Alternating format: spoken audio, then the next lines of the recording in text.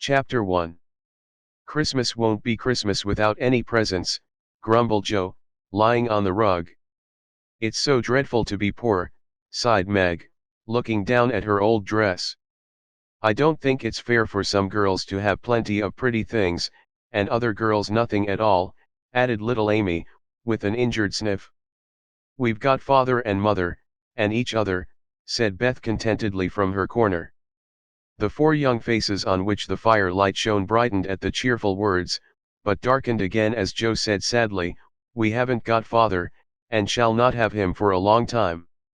She didn't say perhaps never, but each silently added it, thinking of father far away, where the fighting was.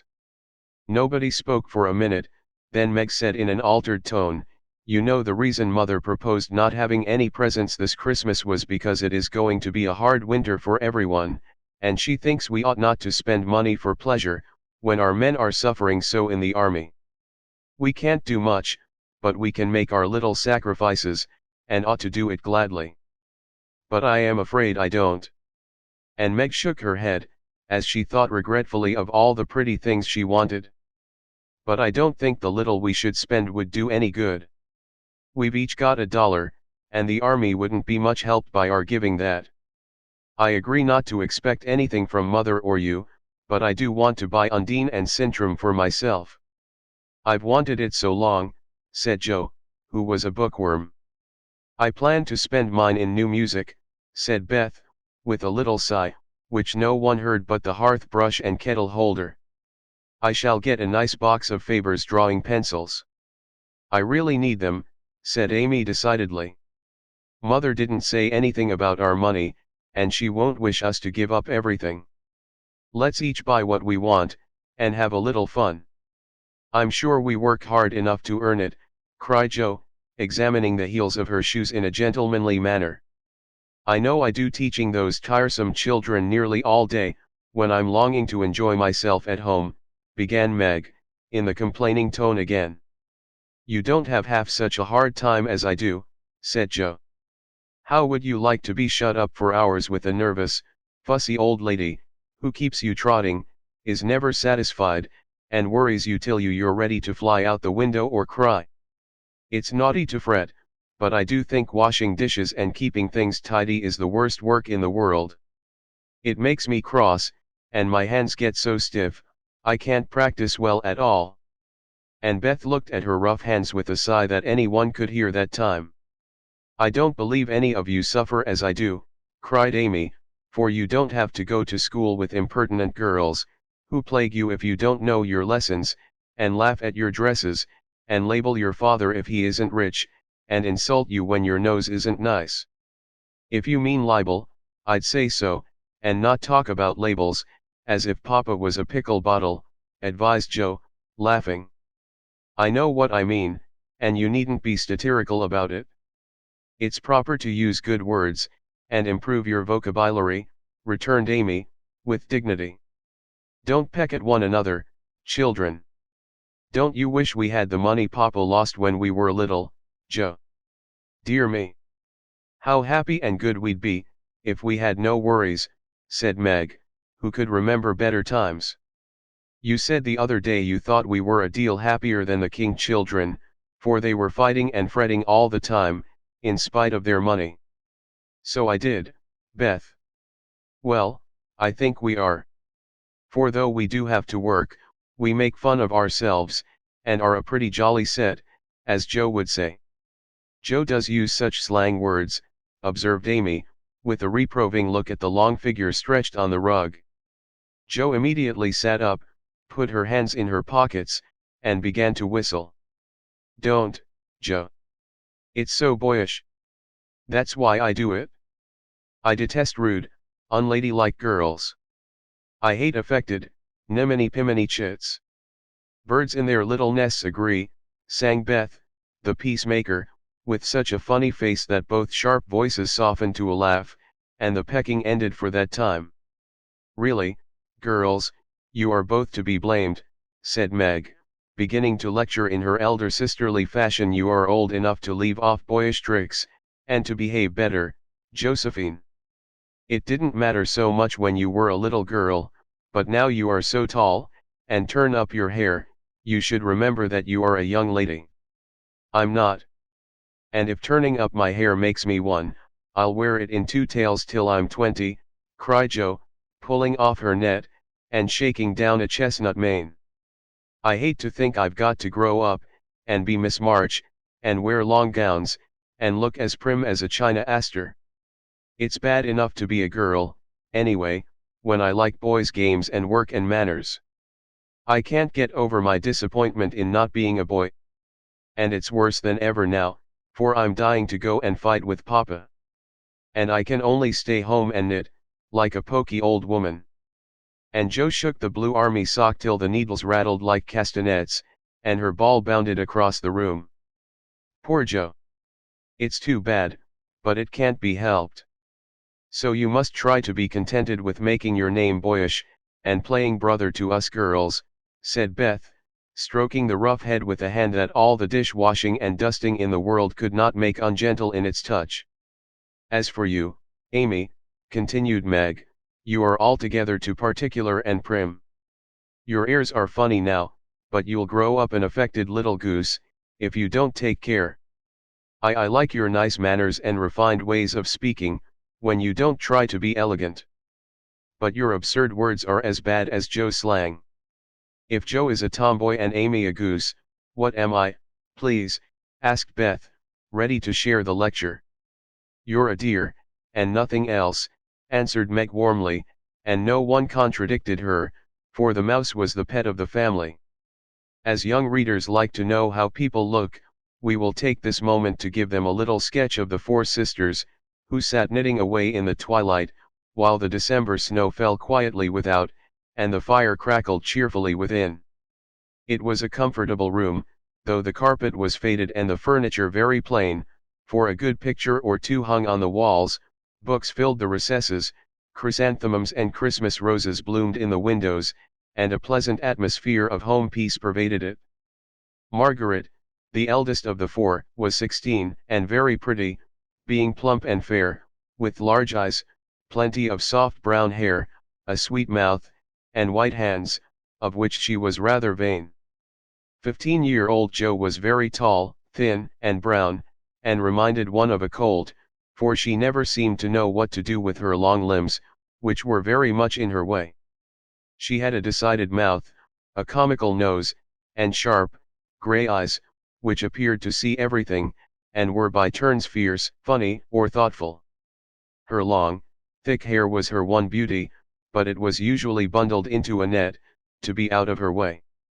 Round shoulders had Jo, big hands and feet, a flyaway look to her clothes, and the uncomfortable appearance of a girl who was rapidly shooting up into a woman and didn't like it.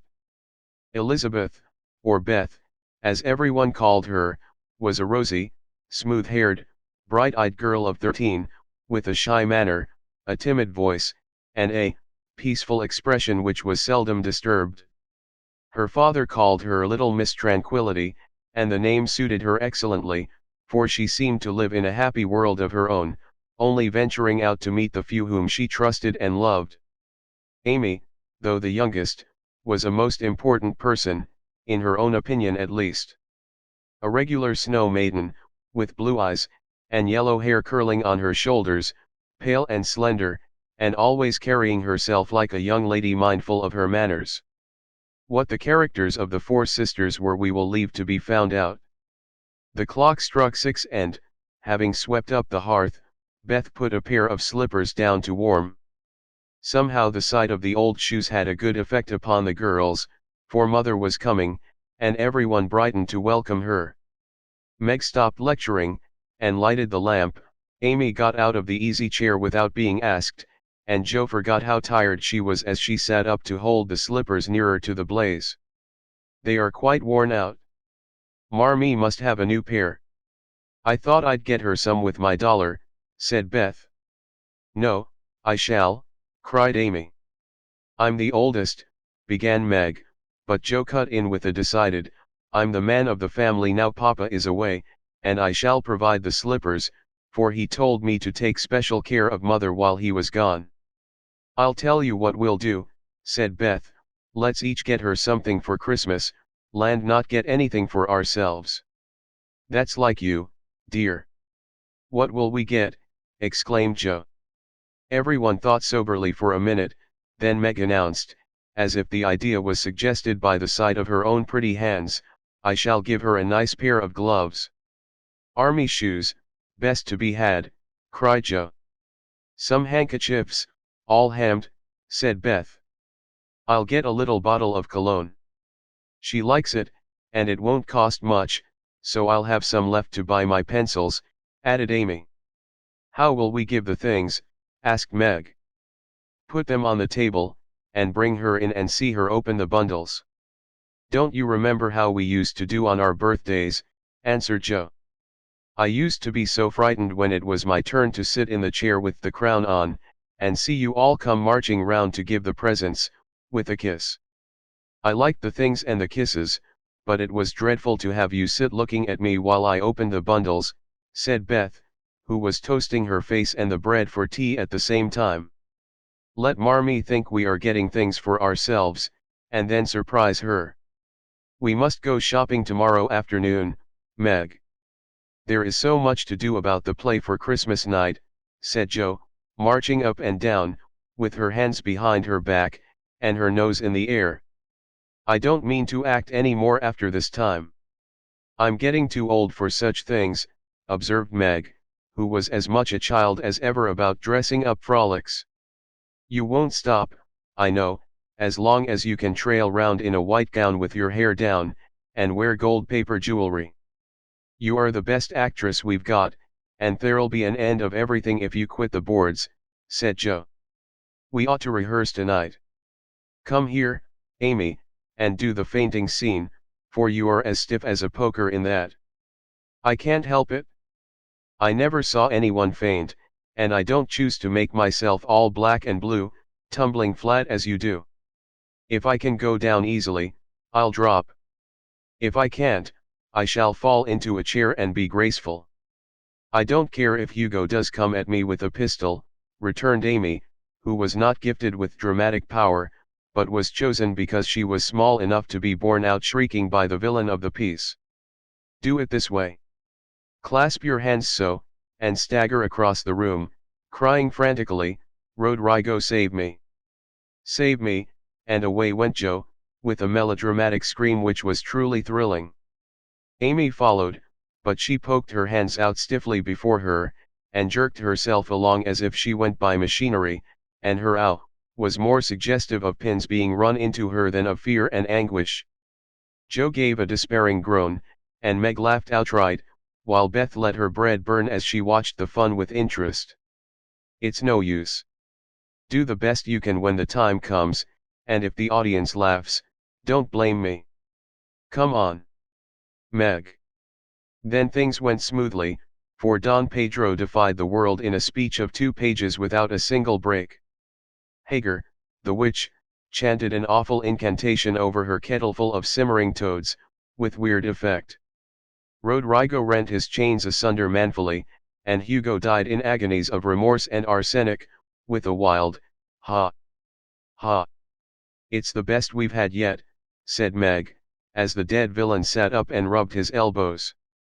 I don't see how you can write and act such splendid things, Joe.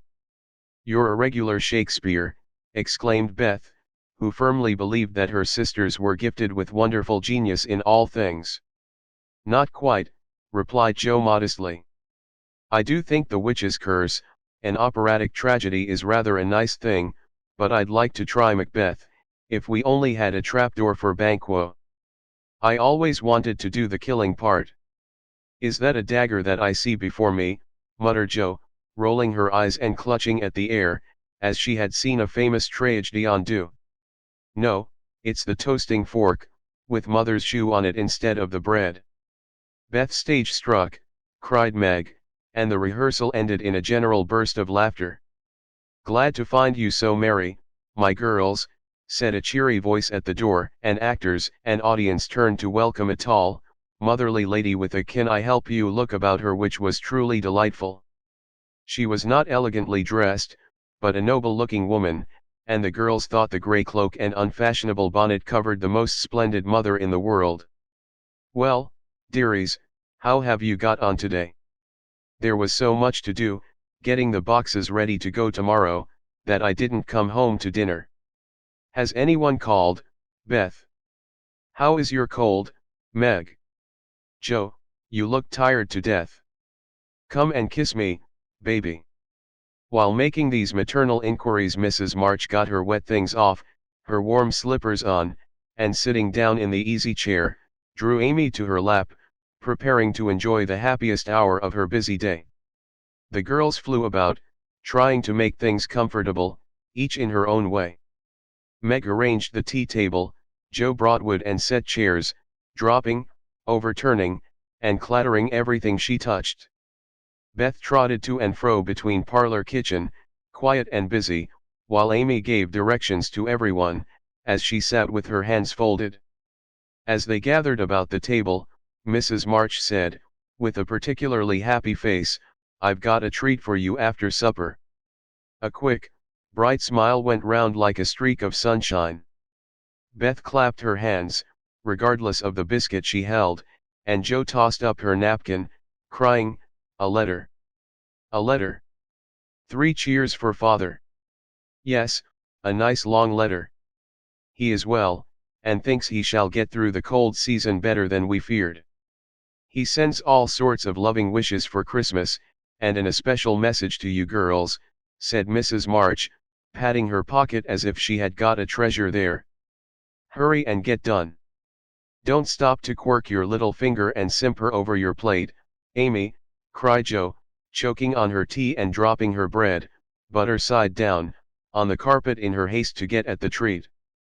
Beth ate no more, but crept away to sit in her shadowy corner and brood over the delight to come, till the others were ready. "I think it was so splendid in father to go as chaplain when he was too old to be drafted, and not strong enough for a soldier," said Meg warmly. "Don't I wish I could go as a drummer, a Vivan what's its name? Or a nurse, so I could be near him and help him," exclaimed Joe, with a groan. "It must be very disagreeable to sleep in a tent, and eat all sorts of bad-tasting things, and drink out of a tin mug," sighed Amy. "When will he come home, Marmee?" asked Beth, with a little quiver in her voice. "Not for many months, dear, unless he is sick. He will stay and do his work faithfully as long as he can, and we won't ask for him back a minute sooner than he can be spared. Now come and hear the letter." They all drew to the fire, Mother in the big chair with Beth at her feet, Meg and Amy perched on either arm of the chair, and Joe leaning on the back, where no one would see any sign of emotion if the letter should happen to be touching. Very few letters were written in those hard times that were not touching, especially those which fathers sent home. In this one little was said of the hardships endured, the dangers faced, or the homesickness conquered. It was a cheerful, hopeful letter, full of lively descriptions of camp life, marches, and military news, and only at the end did the writer's heart overflow with fatherly love and longing for the little girls at home. "Give them all of my dear love and a kiss. Tell them I think of them by day, pray for them by night, and find my best comfort in their affection at all times. A year seems very long to wait before I see them, but remind them that while we wait we may all work, so that these hard days need not be wasted. I know they will remember all I said to them, that they will be loving children to you, will do their duty faithfully, fight their bosom enemies bravely, and conquer themselves so beautifully that when I come back to them I may be fonder and prouder than ever of my little women." Everybody sniffed when they came to that part. Joe wasn't ashamed of the great tear that dropped off the end of her nose, and Amy never minded the rumpling of her curls as she hid her face on her mother's shoulder and sobbed out, "I am a selfish girl. But I'll truly try to be better, so he mayn't be disappointed in me by and by." "We all will," cried Meg. "I think too much of my looks and hate to work, but won't any more, if I can help it. I'll try and be what he loves to call me, a little woman, and not be rough and wild, but do my duty here instead of wanting to be somewhere else," said Joe, thinking that keeping her temper at home was a much harder task than facing a rebel or two down south. Beth said nothing, but wiped away her tears with the blue army sock and began to knit with all her might, losing no time in doing the duty that lay nearest her, while she resolved in her quiet little soul to be all that father hoped to find her when the year brought round the happy coming home. Mrs. March broke the silence that followed Joe's words, by saying in her cheery voice, "Do you remember how you used to play Pilgrim's Progress when you were little things? Nothing delighted you more than to have me tie my piece bags on your backs for burdens, give you hats and sticks and rolls of paper, and let you travel through the house from the cellar, which was the city of destruction, up, to the housetop, where you had all the lovely things you could collect to make a celestial city. What fun it was, especially going by the lions, fighting Apollyon, and passing through the valley where the hobgoblins were," said Joe. "I liked the place where the bundles fell off and tumbled downstairs," said Meg. "I don't remember much about it, except that I was afraid of the cellar and the dark entry, and always liked the cake and milk we had up at the top. If I wasn't too old for such things, I'd rather like to play it over again," said Amy, who began to talk of renouncing childish things at the mature age of 12. "We never are too old for this, my dear, because it is a play we are playing all the time in one way or another. Our burdens are here, our road is before us, and the longing for goodness and happiness is the guide that leads us through many troubles and mistakes to the peace which is a true celestial city. Now, my little pilgrims, suppose you begin again, not in play, but in earnest, and see how far on you can get before father comes home."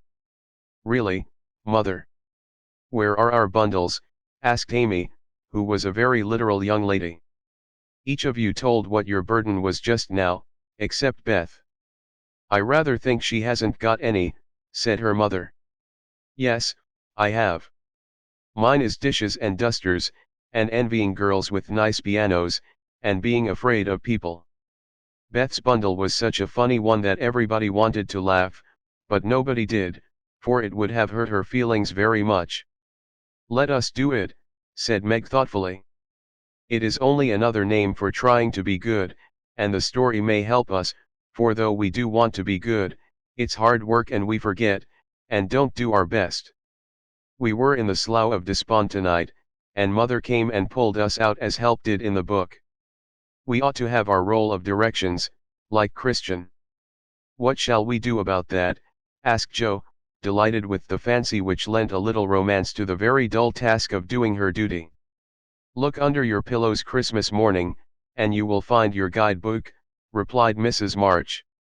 They talked over the new plan while old Hannah cleared the table, then out came the 4 little work baskets, and the needles flew as the girls made sheets for Aunt March.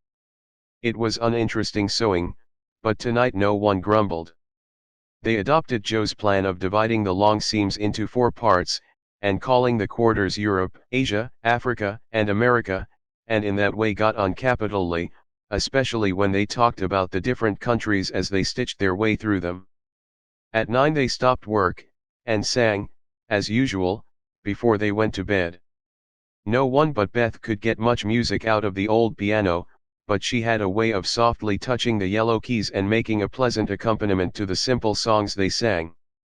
Meg had a voice like a flute, and she and her mother led the little choir. Amy chirped like a cricket, and Joe wandered through the airs at her own sweet will, always coming out at the wrong place with a croak or a quaver that spoiled the most pensive tune. They had always done this from the time they could lisp. Crinkle, crinkle, it'll tar, and it had become a household custom, for the mother was a born singer. The first sound in the morning was her voice as she went about the house singing like a lark, and the last sound at night was the same cheery sound, for the girls never grew too old for that familiar lullaby. Chapter 2. Joe was the first to wake in the gray dawn of Christmas morning. No stockings hung at the fireplace, and for a moment she felt as much disappointed as she did long ago, when her little sock fell down because it was crammed so full of goodies. Then she remembered her mother's promise and, slipping her hand under her pillow, drew out a little crimson-covered book. She knew it very well, for it was that beautiful old story of the best life ever lived, and Joe felt that it was a true guidebook for any pilgrim going on a long journey. She woke Meg with a Merry Christmas, and bade her see what was under her pillow. A green-covered book appeared, with the same picture inside, and a few words written by their mother, which made their one present very precious in their eyes. Presently Beth and Amy woke to rummage and find their little books also, one dove-colored, the other blue, and all sat looking at and talking about them, while the east grew rosy with the coming day. In spite of her small vanities, Margaret had a sweet and pious nature, which unconsciously influenced her sisters, especially Jo, who loved her very tenderly, and obeyed her because her advice was so gently given. "Girls," said Meg seriously, looking from the tumbled head beside her to the two little night-capped ones in the room beyond, "Mother wants us to read and love and mind these books, and we must begin at once. We used to be faithful about it, but since Father went away and all this war trouble unsettled us, we have neglected many things. You can do as you please, but I shall keep my book on the table here and read a little every morning as soon as I wake, for I know it will do me good and help me through the day." Then she opened her new book and began to read. Jo put her arm round her and, leaning cheek to cheek, read also, with the quiet expression so seldom seen on her restless face. "How good Meg is! Come, Amy, let's do as they do. I'll help you with the hard words, and they explain things if we don't understand," whispered Beth, very much impressed by the pretty books and her sisters' example. "I'm glad mine is blue," said Amy. And then the rooms were very still while the pages were softly turned, and the winter sunshine crept in to touch the bright heads and serious faces with a Christmas greeting. "Where is Mother?" asked Meg, as she and Jo ran down to thank her for their gifts, half an hour later. "Goodness only knows, some poor creetur came abegin, and your ma went straight off to see what was needed. There never was such a woman for givin' away victuals and drink, clothes and firin'," replied Hannah, who had lived with the family since Meg was born, and was considered by them all more as a friend than a servant. "She will be back soon, I think, so fry your cakes, and have everything ready," said Meg, looking over the presents which were collected in a basket and kept under the sofa, ready to be produced at the proper time. "Why, where is Amy's bottle of cologne?" she added, as the little flask did not appear. "She took it out a minute ago, and went off with it to put a ribbon on it, or some such notion," replied Jo, dancing about the room to take the first stiffness off the new army slippers. "How nice my handkerchiefs look, don't they? Hannah washed and ironed them for me, and I marked them all myself," said Beth, looking proudly at the somewhat uneven letters which had cost her such labor. "Bless the child! She's gone and put Mother on them instead of March. How funny," cried Jo, taking one up. "Isn't that right? I thought it was better to do it so, because Meg's initials are MM, and I don't want anyone to use these but Marmee," said Beth, looking troubled. "It's all right, dear, and a very pretty idea, quite sensible too, for no one can ever mistake now. It will please her very much, I know," said Meg, with a frown for Jo and a smile for Beth. "There's Mother. Hide the basket, quick," cried Jo, as a door slammed and steps sounded in the hall. Amy came in hastily, and looked rather abashed when she saw her sisters all waiting for her. "Where have you been, and what are you hiding behind you?" asked Meg, surprised to see, by her hood and cloak, that lazy Amy had been out so early.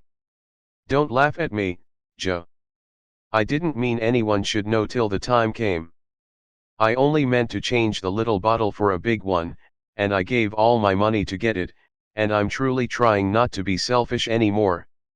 As she spoke, Amy showed the handsome flask which replaced the cheap one, and looked so earnest and humble in her little effort to forget herself that Meg hugged her on the spot, and Jo pronounced her a trump, while Beth ran to the window, and picked her finest rose to ornament the stately bottle.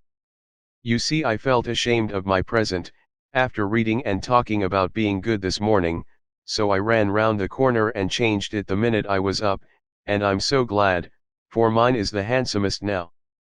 Another bang of the street door sent the basket under the sofa, and the girls to the table, eager for breakfast. Merry Christmas, Marmee. Many of them. Thank you for our books. We read some, and mean to every day, they all cried in chorus. Merry Christmas, little daughters. I'm glad you began at once, and hope you will keep on. But I want to say one word before we sit down. Not far away from here lies a poor woman with a little newborn baby.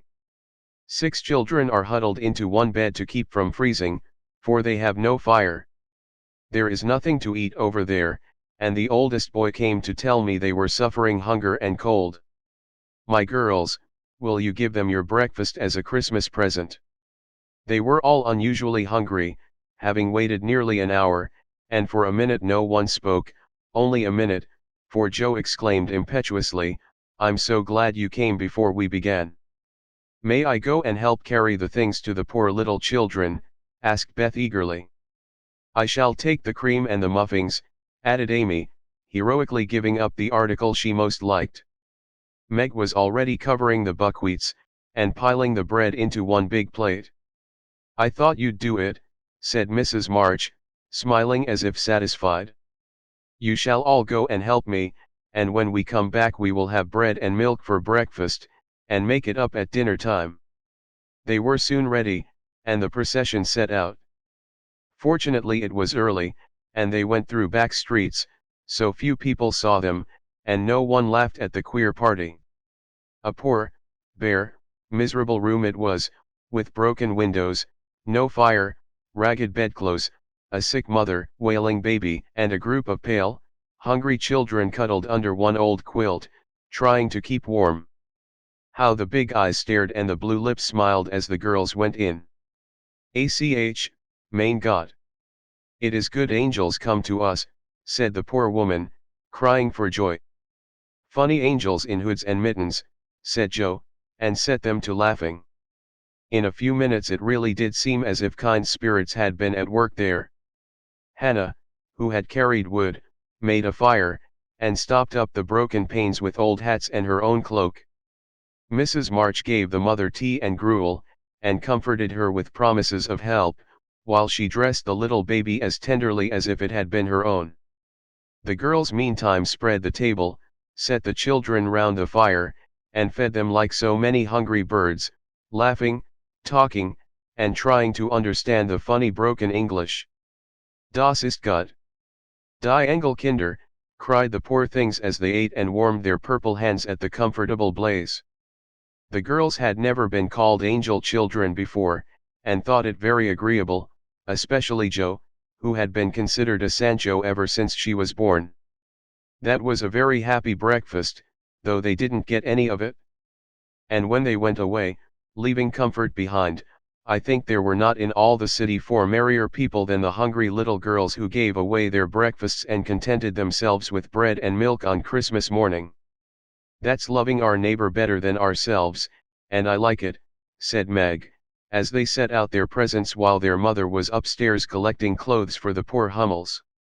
Not a very splendid show, but there was a great deal of love done up in the few little bundles, and the tall vase of red roses, white chrysanthemums, and trailing vines, which stood in the middle, gave quite an elegant air to the table. She's coming. Strike up, Beth. Open the door, Amy. 3 cheers for Marmee, cried Joe, prancing about while Meg went to conduct Mother to the seat of honor. Beth played her gayest march, Amy threw open the door, and Meg enacted escort with great dignity.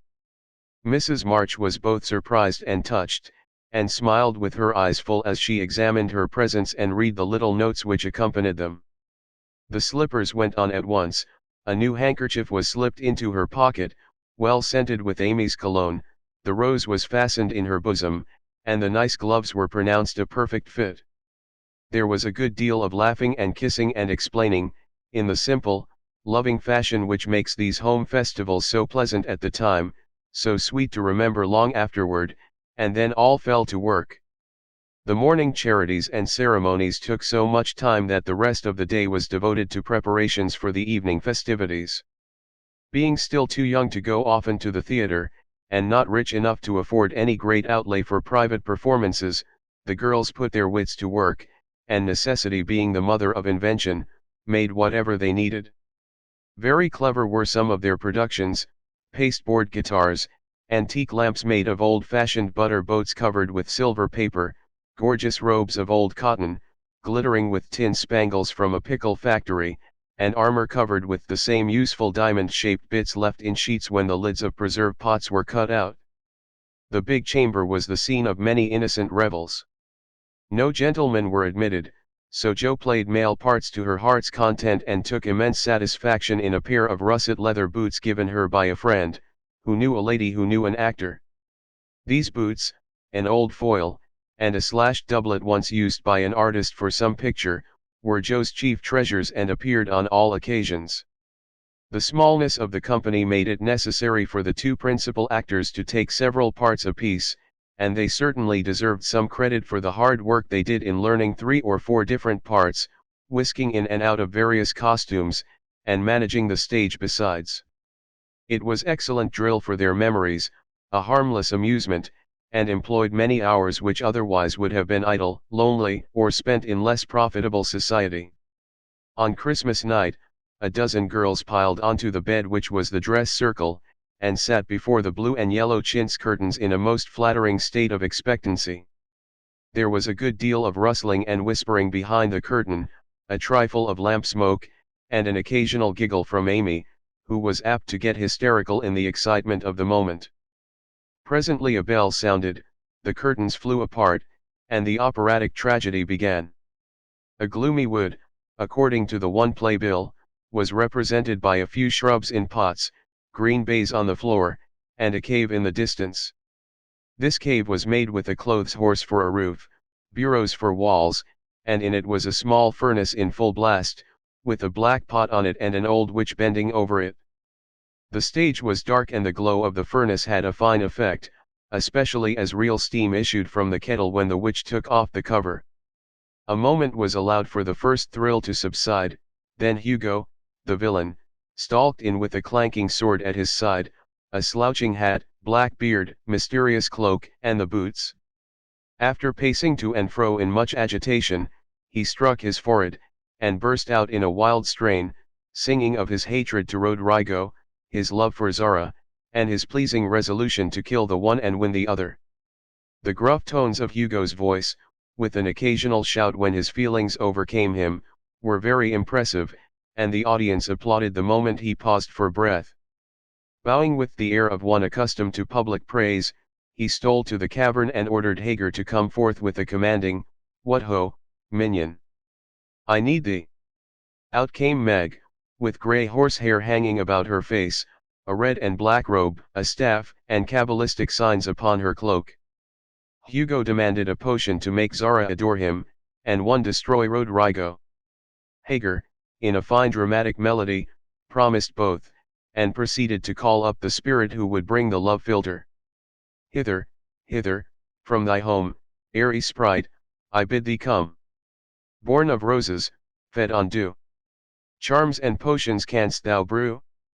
Bring me here, with elfin speed, the fragrant philtre which I need.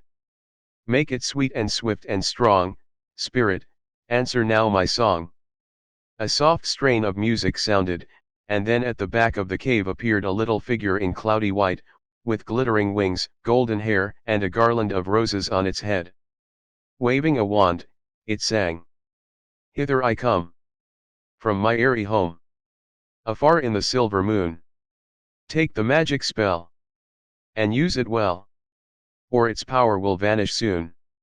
And dropping a small, gilded bottle at the witch's feet, the spirit vanished.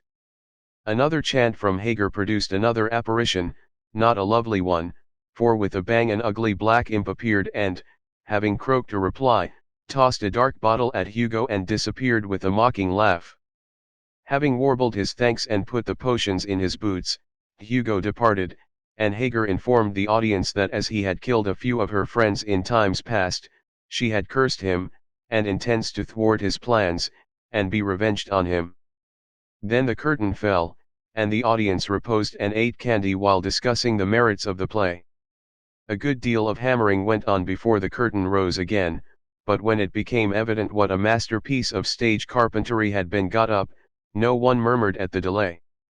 It was truly superb. A tower rose to the ceiling, halfway up appeared a window with a lamp burning in it, and behind the white curtain appeared Zara in a lovely blue and silver dress, waiting for Rodrigo. He came in gorgeous array, with plumed cap, red cloak, chestnut lovelocks, a guitar, and the boots, of course. Kneeling at the foot of the tower, he sang a serenade in melting tones. Zara replied and, after a musical dialogue, consented to fly. Then came the grand effect of the play.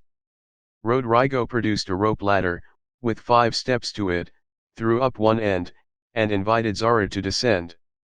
Timidly she crept from her lattice, put her hand on Rodrigo's shoulder, and was about to leap gracefully down when alas for Zara, she forgot her train. It caught in the window, the tower tottered, leaned forward, fell with a crash, and buried the unhappy lovers in the ruins. A universal shriek arose as the russet boots waved wildly from the wreck and a golden head emerged, exclaiming, "I told you so! I told you so!" With wonderful presence of mind, Don Pedro, the cruel sire, rushed in, dragged out his daughter, with a hasty aside. "Don't laugh. Act as if it was all right," and, ordering Rodrigo up, banished him from the kingdom with wrath and scorn.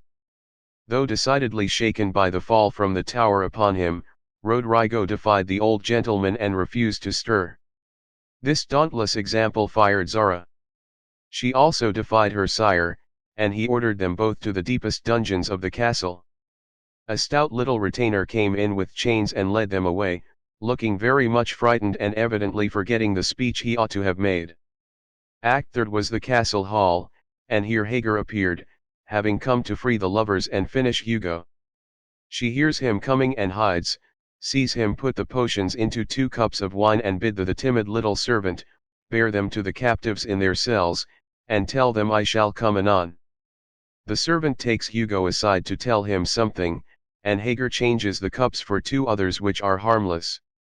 Ferdinando, the minion, carries them away, and Hagar puts back the cup which holds the poison meant for Rodrigo. Hugo, getting thirsty after a long warble, drinks it, loses his wits, and after a good deal of clutching and stamping, falls flat and dies, while Hagar informs him what she has done in a song of exquisite power and melody.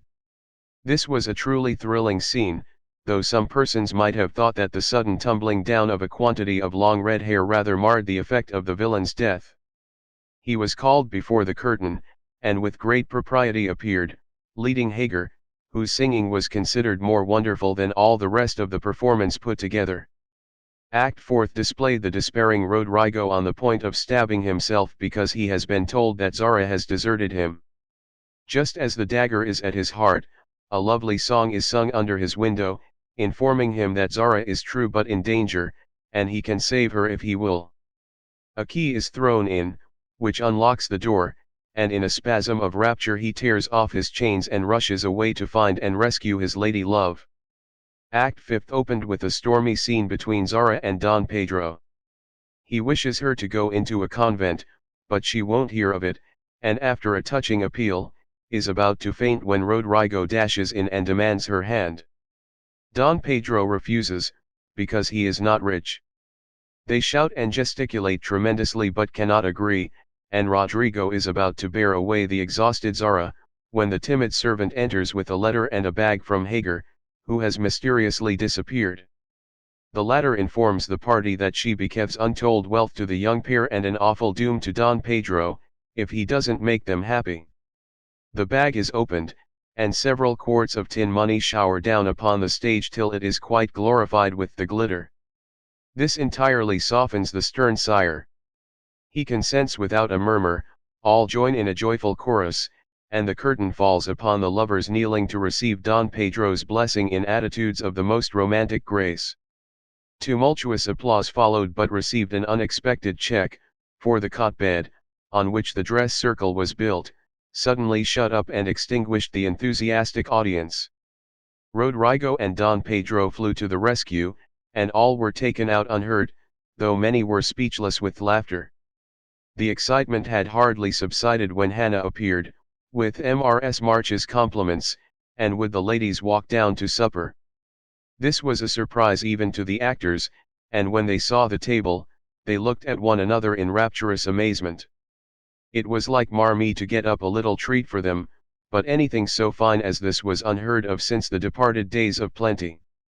There was ice cream, actually 2 dishes of it, pink and white, and cake and fruit and distracting French bonbons and, in the middle of the table, 4 great bouquets of hothouse flowers. It quite took their breath away, and they stared first at the table and then at their mother, who looked as if she enjoyed it immensely. "Is it fairies?" asked Amy. "Santa Claus," said Beth. "Mother did it." And Meg smiled her sweetest, in spite of her grey beard and white eyebrows. "Aunt March had a good fit and sent the supper," cried Joe, with a sudden inspiration. "All wrong. Old Mr. Lawrence sent it," replied Mrs. March. "The Lawrence boy's grandfather. What in the world put such a thing into his head?" "We don't know him," exclaimed Meg. "Hannah told one of his servants about your breakfast party. He is an odd old gentleman, but that pleased him. He knew my father years ago, and he sent me a polite note this afternoon, saying he hoped I would allow him to express his friendly feeling toward my children by sending them a few trifles in honor of the day. I could not refuse, and so you have a little feast at night to make up for the bread and milk breakfast. That boy put it into his head, I know he did. He's a capital fellow, and I wish we could get acquainted. He looks as if he'd like to know us, but he's bashful, and Meg is so prim she won't let me speak to him when we pass," said Joe, as the plates went round, and the ice began to melt out of sight, with OHS and AHS of satisfaction. "You mean the people who live in the big house next door, don't you?" asked one of the girls. "My mother knows old Mr. Lawrence, but says he's very proud and doesn't like to mix with his neighbors. He keeps his grandson shut up, when he isn't riding or walking with his tutor, and makes him study very hard. We invited him to our party, but he didn't come.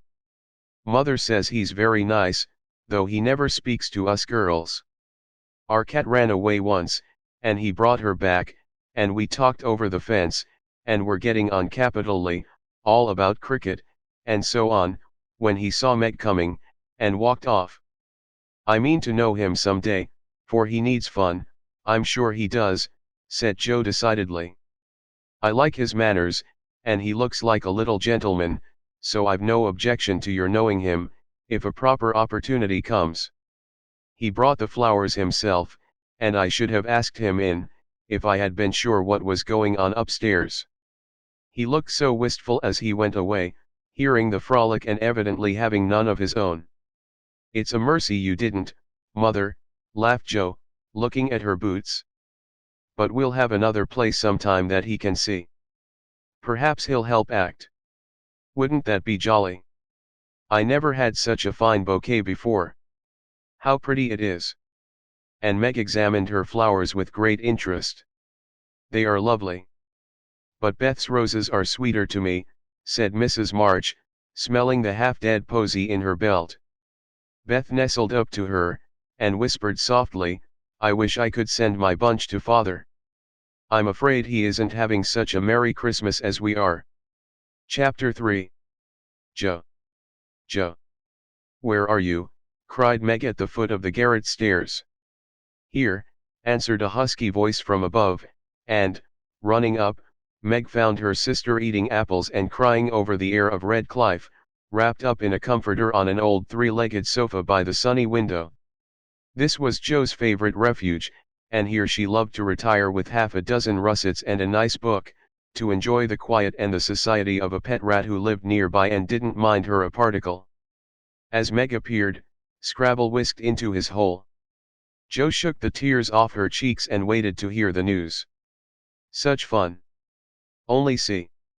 A regular note of invitation from Mrs. Gardner for tomorrow night," cried Meg, waving the precious paper and then proceeding to read it with girlish delight. Mrs. Gardner would be happy to see Miss March and Miss Josephine at a little dance on New Year's Eve. Marmee is willing we should go.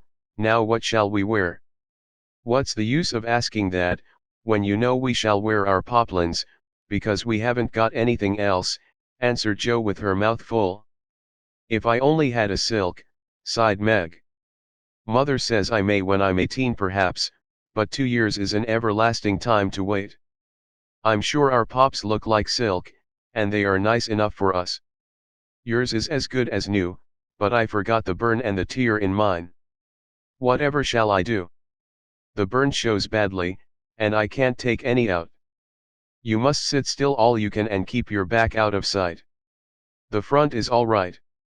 I shall have a new ribbon for my hair, and Marmee will lend me her little pearl pin, and my new slippers are lovely, and my gloves will do, though they aren't as nice as I'd like. Mine are spoiled with lemonade, and I can't get any new ones, so I shall have to go without, said Jo, who never troubled herself much about dress. You must have gloves, or I won't go, cried Meg decidedly. Gloves are more important than anything else. You can't dance without them, and if you don't I should be so mortified. Then I'll stay still. I don't care much for company dancing. It's no fun to go sailing round. I like to fly about and cut capers. You can't ask Mother for new ones, they are so expensive, and you are so careless. She said when you spoiled the others that she shouldn't get you any more this winter.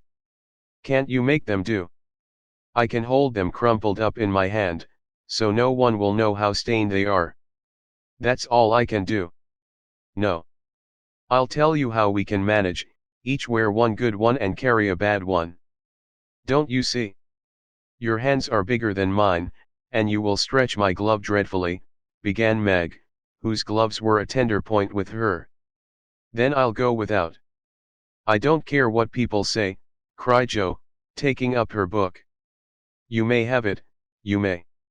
Only don't stain it, and do behave nicely. Don't put your hands behind you, or stare, or say Christopher Columbus, will you? Don't worry about me.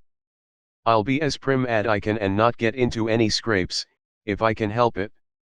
Now go and answer your note, and let me finish this splendid story. So Meg went away to accept with thanks, look over her dress, and sing blithely as she did up her one real lace frill, while Jo finished her story, her 4 apples, and had a game of romps with Scrabble. On New Year's Eve the parlor was deserted, for the 2 younger girls played dressing maids and the 2 elder were absorbed in the all-important business of getting ready for the party. Simple as the toilets were, there was a great deal of running up and down, laughing and talking, and at one time a strong smell of burned hair pervaded the house. Meg wanted a few curls about her face, and Jo undertook to pinch the papered locks with a pair of hot tongs. Ought they to smoke like that? Asked Beth from her perch on the bed. It's the dampness drying, replied Jo. What a queer smell.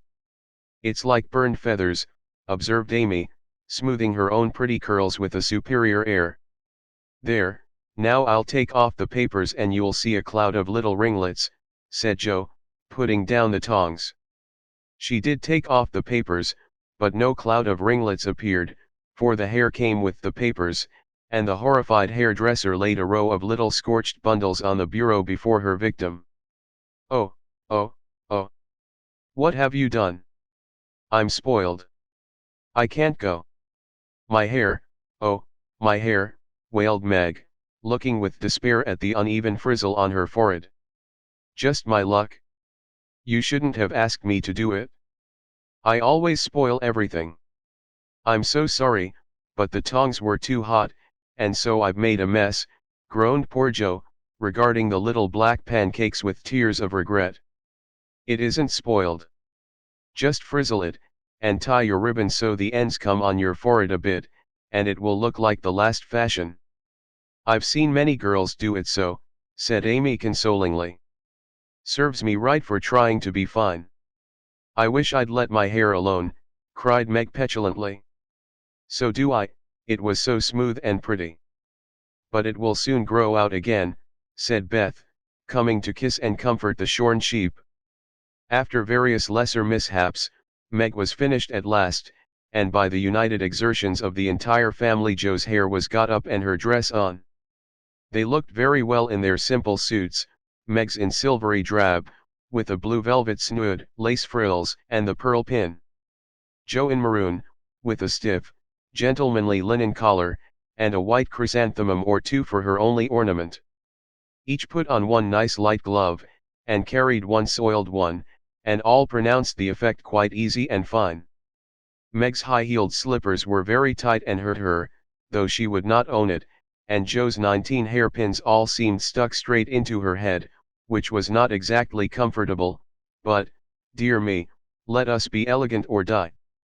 Have a good time, dearies, said Mrs. March, as the sisters went daintily down the walk.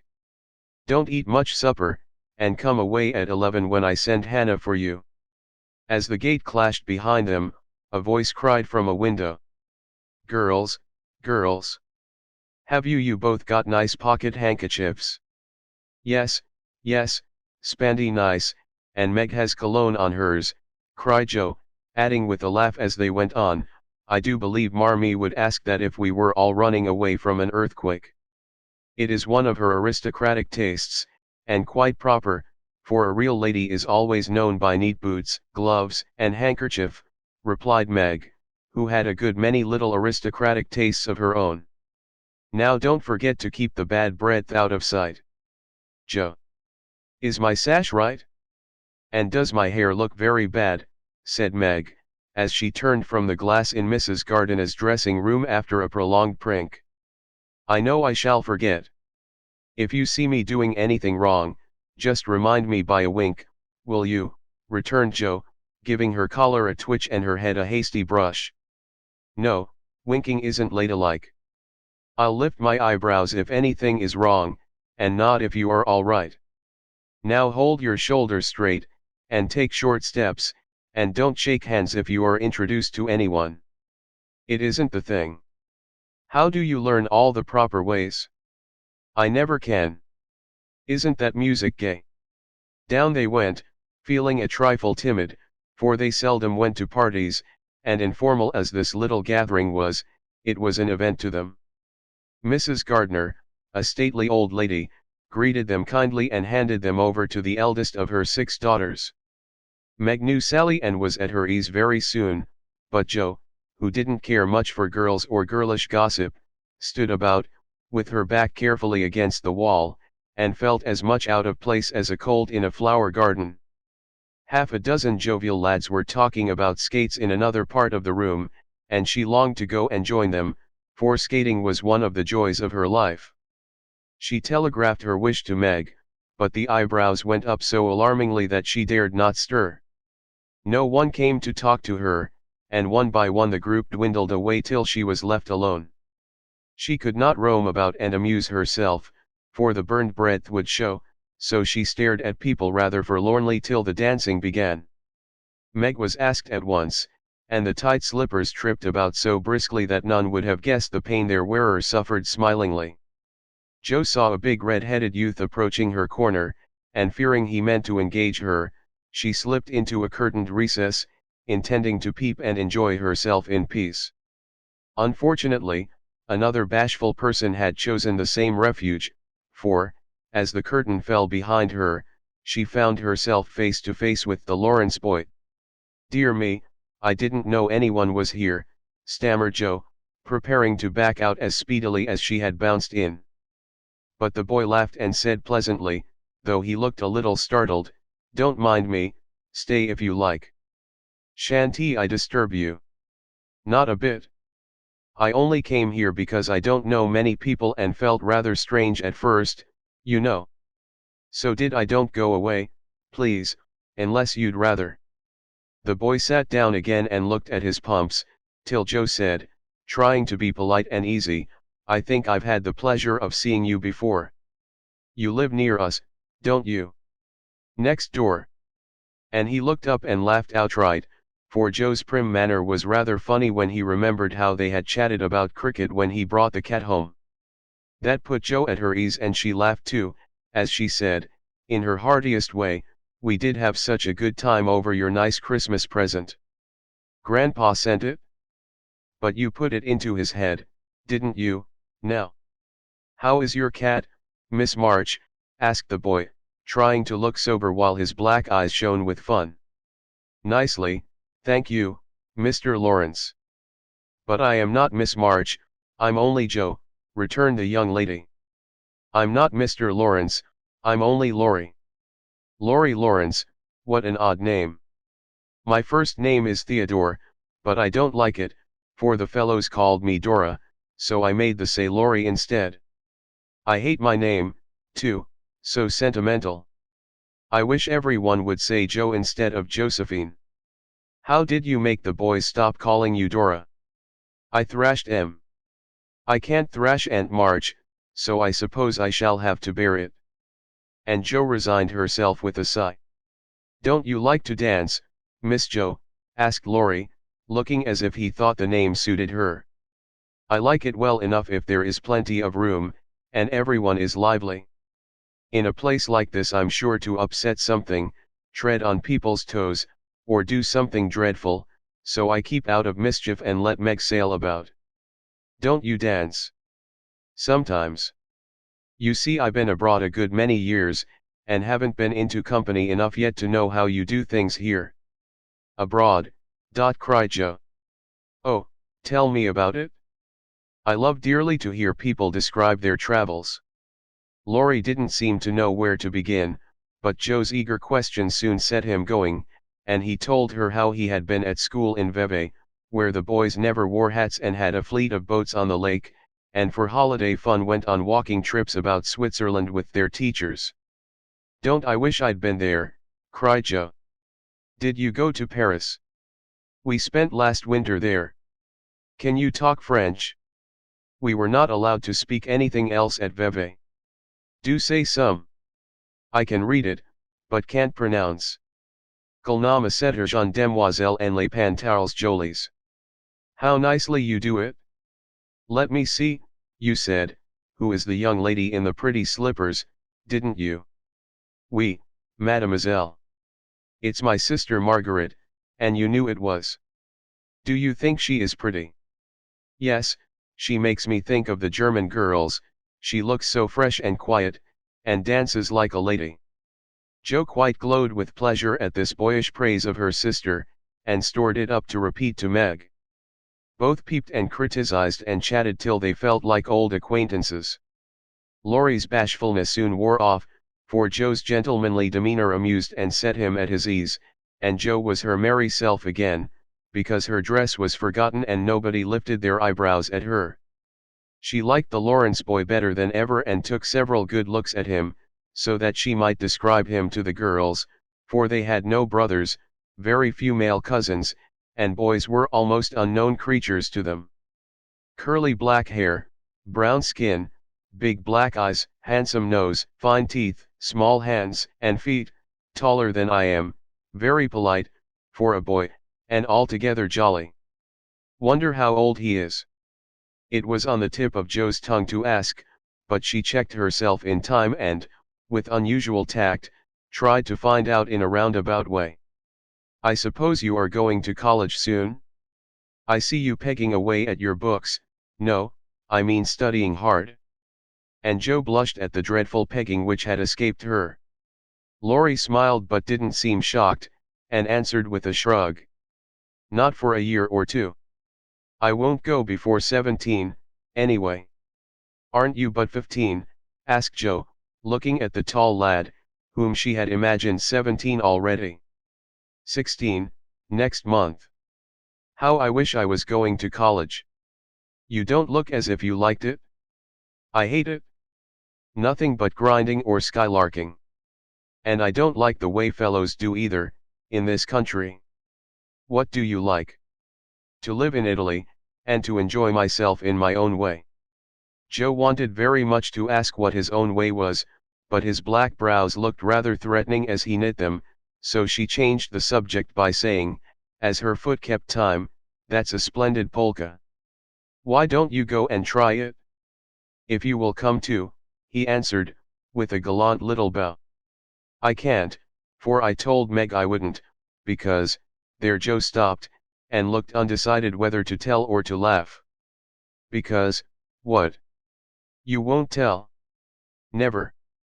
Well, I have a bad trick of standing before the fire, and so I burn my frocks, and I scorched this one, and though it's nicely mended, it shows, and Meg told me to keep still so no one would see it.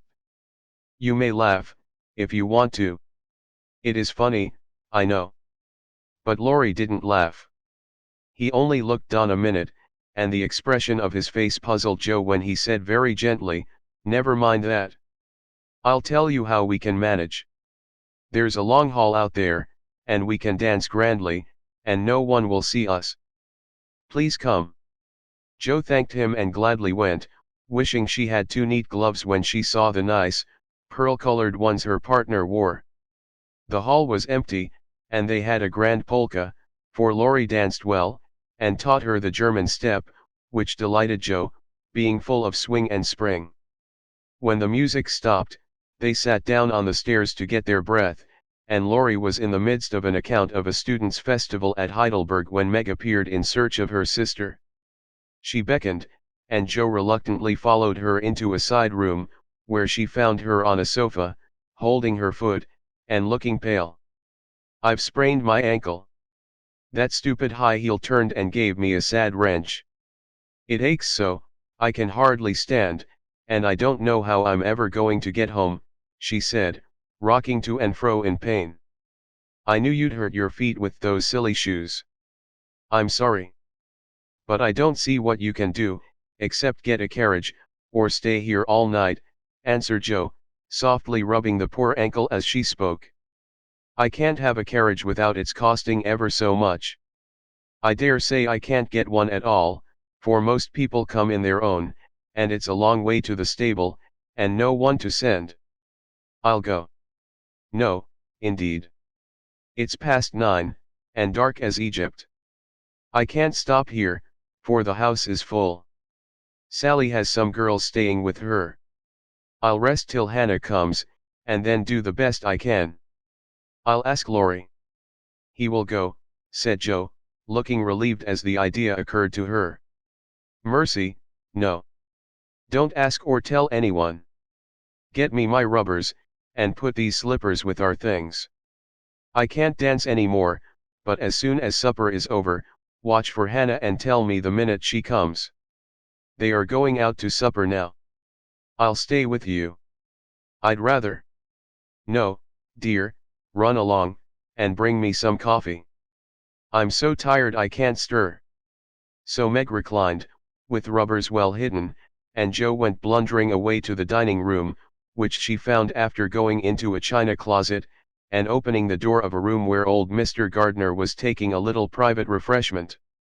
Making a dart at the table, she secured the coffee, which she immediately spilled, thereby making the front of her dress as bad as the back. "Oh, dear, what a blunderbuss I am," exclaimed Joe, finishing Meg's glove by scrubbing her gown with it. "Can I help you?" said a friendly voice.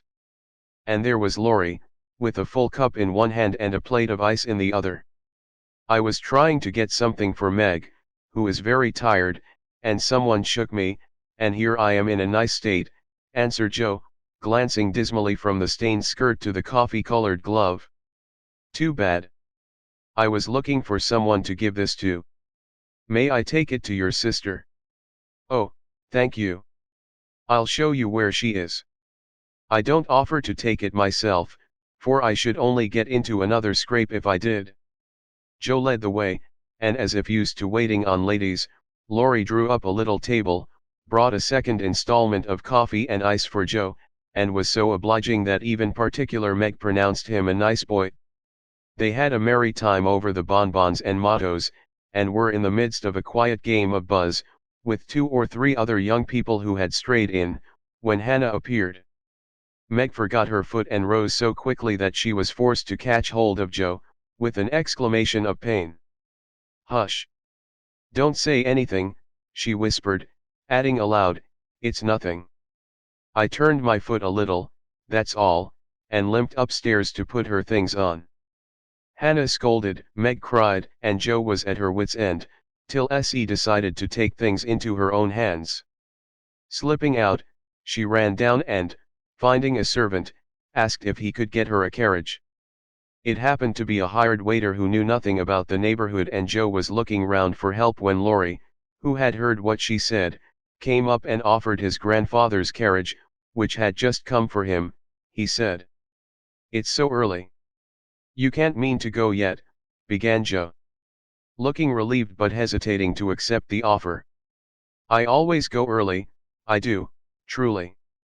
Please let me take you home. It's all on my way, you know, and it rains, they say." That settled it, and telling him of Meg's mishap, Jo gratefully accepted and rushed up to bring down the rest of the party. Hannah hated rain as much as a cat does, so she made no trouble, and they rolled away in the luxurious close carriage, feeling very festive and elegant. Laurie went on the box so Meg could keep her foot up, and the girls talked over their party in freedom. "I had a capital time." "Did you?"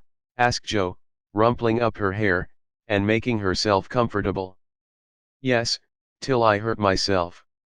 Sally's friend, Annie Moffat, took a fancy to me, and asked me to come and spend a week with her when Sally does. She is going in the spring when the opera comes, and it will be perfectly splendid, if Mother only lets me go," answered Meg, cheering up at the thought. "I saw you dancing with the red-headed man I ran away from. Was he nice?" "Oh, very. His hair is auburn, not red, and he was very polite, and I had a delicious redowa with him. He looked like a grasshopper in a fit when he did the new step." Laurie and I couldn't help laughing. "Did you hear us?" "No, but it was very rude." "What were you about all that time, hidden away there?" Jo told her adventures, and by the time she had finished they were at home.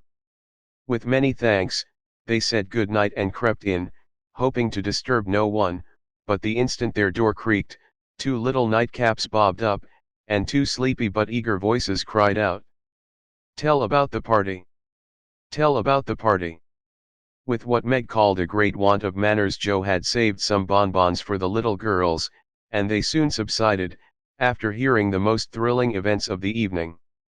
"I declare, it really seems like being a fine young lady, to come home from the party in a carriage and sit in my dressing gown with a maid to wait on me," said Meg, as Jo bound up her foot with arnica and brushed her hair. "I don't believe fine young ladies enjoy themselves a bit more than we do, in spite of our burned hair, old gowns, one glove apiece and tight slippers that sprain our ankles when we are silly enough to wear them," and I think Jo was quite right. Chapter 4. "Oh, dear, how hard it does seem to take up our packs and go on," sighed Meg the morning after the party, for now the holidays were over. The week of merrymaking did not fit her for going on easily with the task she never liked. "I wish it was Christmas or New Year's all the time." "Wouldn't it be fun?" answered Jo, yawning dismally. "We shouldn't enjoy ourselves half so much as we do now. But it does seem so nice to have little suppers and bouquets, and go to parties, and drive home, and read and rest, and not work. It's like other people, you know, and I always envy girls who do such things. I'm so fond of luxury," said Meg, trying to decide which of two shabby gowns was the least shabby. "Well, we can't have it, so don't let us grumble but shoulder our bundles and trudge along as cheerfully as Marmee does. I'm sure Aunt March is a regular old man of the sea to me, but I suppose when I've learned to carry her without complaining, she will tumble off, or get so light that I shan't mind her." This idea tickled Jo's fancy and put her in good spirits, but Meg didn't brighten, for her burden, consisting of 4 spoiled children, seemed heavier than ever. She had not heart enough even to make herself pretty as usual by putting on a blue neck ribbon and dressing her hair in the most becoming way. "Where's the use of looking nice, when no one sees me but those cross midgets, and no one cares whether I'm pretty or not," she muttered, shutting her drawer with a jerk. "I shall have to toil and moil all my days, with only little bits of fun now and then, and get old and ugly and sour, because I'm poor and can't enjoy my life as other girls do. It's a shame. So Meg went down, wearing an injured look, and wasn't at all agreeable at breakfast time. Everyone seemed rather out of sorts and inclined to croak. Beth had a headache and lay on the sofa, trying to comfort herself with the cat and 3 kittens. Amy was fretting because her lessons were not learned, and she couldn't find her rubbers. Joe would whistle and make a great racket getting ready. Mrs. March was very busy trying to finish a letter, which must go at once, and Hannah had the grumps, for being up late didn't suit her. There never was such a cross family, cried Joe, losing her temper when she had upset an inkstand, broken both boot lacings, and sat down upon her hat. You're the crossest person in it, returned Amy, washing out the sum that was all wrong with the tears that had fallen on her slate. Beth, if you don't keep these horrid cats down cellar I'll have them drowned, exclaimed Meg angrily as she tried to get rid of the kitten which had scrambled up her back and stuck like a burr just out of reach. Joe laughed, Meg scolded, Beth implored, and Amy wailed because she couldn't remember how much 9 times 12 was. Girls, do be quiet 1 minute. I must get this off by the early mail, and you drive me distracted with your worry, cried Mrs. March, crossing out the 3rd spoiled sentence in her letter. There was a momentary lull, broken by Hannah, who stalked in, laid 2 hot turnovers on the table, and stalked out again.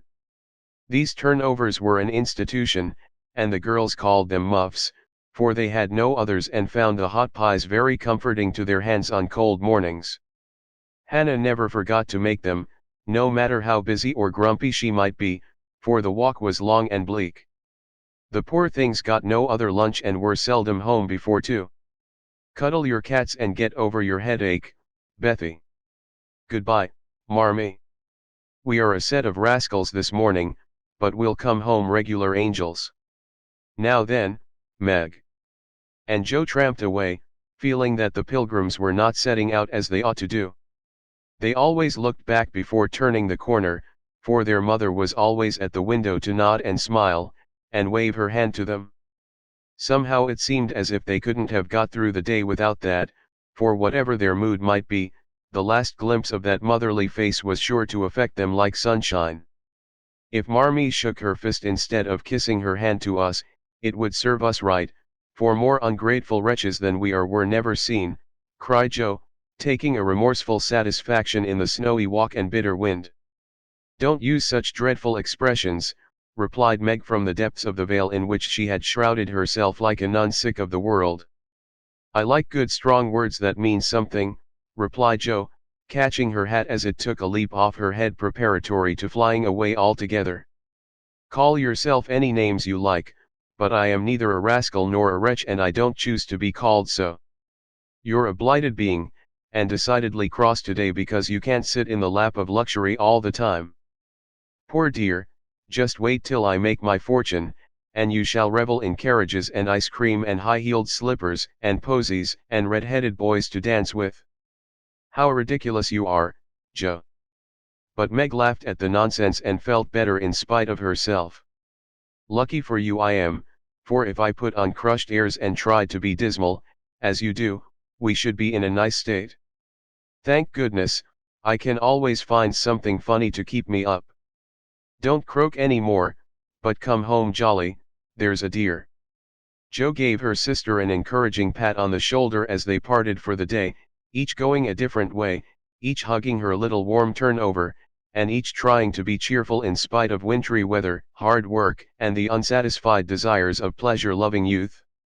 When Mr. March lost his property in trying to help an unfortunate friend, the 2 oldest girls begged to be allowed to do something toward their own support, at least.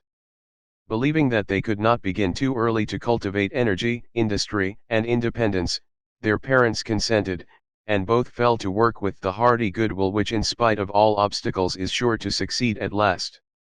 Margaret found a place as nursery governess and felt rich with her small salary.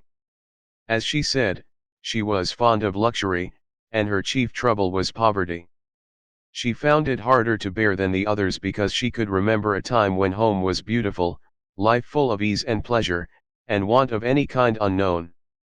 She tried not to be envious or discontented, but it was very natural that the young girl should long for pretty things, gay friends, accomplishments, and a happy life. At the King's she daily saw all she wanted, for the children's older sisters were just out, and Meg caught frequent glimpses of dainty ball dresses and bouquets, heard lively gossip about theaters, concerts, sleighing parties, and merrymakings of all kinds, and saw money lavished on trifles which would have been so precious to her. Poor Meg seldom complained, but a sense of injustice made her feel bitter toward everyone sometimes, for she had not yet learned to know how rich she was in the blessings which alone can make life happy. Jo happened to suit Aunt March, who was lame and needed an active person to wait upon her. The childless old lady had offered to adopt one of the girls when the troubles came, and was much offended because her offer was declined. Other friends told the Marches that they had lost all chance of being remembered in the rich old lady's will, but the unworldly Marches only said, "We can't give up our girls for a dozen fortunes. Rich or poor, we will keep together and be happy in one another." The old lady wouldn't speak to them for a time, but happening to meet Jo at a friend's, something in her comical face and blunt manners struck the old lady's fancy, and she proposed to take her for a companion. This did not suit Jo at all, but she accepted the place since nothing better appeared and, to everyone's surprise, got on remarkably well with her irascible relative. There was an occasional tempest, and once Jo marched home, declaring she couldn't bear it longer, but Aunt March always cleared up quickly, and sent for her to come back again with such urgency that she could not refuse, for in her heart she rather liked the peppery old lady. I suspect that the real attraction was a large library of fine books, which was left to dust and spiders since Uncle March died. Jo remembered the kind old gentleman, who used to let her build railroads and bridges with his big dictionaries, tell her stories about queer pictures in his Latin books, and buy her cards of gingerbread whenever he met her in the street. The dim, dusty room, with the busts staring down from the tall bookcases, the cozy chairs, the globes, and best of all, the wilderness of books in which she could wander where she liked, made the library a region of bliss to her. The moment Aunt March took her nap, or was busy with company, Jo hurried to this quiet place, and curling herself up in the easy chair, devoured poetry, romance, history, travels, and pictures like a regular bookworm. But, like all happiness, it did not last long, for as sure as she had just reached the heart of the story, the sweetest verse of a song, or the most perilous adventure of her traveler, a shrill voice called, "Josephine! Josephine!" And she had to leave her paradise to wind yarn, wash the poodle, or read Belcham's essays by the hour together. Jo's ambition was to do something very splendid. What it was, she had no idea as yet, but left it for time to tell her, and meanwhile, found her greatest affliction in the fact that she couldn't read, run, and ride as much as she liked.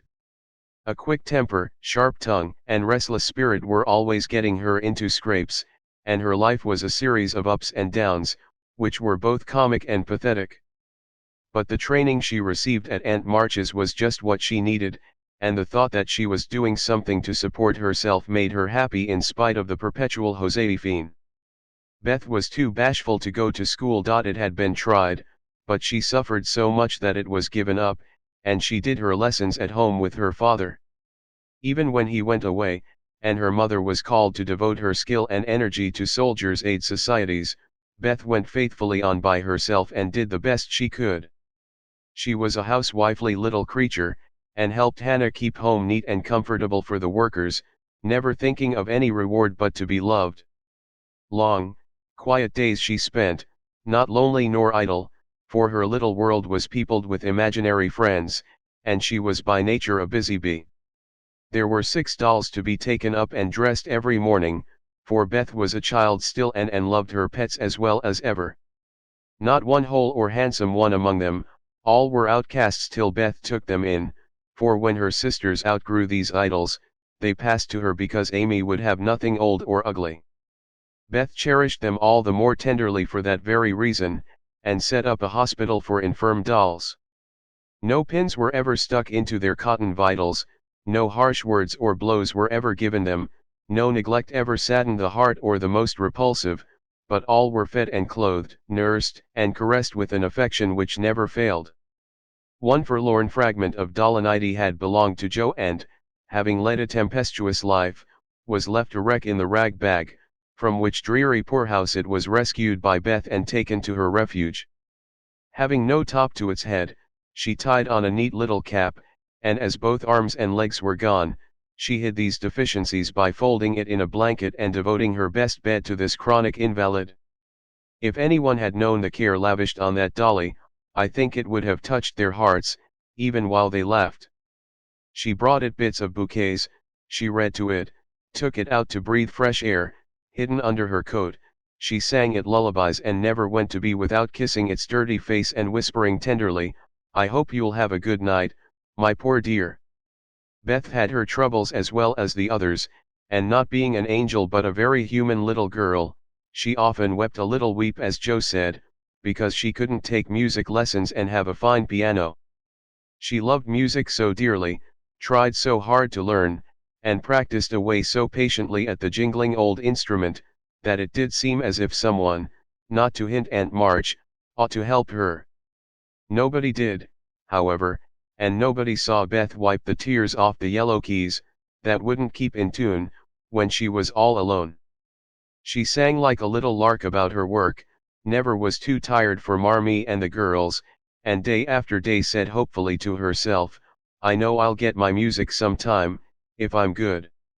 There are many Beths in the world, shy and quiet, sitting in corners till needed, and living for others so cheerfully that no one sees the sacrifices till the little cricket on the hearth stops chirping, and the sweet, sunshiny presence vanishes, leaving silence and shadow behind. If anybody had asked Amy what the greatest trial of her life was, she would have answered at once, "My nose." When she was a baby, Joe had accidentally dropped her into the coal hod, and Amy insisted that the fall had ruined her nose forever.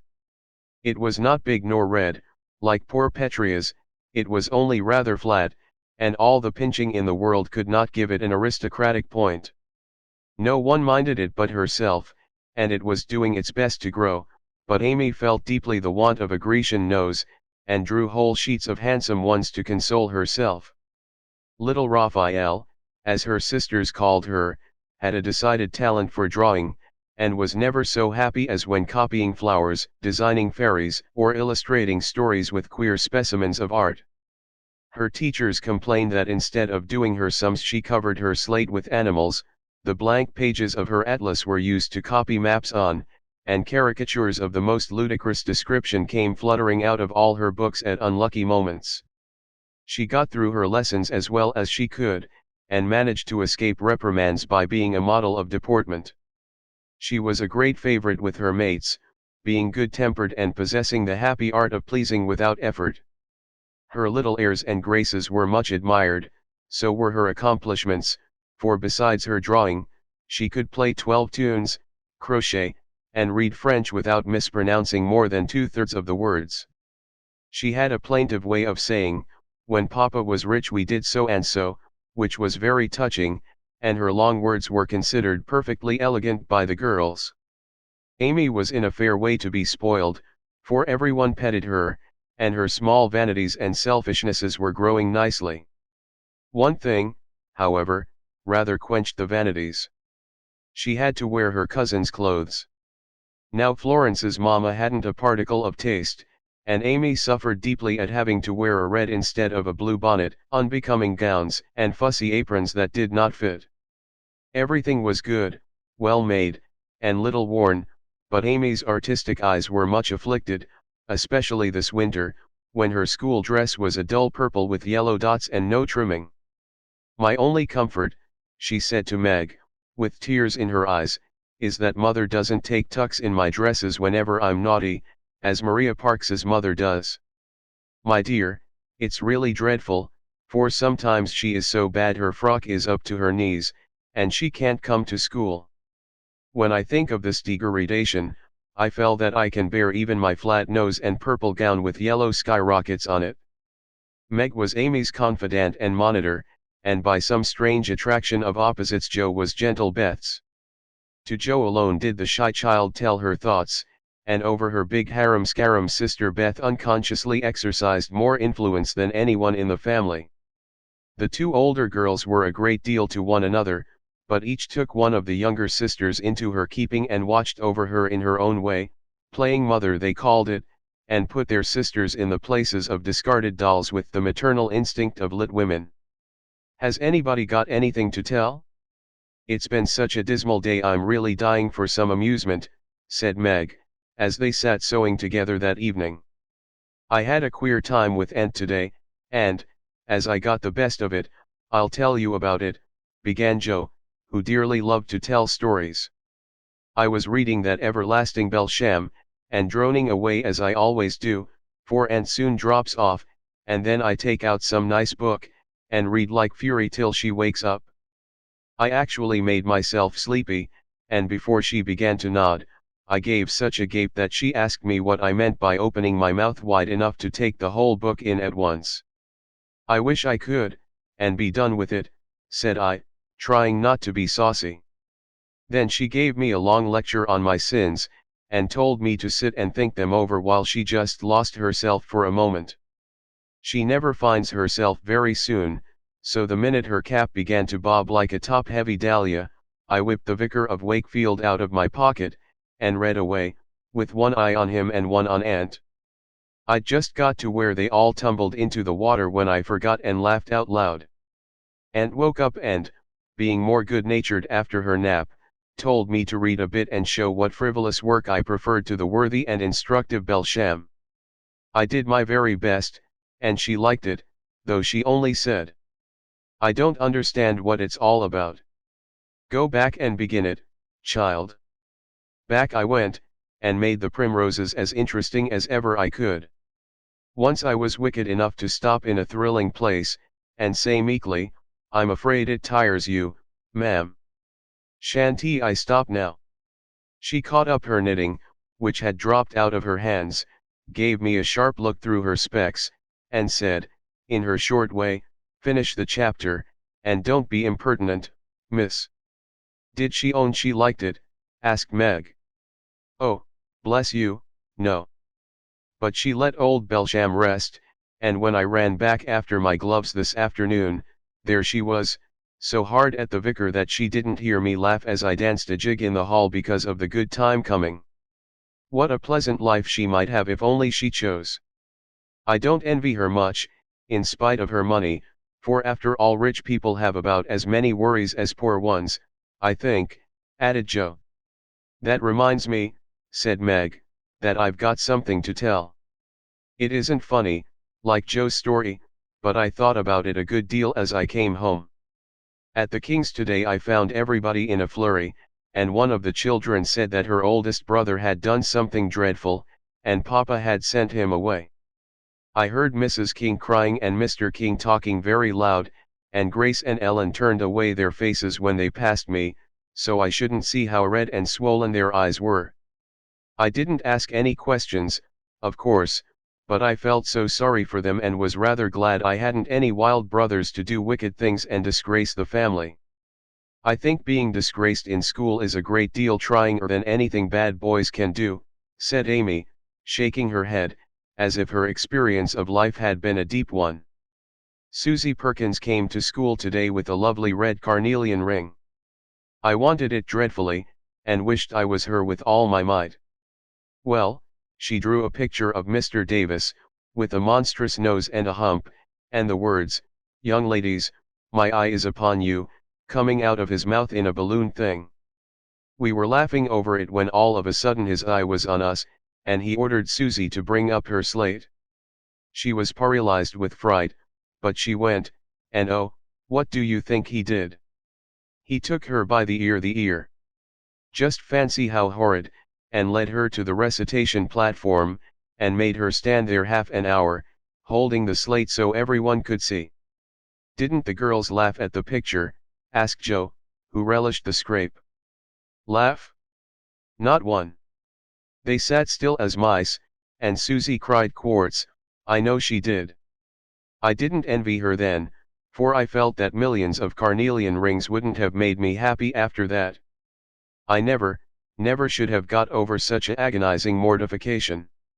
And Amy went on with her work, in the proud consciousness of virtue and the successful utterance of 2 long words in a breath. I saw something I liked this morning, and I meant to tell it at dinner, but I forgot, said Beth, putting Joe's topsy-turvy basket in order as she talked. When I went to get some oysters for Hannah, Mr. Lawrence was in the fish shop, but he didn't see me, for I kept behind the fish barrel, and he was busy with Mr. Cutter the fishman.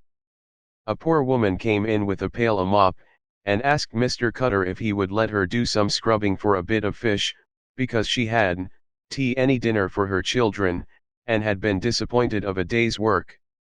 Mr. Cutter was in a hurry and said no, rather crossly, so she was going away, looking hungry and sorry, when Mr. Lawrence hooked up a big fish with the crooked end of his cane and held it out to her. She was so glad and surprised she took it right into her arms, and thanked him over and over. He told her to go along and cook it, and she hurried off, so happy. Wasn't it good of him? Oh, she did look so funny, hugging the big, slippery fish, and hoping Mr. Lawrence's bed in heaven would be AC.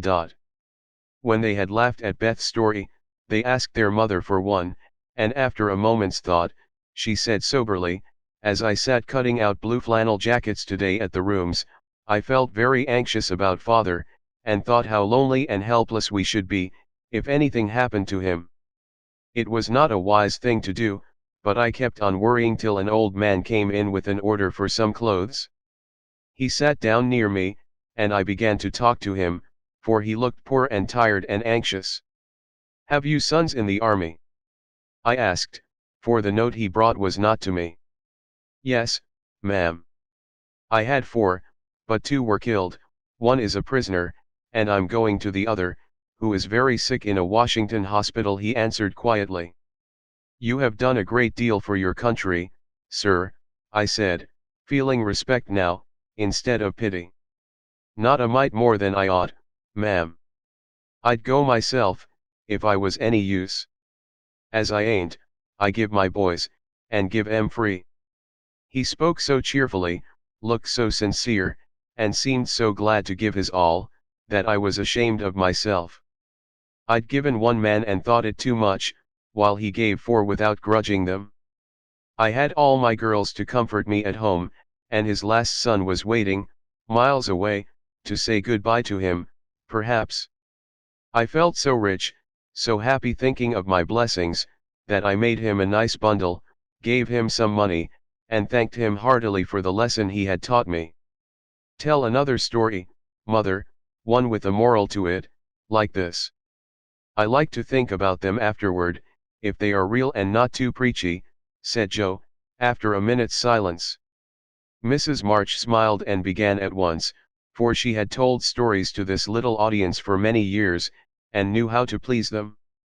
Once upon a time, there were 4 girls, who had enough to eat and drink and wear, a good many comforts and pleasures, kind friends and parents who loved them dearly, and yet they were not contented. Here the listeners stole sly looks at one another, and began to sew diligently. These girls were anxious to be good and made many excellent resolutions, but they did not keep them very well, and were constantly saying, if only we had this, or if we could only do that, quite forgetting how much they already had, and how many things they actually could do. So they asked an old woman what spell they could use to make them happy, and she said, when you feel discontented, think over your blessings, and be grateful. Here Joe looked up quickly, as if about to speak, but changed her mind, seeing that the story was not done yet. Being sensible girls, they decided to try her advice, and soon were surprised to see how well off they were. One discovered that money couldn't keep shame and sorrow out of rich people's houses, another that, though she was poor, she was a great deal happier, with her youth, health, and good spirits, than a certain fretful, feeble old lady who couldn't enjoy her comforts, a third that, disagreeable as it was to help get dinner, it was harder still to go begging for it, and the fourth, that even carnelian rings were not so valuable as good behavior. So they agreed to stop complaining, to enjoy the blessings already possessed, and try to deserve them, lest they should be taken away entirely, instead of increased, and I believe they were never disappointed or sorry that they took the old woman's advice. Now, Marmee, that is very cunning of you to turn our own stories against us, and give us a sermon instead of a romance, cried Meg. I like that kind of sermon. It's the sort father used to tell us, said Beth thoughtfully, putting the needle straight on Joe's cushion. I don't complain near as much as the others do, and I shall be more careful than ever now, for I've had warning from Susie's downfall, said Amy morally. We needed that lesson, and we won't forget it.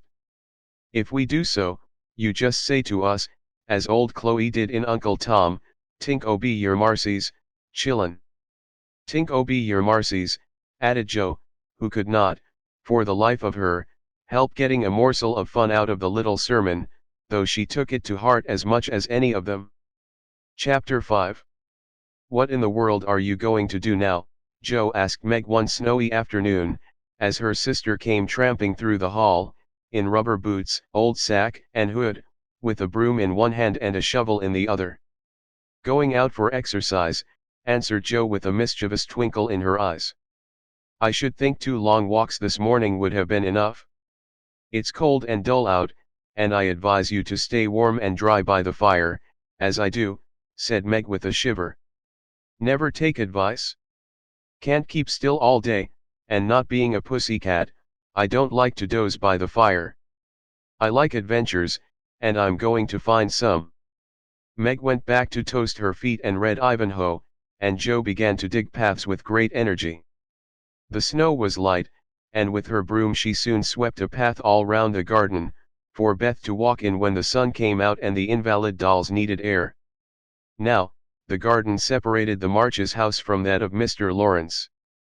Both stood in a suburb of the city, which was still country-like, with groves and lawns, large gardens, and quiet streets. A low hedge parted the 2 estates. On one side was an old, brown house, looking rather bare and shabby, robbed of the vines that in summer covered its walls and the flowers, which then surrounded it.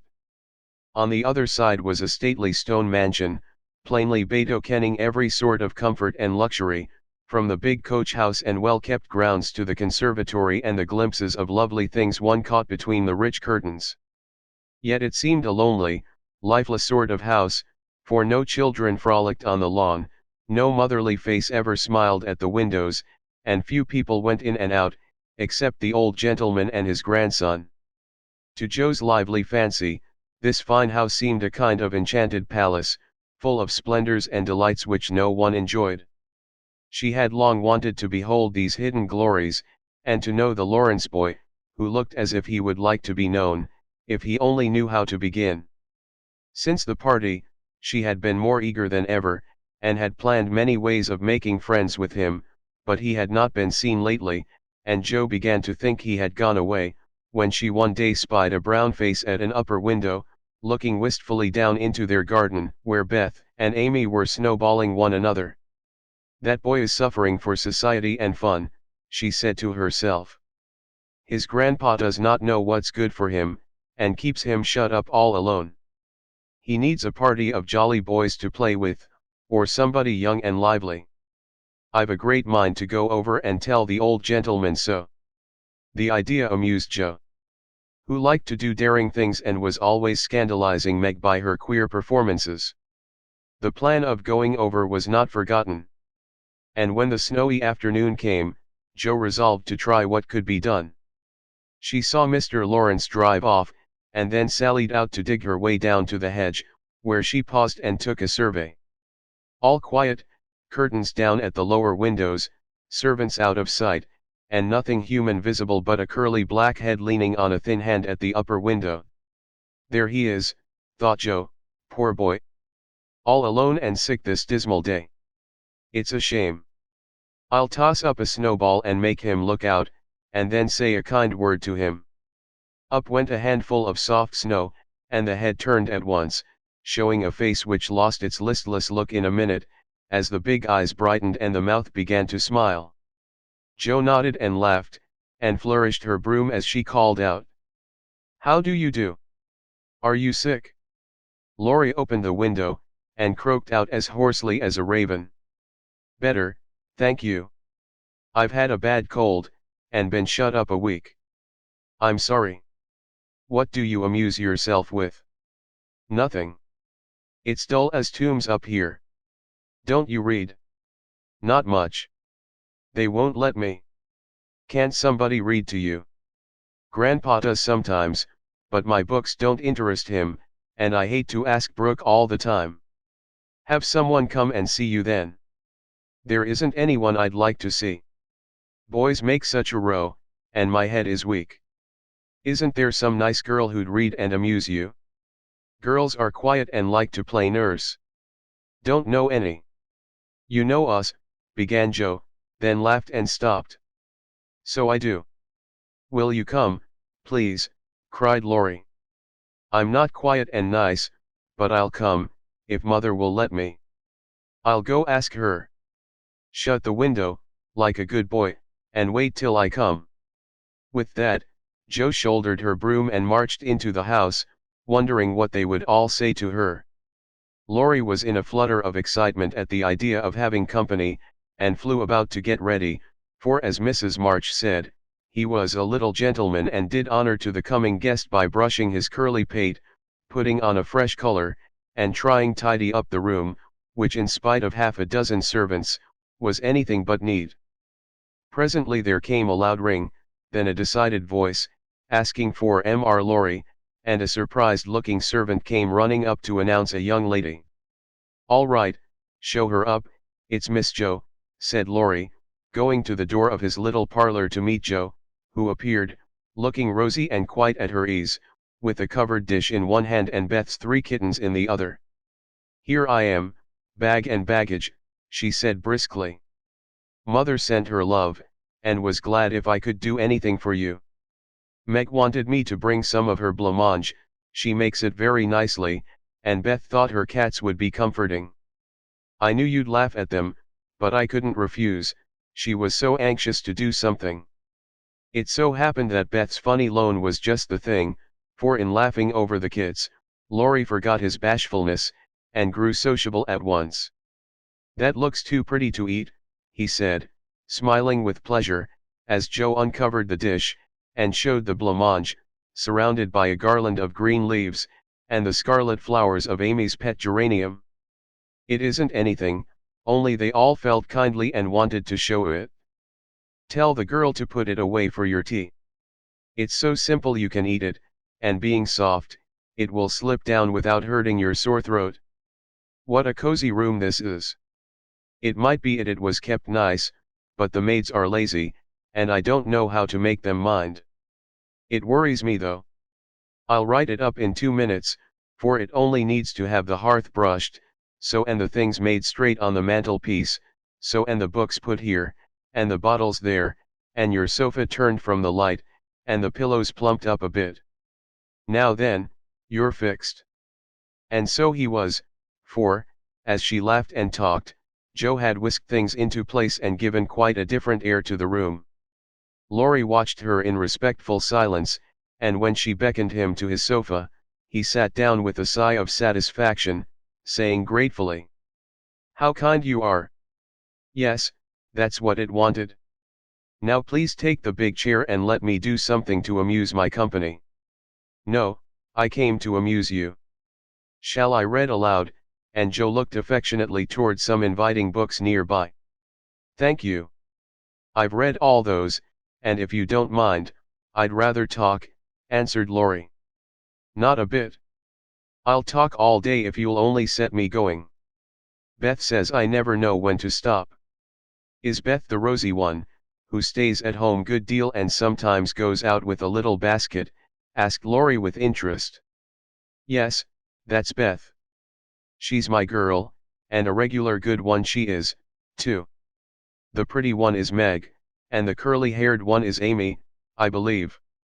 Laurie colored up, but answered frankly, "Why, you see I often hear you calling to one another, and when I'm alone up here, I can't help looking over at your house, You always seem to be having such good times. I beg your pardon for being so rude, but sometimes you forget to put down the curtain at the window where the flowers are. And when the lamps are lighted, it's like looking at a picture to see the fire, and you all around the table with your mother. Her face is right opposite, and it looks so sweet behind the flowers, I can't help watching it. I haven't got any mother, you know. And Laurie poked the fire to hide a little twitching of the lips that he could not control. The solitary, hungry look in his eyes went straight to Joe's warm heart. She had been so simply taught that there was no nonsense in her head, and at 15 she was as innocent and frank as any child. Laurie was sick and lonely, and feeling how rich she was in home and happiness, she gladly tried to share it with him. Her face was very friendly and her sharp voice unusually gentle as she said, "We'll never draw that curtain any more, and I give you leave to look as much as you like. I just wish, though, instead of peeping, you'd come over and see us. Mother is so splendid, she'd do you heaps of good, and Beth would sing to you if I begged her to, and Amy would dance. Meg and I would make you laugh over our funny stage properties, and we'd have jolly times. Wouldn't your grandpa let you?" "I think he would, if your mother asked him. He's very kind, though he does not look so, and he lets me do what I like, pretty much, only he's afraid I might be a bother to strangers," began Laurie, brightening more and more. "We are not strangers, we are neighbors, and you needn't think you'd be a bother. We want to know you, and I've been trying to do it this ever so long. We haven't been here a great while, you know, but we have got acquainted with all our neighbors but you. You see, Grandpa lives among his books, and doesn't mind much what happens outside. Mr. Brooke, my tutor, doesn't stay here, you know, and I have no one to go about with me, so I just stop at home and get on as I can. That's bad. You ought to make an effort and go visiting everywhere you are asked, then you'll have plenty of friends, and pleasant places to go to. Never mind being bashful. It won't last long if you keep going." Laurie turned red again, but wasn't offended at being accused of bashfulness, for there was so much goodwill in Joe it was impossible not to take her blunt speeches as kindly as they were meant. "Do you like your school?" asked the boy, changing the subject, after a little pause, during which he stared at the fire and Joe looked about her, well pleased. "Don't go to school, I'm a businessman girl, I mean. I go to wait on my great aunt, and a dear, cross old soul she is, too," answered Joe.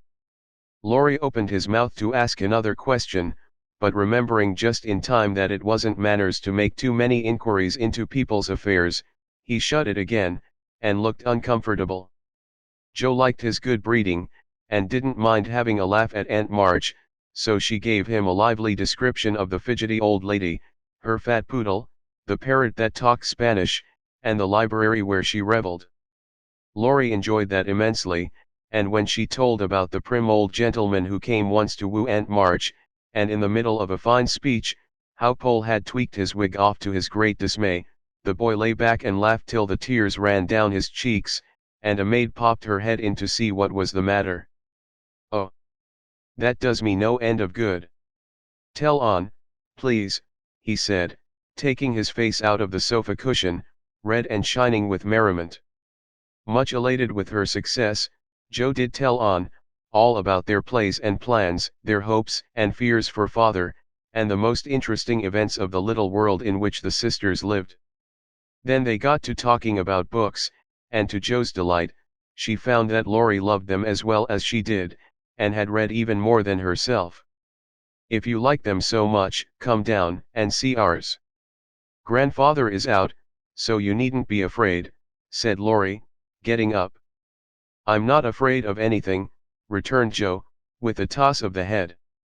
"I don't believe you are," exclaimed the boy, looking at her with much admiration, though he privately thought she would have good reason to be a trifle afraid of the old gentleman, if she met him in some of his moods. The atmosphere of the whole house being summer-like, Laurie led the way from room to room, letting Joe stop to examine whatever struck her fancy.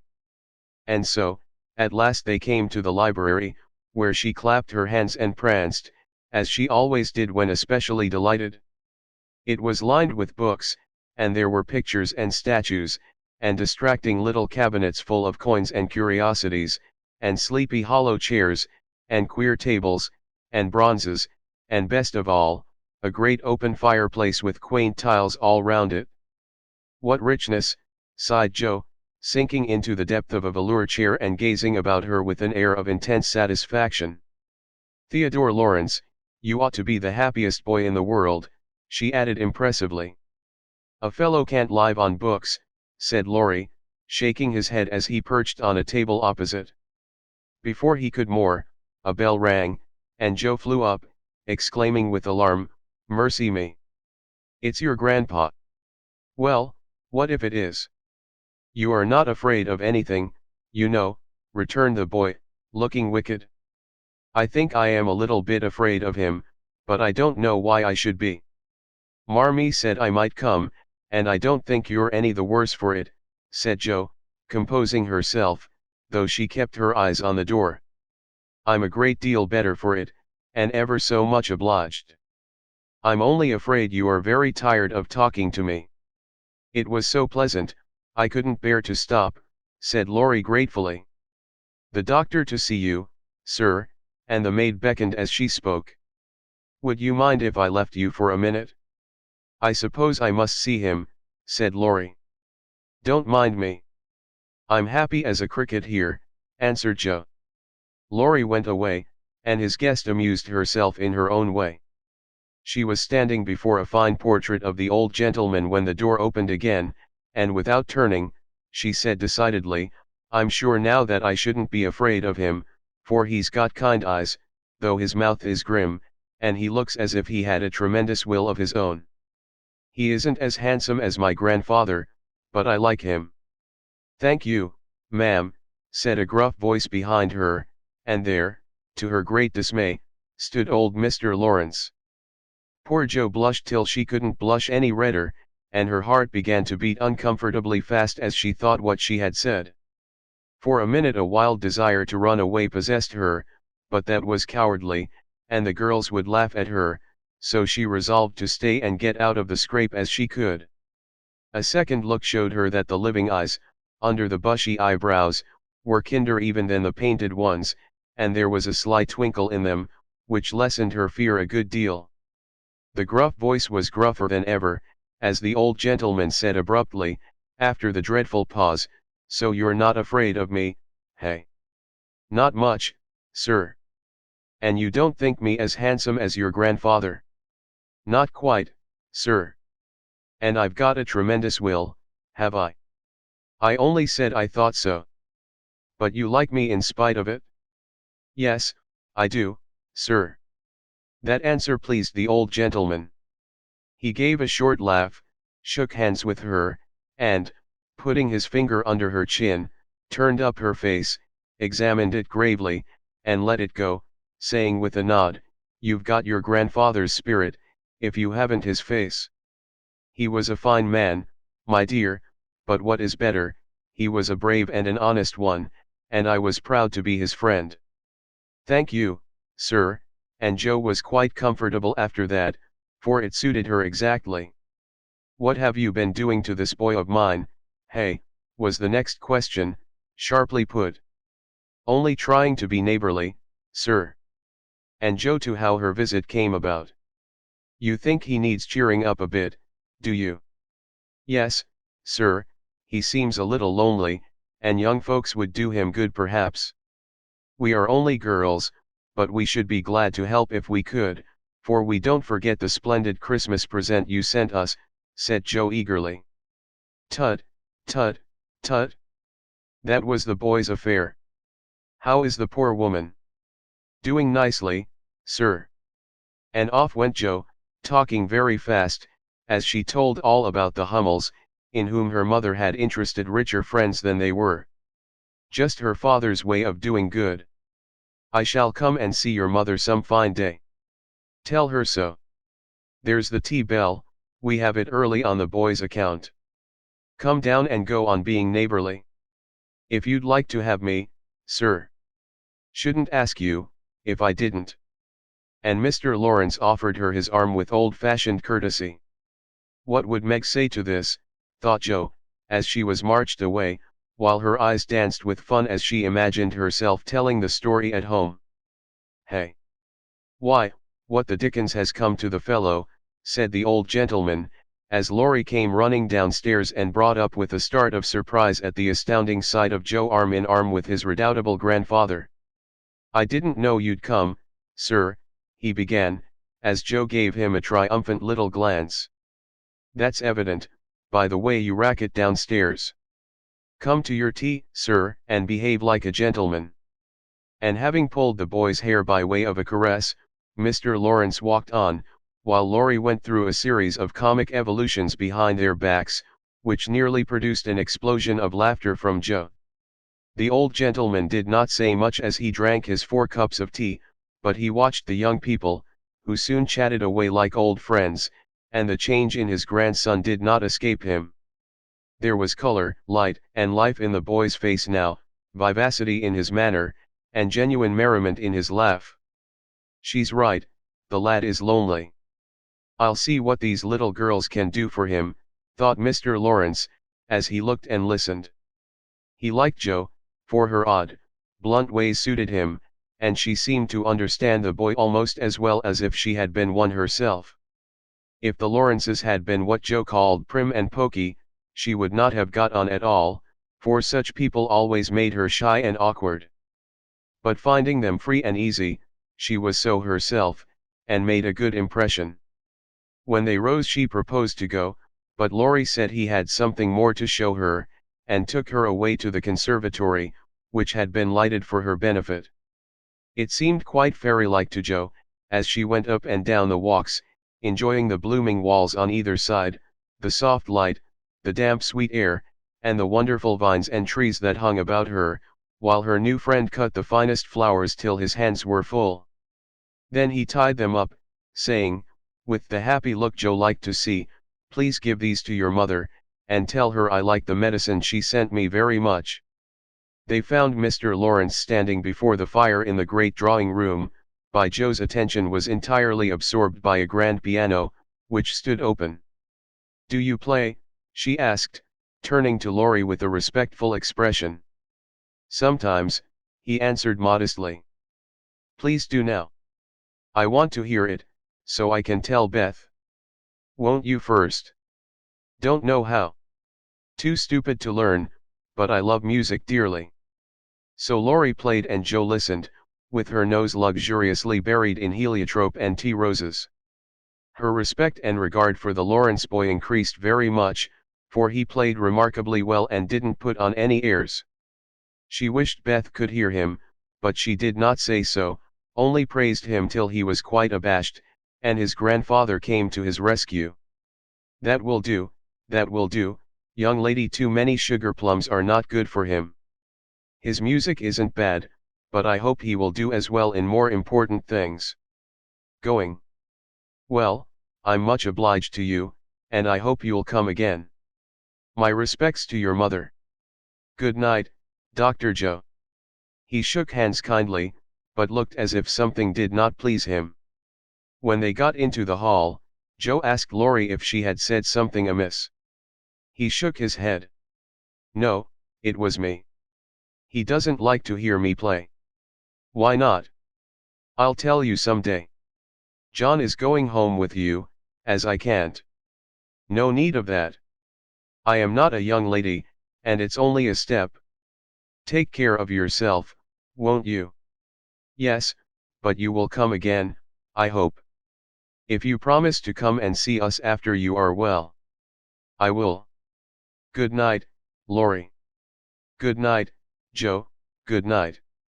When all the afternoon's adventures had been told, the family felt inclined to go visiting in a body, for each found something very attractive in the big house on the other side of the hedge. Mrs. March wanted to talk of her father with the old man who had not forgotten him, Meg longed to walk in the conservatory, Beth sighed for the grand piano. And Amy was eager to see the fine pictures and statues. "Mother, why didn't Mr. Lawrence like to have Laurie play?" asked Joe, who was of an inquiring disposition.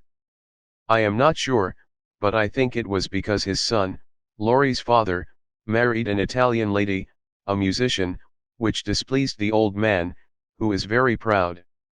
The lady was good and lovely and accomplished, but he did not like her, and never saw his son after he married. They both died when Laurie was a little child, and then his grandfather took him home. I fancy the boy, who was born in Italy, is not very strong, and the old man is afraid of losing him, which makes him so careful. Laurie comes naturally by his love of music, for he is like his mother, and I dare say his grandfather fears that he may want to be a musician. At any rate, his skill reminds him of the woman he did not like, and so he glowered as Joe said. Dear me, how romantic, exclaimed Meg. How silly, said Joe. Let him be a musician if he wants to, and not plague his life out sending him to college, when he hates to go. That's why he has such handsome black eyes and pretty manners, I suppose. Italians are always nice, said Meg, who was a little sentimental. What do you know about his eyes and his manners? You never spoke to him, hardly, cried Joe, who was not sentimental. I saw him at the party, and what you tell shows that he knows how to behave. That was a nice little speech about the medicine mother sent him. He meant the blanc mange, I suppose. How stupid you are, child. He meant you, of course. Did he? And Joe opened her eyes as if it had never occurred to her before. I never saw such a girl. You don't know a compliment when you get it, said Meg, with the air of a young lady who knew all about the matter. I think they are great nonsense, and I'll thank you not to be silly and spoil my fun. Laurie's a nice boy and I like him, and I won't have any sentimental stuff about compliments and such rubbish. We'll all be good to him because he hasn't got any mother, and he may come over and see us, mayn't he, Marmee? Yes, Joe, your little friend is very welcome, and I hope Meg will remember that children should be children as long as they can. I don't call myself a child, and I'm not in my teens yet, observed Amy. What do you say, Beth? I was thinking about our Pilgrim's Progress, answered Beth, who had not heard a word. How we got out of the slough and through the wicket gate by resolving to be good, and up the steep hill by trying, and that maybe the house over there, full of splendid things, is going to be our palace beautiful. We have got to get by the lions first, said Joe, as if she rather liked the prospect. Chapter 6. The big house did prove a palace beautiful, though it took some time for all to get in, and Beth found it very hard to pass the lions.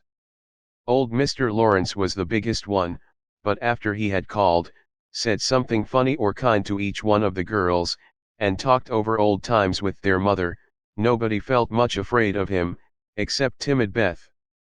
The other lion was the fact that they were poor and Laurie rich, for this made them shy of accepting favors which they could not return.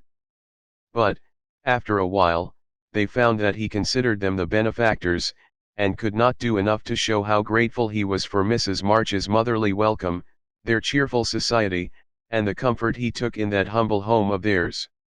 So they soon forgot their pride and interchanged kindnesses without stopping to think which was the greater.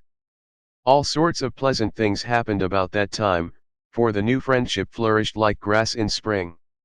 Everyone liked Laurie, and he privately informed his tutor that the Marches were regularly splendid girls. With the delightful enthusiasm of youth, they took the solitary boy into their midst and made much of him, and he found something very charming in the innocent companionship of these simple-hearted girls. Never having known mother or sisters, he was quick to feel the influences they brought about him, and their busy, lively ways made him ashamed of the indolent life he led. He was tired of books, and found people so interesting now that Mr. Brooke was obliged to make very unsatisfactory reports, for Laurie was always playing truant and running over to the Marches. Never mind, let him take a holiday, and make it up afterward, said the old gentleman. The good lady next door says he is studying too hard and needs young society, amusement, and exercise. I suspect she is right, and that I've been coddling the fellow as if I'd been his grandmother. Let him do what he likes, as long as he is happy. He can't get into mischief in that little nunnery over there, and Mrs. March is doing more for him than we can. What good times they had, to be sure. Such plays and tableaux, such sleigh rides and skating frolics, such pleasant evenings in the old parlor, and now and then such gay little parties at the great house. Meg could walk in the conservatory whenever she liked and revel in bouquets. Jo browsed over the new library voraciously, and convulsed the old gentleman with her criticisms. Amy copied pictures and enjoyed beauty to her heart's content, and Laurie played Lord of the Manor in the most delightful style. But Beth, though yearning for the grand piano, could not pluck up courage to go to the mansion of bliss, as Meg called it. She went once with Jo, but the old gentleman, not being aware of her infirmity, stared at her so hard from under his heavy eyebrows, and said hey, so loud, that he frightened her so much her feet chattered on the floor. She never told her mother, and she ran away, declaring she would never go there any more, not even for the dear piano.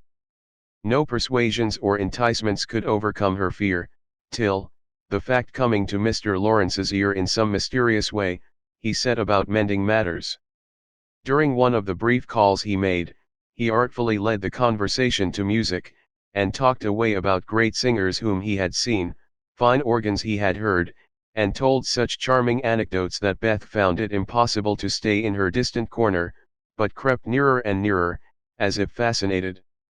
At the back of his chair she stopped and stood listening, with her great eyes wide open and her cheeks red with excitement of this unusual performance.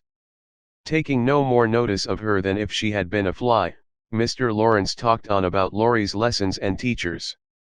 And presently, as if the idea had just occurred to him, he said to Mrs. March, "The boy neglects his music now, and I'm glad of it, for he was getting too fond of it.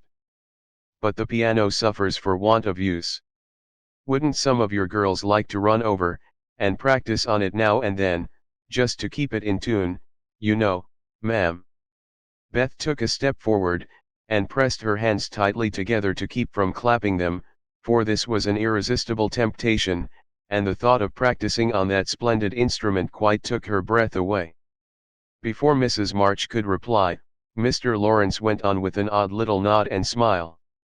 "They needn't see or speak to anyone, but run in at any time.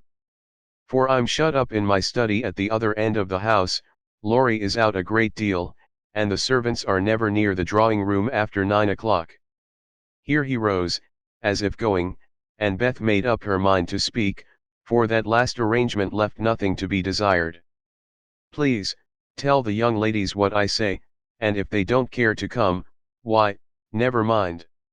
Here a little hand slipped into his, and Beth looked up at him with a face full of gratitude, as she said, in her earnest yet timid way, "Oh sir, they do care, very very much."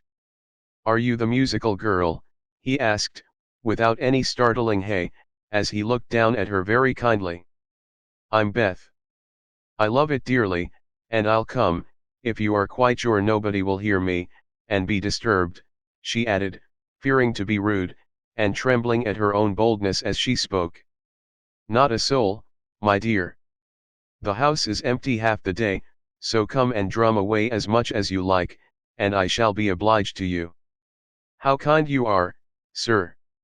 Beth blushed like a rose under the friendly look he wore, but she was not frightened now, and gave the hand a grateful squeeze because she had no words to thank him for the precious gift he had given her. The old gentleman softly stroked the hair off her forehead, and, stooping down, he kissed her, saying, in a tone few people ever heard, "I had a little girl once, with eyes like these. God bless you, my dear. Good day, madam."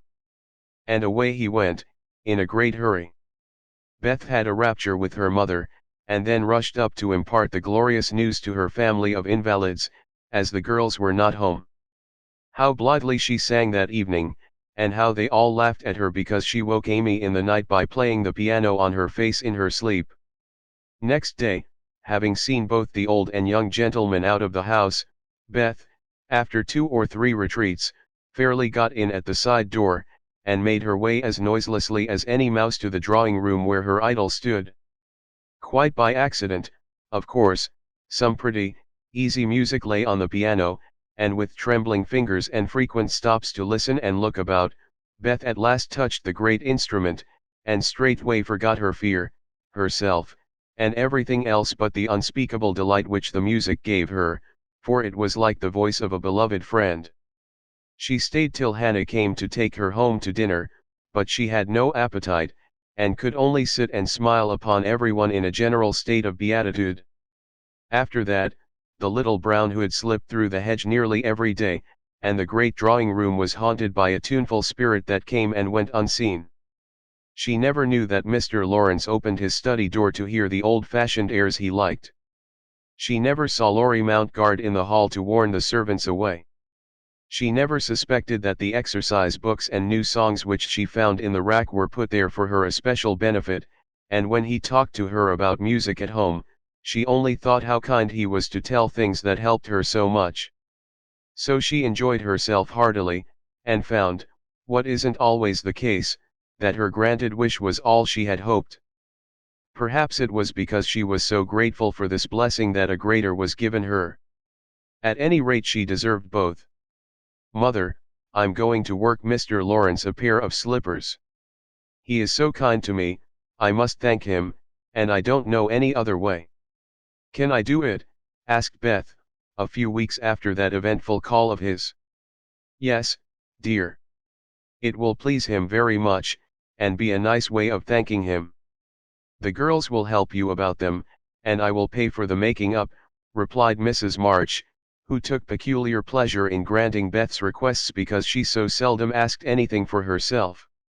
After many serious discussions with Meg and Joe, the pattern was chosen, the materials bought, and the slippers begun. A cluster of grave yet cheerful pansies on a deeper purple ground was pronounced very appropriate and pretty, and Beth worked away early and late, with occasional lifts over hard parts.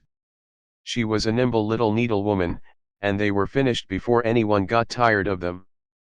Then she wrote a short, simple note, and with Laurie's help, got them smuggled onto the study table one morning before the old gentleman was up. When this excitement was over, Beth waited to see what would happen. All day passed a part of the next before any acknowledgement arrived, and she was beginning to fear she had offended her crochet friend. On the afternoon of the second day, she went out to do an errand, and give poor Joanna, the invalid doll, her daily exercise. As she came up the street, on her return, she saw 3, yes, 4 heads popping in and out of the parlor windows, and the moment they saw her, several hands were waved, and several joyful voices screamed, "Here's a letter from the old gentleman. Come quick, and read it." "Oh, Beth, he sent you," began Amy, gesticulating with unseemly energy, but she got no further, for Joe quenched her by slamming down the window. Beth hurried on in a flutter of suspense. At the door her sisters seized and bore her to the parlor in a triumphal procession, all pointing and all saying at once, "Look there! Look there!"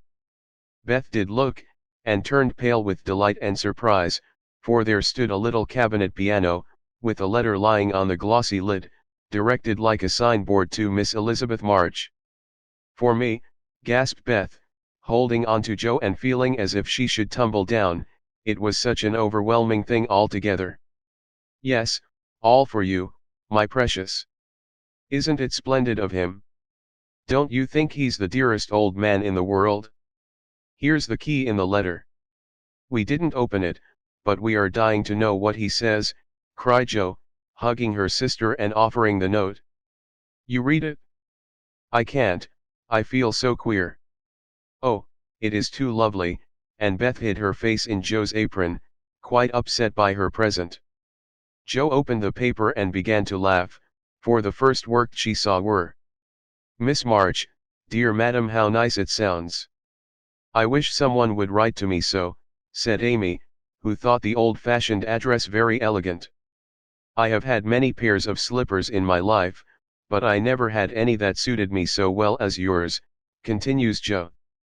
Heartsease is my favorite flower, and these will always remind me of the gentle giver. I like to pay my debts, so I know you will allow the old gentleman to send you something which once belonged to the little granddaughter he lost.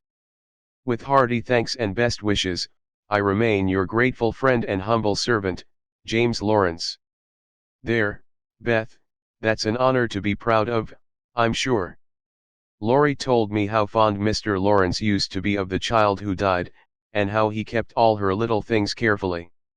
Just think, he's given you her piano. That comes of having big blue eyes and loving music, said Joe, trying to soothe Beth, who trembled and looked more excited than she had ever been before.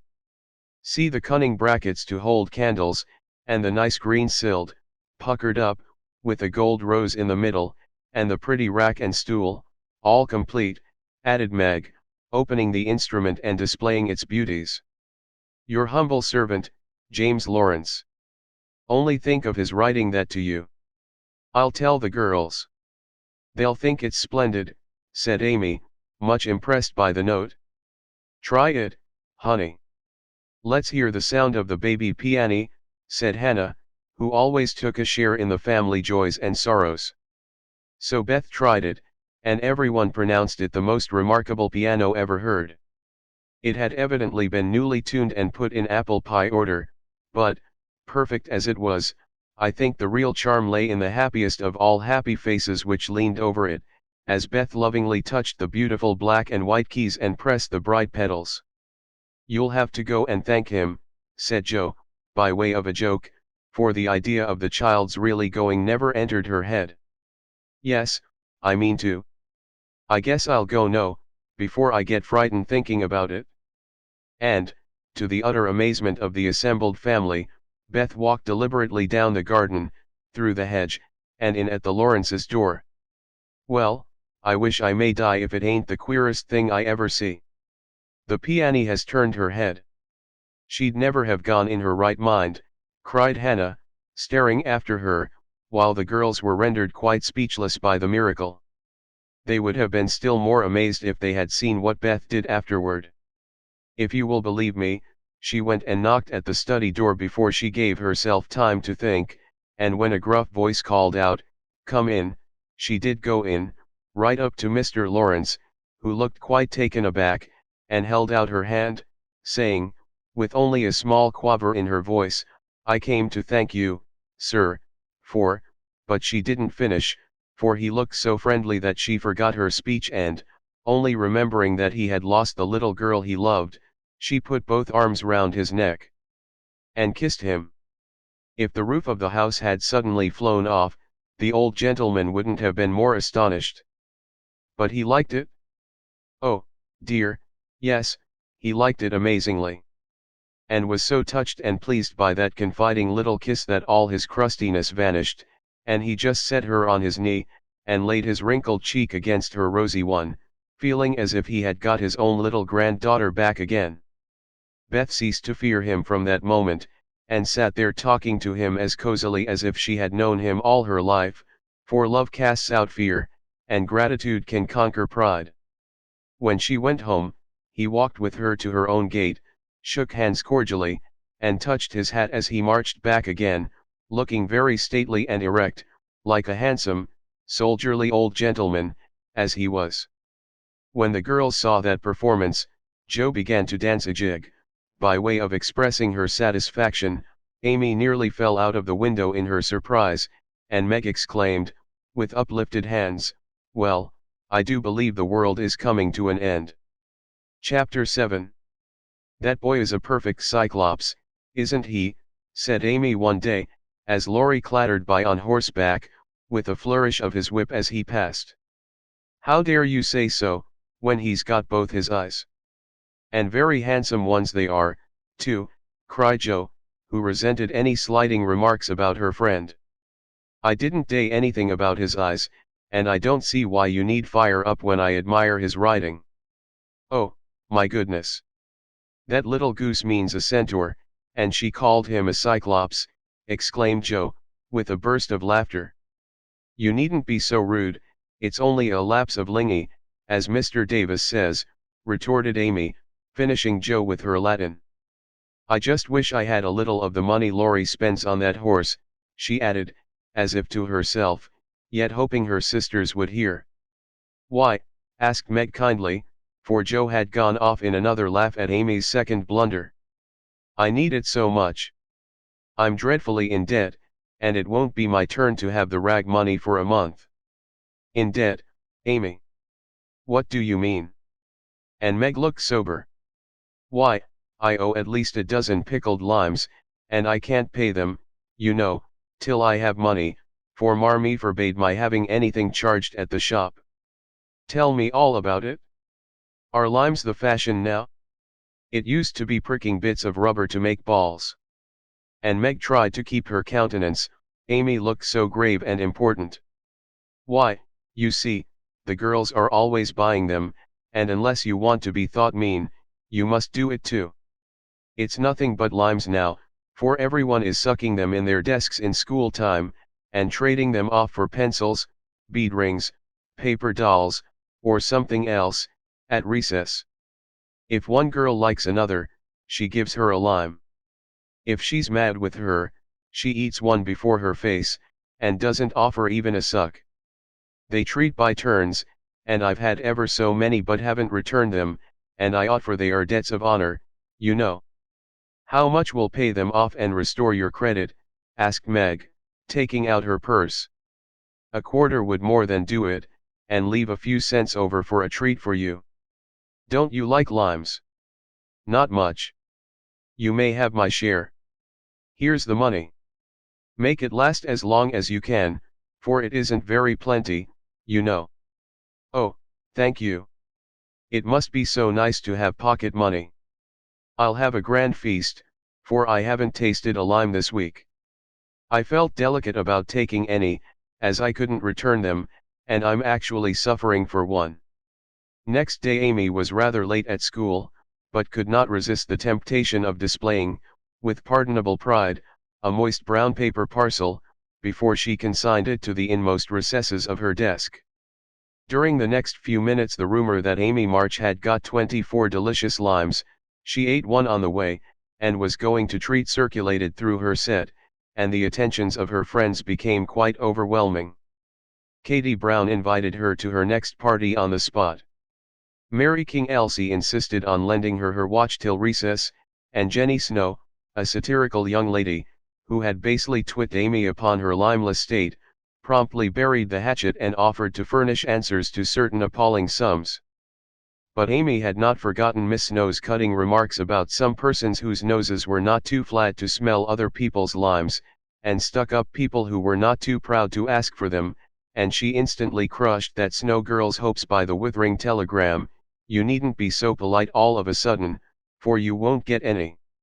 A distinguished personage happened to visit the school that morning, and Amy's beautifully drawn maps received praise, which honor to her foe rankled in the soul of Miss Snow, and caused Miss March to assume the airs of a studious young peacock. But, alas, alas! Pride goes before a fall, and the revengeful Snow turned the tables with disastrous success. No sooner had the guest paid the usual stale compliments and bowed himself out, than Jenny, under pretense of asking an important question, informed Mr. Davis, the teacher, that Amy March had pickled limes in her desk. Now Mr. Davis had declared limes a contraband article, and solemnly vowed to publicly ferule the first person who was found breaking the law. This much enduring man had succeeded in banishing chewing gum after a long and stormy war, had made a bonfire of the confiscated novels and newspapers, had suppressed a private post office, had forbidden distortions of the face, nicknames, and caricatures, and done all that one man could do to keep 100 rebellious girls in order. Boys are trying enough to human patience, goodness knows, but girls are infinitely more so, especially to nervous gentlemen with tyrannical tempers and no more talent for teaching than Dr. Blimber. Mr. Davis knew any quantity of Greek, Latin, algebra, and ologies of all sorts, so he was called a fine teacher, and manners, morals, feelings, and examples were not considered of any particular importance. It was a most unfortunate moment for denouncing Amy, and Jenny knew it. Mr. Davis had evidently taken his coffee too strong that morning. There was an east wind, which always affected his neuralgia, and his pupils had not done him the credit which he felt he deserved. Therefore, to use the expressive, if not elegant, language of a schoolgirl, he was as nervous as a witch and as cross as a bear. The word limes was like fire to powder, his yellow face flushed, and he rapped on his desk with an energy which made Jenny skip to her seat with unusual rapidity. "Young ladies, attention, if you please." At the stern order the buzz ceased, and 50 pairs of blue, black, gray, and brown eyes were obediently fixed upon his awful countenance. "Miss March, come to the desk." Amy rose to comply with outward composure, but a secret fear oppressed her, for the limes weighed upon her conscience. "Bring with you the limes you have in your desk," was the unexpected command which arrested her before she got out of her seat. "Don't take all," whispered her neighbor, a young lady of great presence of mind. Amy hastily shook out half a dozen and laid the rest down before Mr. Davis, feeling that any man possessing a human heart would relent when that delicious perfume met his nose. Unfortunately, Mr. Davis particularly detested the odor of the fashionable pickle, and disgust added to his wrath. "Is that all?" "Not quite," stammered Amy. "Bring the rest immediately." With a despairing glance at her set, she obeyed. "You are sure there are no more?" "I never lie, sir." "So I see. Now take these disgusting things 2 by 2, and throw them out of the window." There was a simultaneous sigh, which created quite a little gust, as the last hope fled, and the treat was ravished from their longing lips. Scarlet with shame and anger, Amy went to and fro 6 dreadful times, and as each doomed couple, looking oh, so plump and juicy, fell from her reluctant hands, a shout from the street completed the anguish of the girls, for it told them that their feast was being exulted over by the little Irish children, who were their sworn foes. This was too much. All flashed indignant or appealing glances at the inexorable Davis, and one passionate lime lover burst into tears. As Amy returned from her last trip, Mr. Davis gave a portentous hem, and said, in his most impressive manner, "Young ladies, you remember what I said to you a week ago.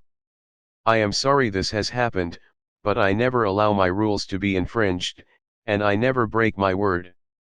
Miss March, hold out your hand." Amy started, and put both hands behind her, turning on him an imploring look which pleaded for her better than the words she could not utter.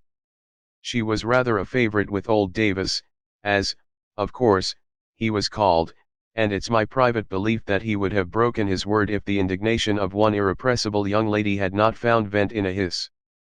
That hiss, faint as it was, irritated the irascible gentleman, and sealed the culprit's fate. "Your hand, Miss March," was the only answer her mute appeal received, and too proud to cry or beseech, Amy set her teeth, threw back her head defiantly, and bore without flinching several tingling blows on her little palm.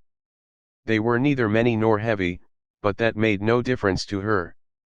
For the first time in her life she had been struck, and the disgrace, in her eyes, was as deep as if he had knocked her down. "You will now stand on the platform till recess," said Mr. Davis, resolved to do the thing thoroughly, since he had begun. That was dreadful.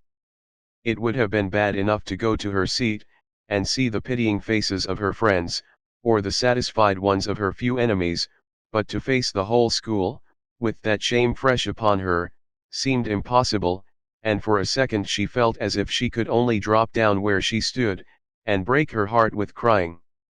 A bitter sense of wrong and the thought of Jenny Snow helped her to bear it, and, taking the ignominious place, she fixed her eyes on the stove funnel above what now seemed a sea of faces, and stood there, so motionless and white that the girls found it hard to study with that pathetic figure before them.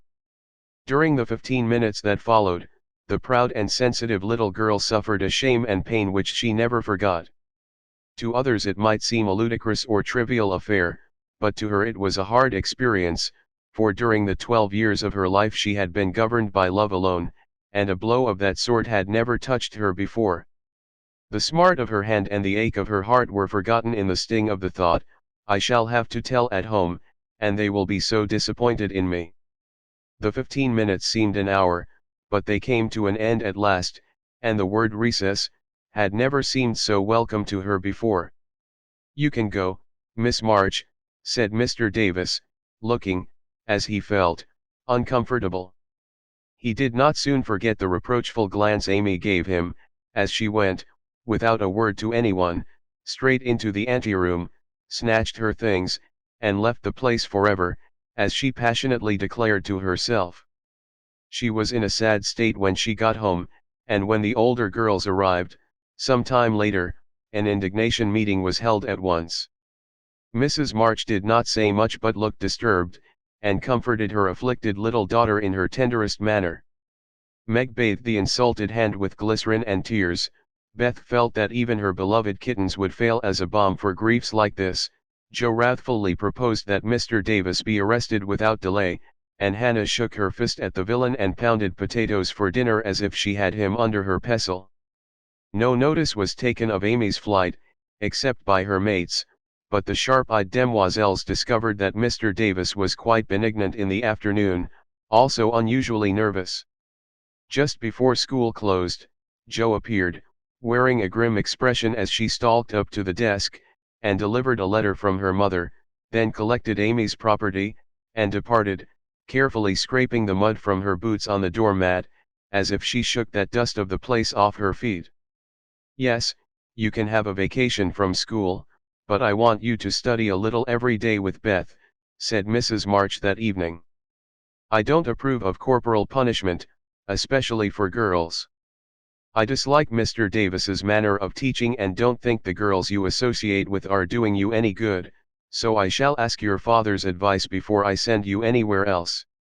That's good. I wish all the girls would leave, and spoil his old school. It's perfectly maddening to think of those lovely limes, sighed Amy, with the air of a martyr. I am not sorry you lost them, for you broke the rules, and deserved some punishment for disobedience, was the severe reply, which rather disappointed the young lady, who expected nothing but sympathy. Do you mean you are glad I was disgraced before the whole school? Cried Amy. I should not have chosen that way of mending a fault, replied her mother, but I'm not sure that it won't do you more good than a milder method. You are getting to be rather conceited, my dear, and it is quite time you set about correcting it. You have a good many little gifts and virtues, but there is no need of parading them, for conceit spoils the finest genius. There is not much danger that real talent or goodness will be overlooked long, even if it is, the consciousness of possessing and using it well should satisfy one, and the great charm of all power is modesty. So it is, cried Laurie, who was playing chess in a corner with Jo. I knew a girl once, who had a really remarkable talent for music, and she didn't know it, never guessed what sweet little things she composed when she was alone, and wouldn't have believed it if anyone had told her. I wish I'd known that nice girl. Maybe she would have helped me, I'm so stupid, said Beth, who stood beside him, listening eagerly. You do know her, and she helps you better than anyone else could, answered Laurie, looking at her with such mischievous meaning in his merry black eyes that Beth suddenly turned very red, and hid her face in the sofa cushion, quite overcome by such an unexpected discovery. Jo let Laurie win the game to pay for that praise of her Beth, who could not be prevailed upon to play for them after her compliment. So Laurie did his best, and sang delightfully, being in a particularly lively humor, for to the Marches he seldom showed the moody side of his character. When he was gone, Amy, who had been pensive all evening, said suddenly, as if busy over some new idea, "Is Laurie an accomplished boy?" "Yes, he has had an excellent education, and has much talent. He will make a fine man, if not spoiled by petting," replied her mother. "And he isn't conceited, is he?" asked Amy. "Not in the least. That is why he is so charming and we all like him so much." "I see. It's nice to have accomplishments and be elegant, but not to show off or get perked up," said Amy thoughtfully.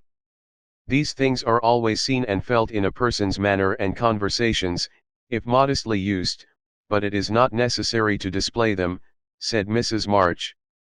Any more than it's proper to wear all your bonnets and gowns and ribbons at once, that folks may know you've got them, added Joe, and the lecture ended in a laugh. Chapter 8. Girls, where are you going? Asked Amy, coming into their room one Saturday afternoon, and finding them getting ready to go out with an air of secrecy which excited her curiosity. Never mind. Little girls shouldn't ask questions, returned Joe sharply. Now if there is anything mortifying to our feelings when we are young, it is to be told that, and to be bidden to run away, dear, is still more trying to us. Amy bridled up at this insult, and determined to find out the secret, if she teased for an hour. Turning to Meg, who never refused her anything very long, she said coaxingly, do tell me. I should think you might let me go, too, for Beth is fussing over her piano, and I haven't got anything to do, and am so lonely. I can't, dear, because you aren't invited, began Meg, but Joe broke in impatiently, now, Meg, be quiet or you will spoil it all. You can't go, Amy, so don't be a baby and whine about it. You are going somewhere with Laurie, I know you are. You were whispering and laughing together on the sofa last night, and you stopped when I came in. Aren't you going with him? Yes, we are. Now do be still, and stop bothering. Amy held her tongue, but used her eyes, and saw Meg slip a fan into her pocket. I know. I know. You're going to the theater to see the Seven Castles, she cried, adding resolutely, and I shall go, for mother said I might see it, and I've got my rag money, and it was mean not to tell me in time. Just listen to me a minute, and be a good child, said Meg soothingly. Mother doesn't wish you to go this week, because your eyes are not well enough yet to bear the light of this fairy piece. Next week you can go with Beth and Hannah, and have a nice time. I don't like that half as well as going with you and Laurie. Please let me. I've been sick with this cold so long, and shut up, I'm dying for some fun. Do, Meg. I'll be ever so good, pleaded Amy, looking as pathetic as she could. Suppose we take her. I don't believe mother would mind, if we bundle her up well, began Meg. If she goes I shan't, and if I don't, Laurie won't like it, and it will be very rude, after he invited only us, to go and drag in Amy.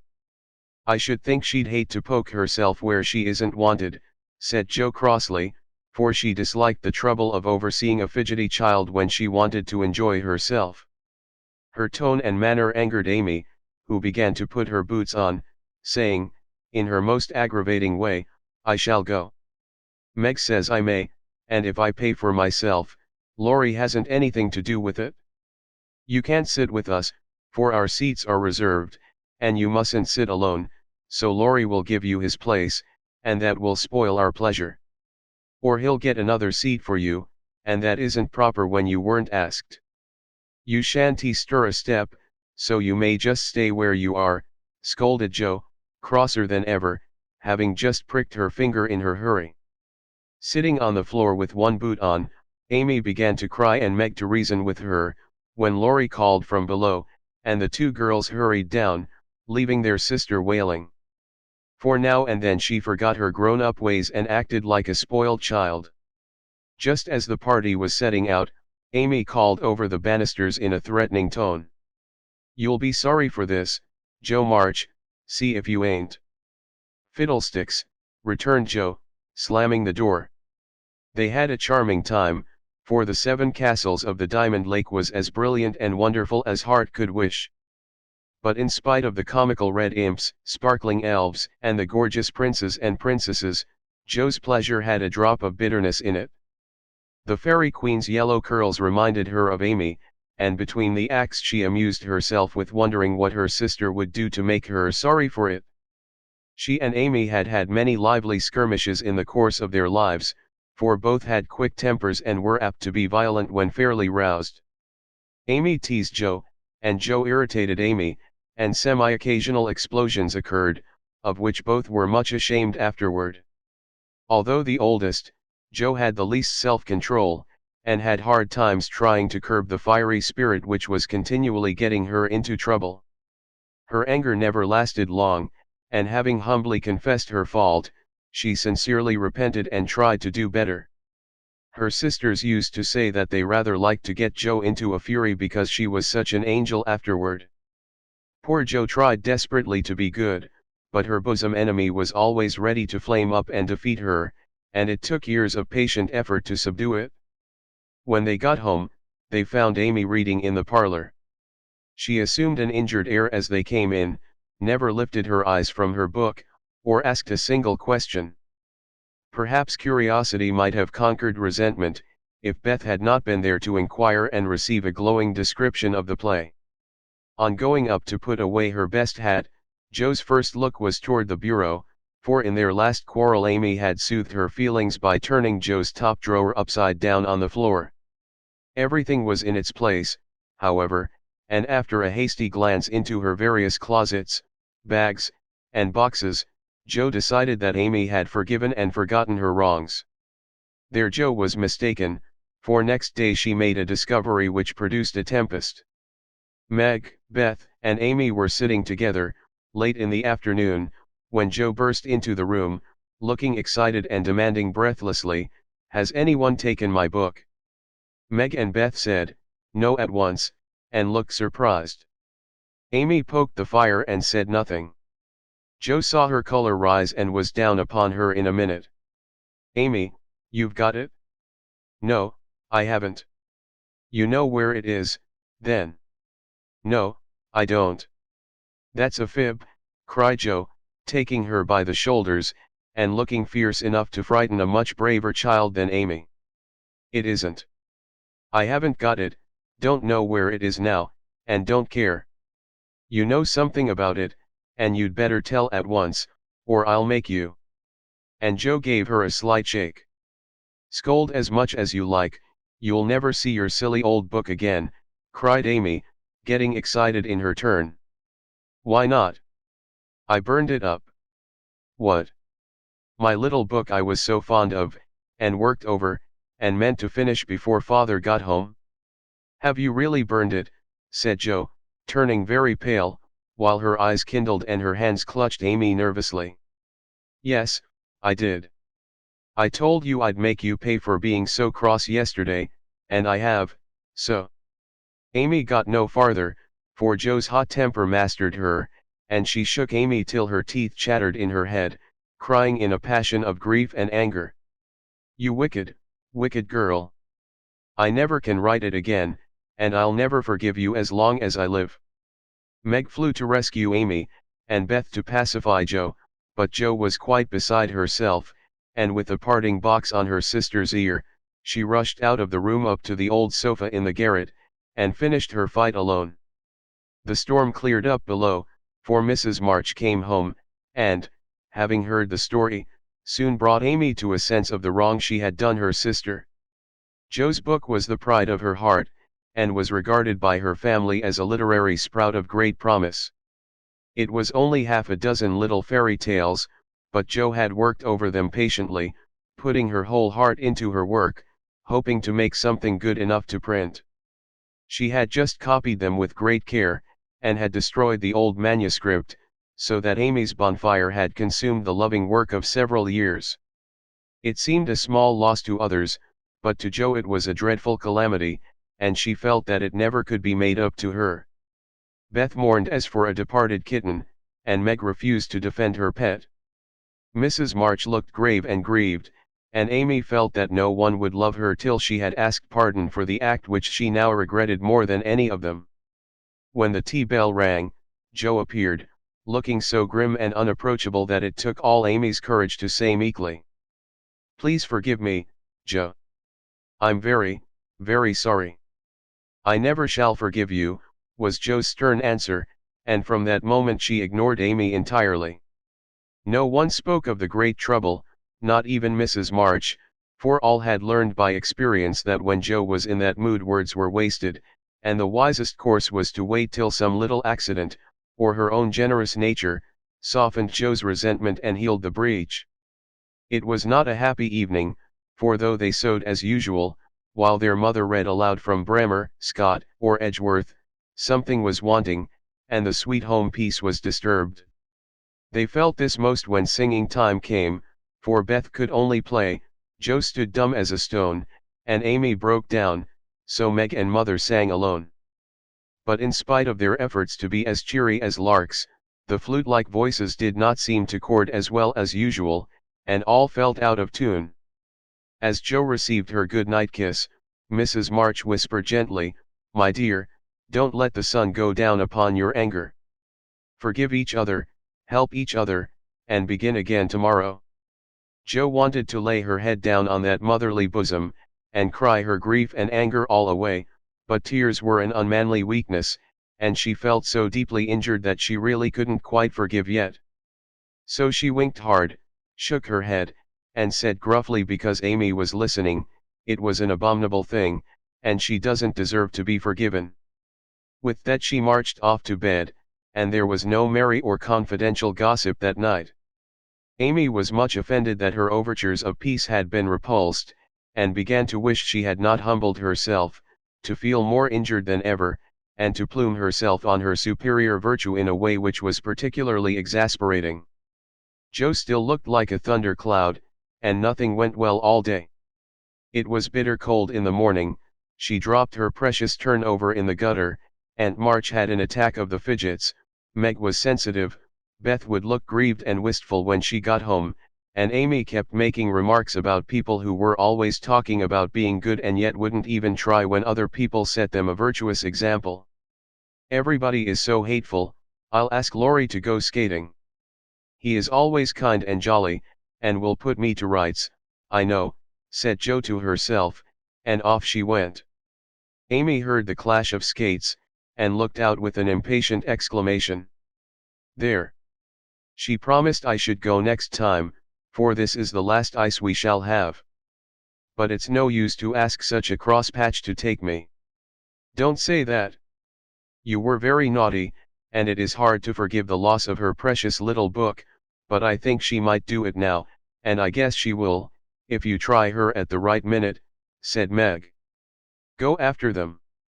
Don't say anything till Joe has got good-natured with Laurie, then take a quiet minute and just kiss her, or do some kind thing, and I'm sure she'll be friends again with all her heart." "I'll try," said Amy, for the advice suited her, and after a flurry to get ready, she ran after the friends, who were just disappearing over the hill. It was not far to the river, but both were ready before Amy reached them. Joe saw her coming, and turned her back. Laurie did not see, for he was carefully skating along the shore, sounding the ice, for a warm spell had preceded the cold snap. "I'll go on to the first bend, and see if it's all right before we begin to race," Amy heard him say, as he shot away, looking like a young Russian in his fur-trimmed coat and cap. Joe heard Amy panting after her run, stamping her feet and blowing on her fingers as she tried to put her skates on, but Joe never turned and went slowly zigzagging down the river, taking a bitter, unhappy sort of satisfaction in her sister's troubles. She had cherished her anger till it grew strong and took possession of her, as evil thoughts and feelings always do unless cast out at once. As Laurie turned the bend, he shouted back, "Keep near the shore. It isn't safe in the middle." Joe heard, but Amy was struggling to her feet and did not catch a word. Joe glanced over her shoulder, and the little demon she was harboring said in her ear, "No matter whether she heard or not, let her take care of herself." Laurie had vanished round the bend, Joe was just at the turn, and Amy, far behind, striking out toward the smoother ice in the middle of the river.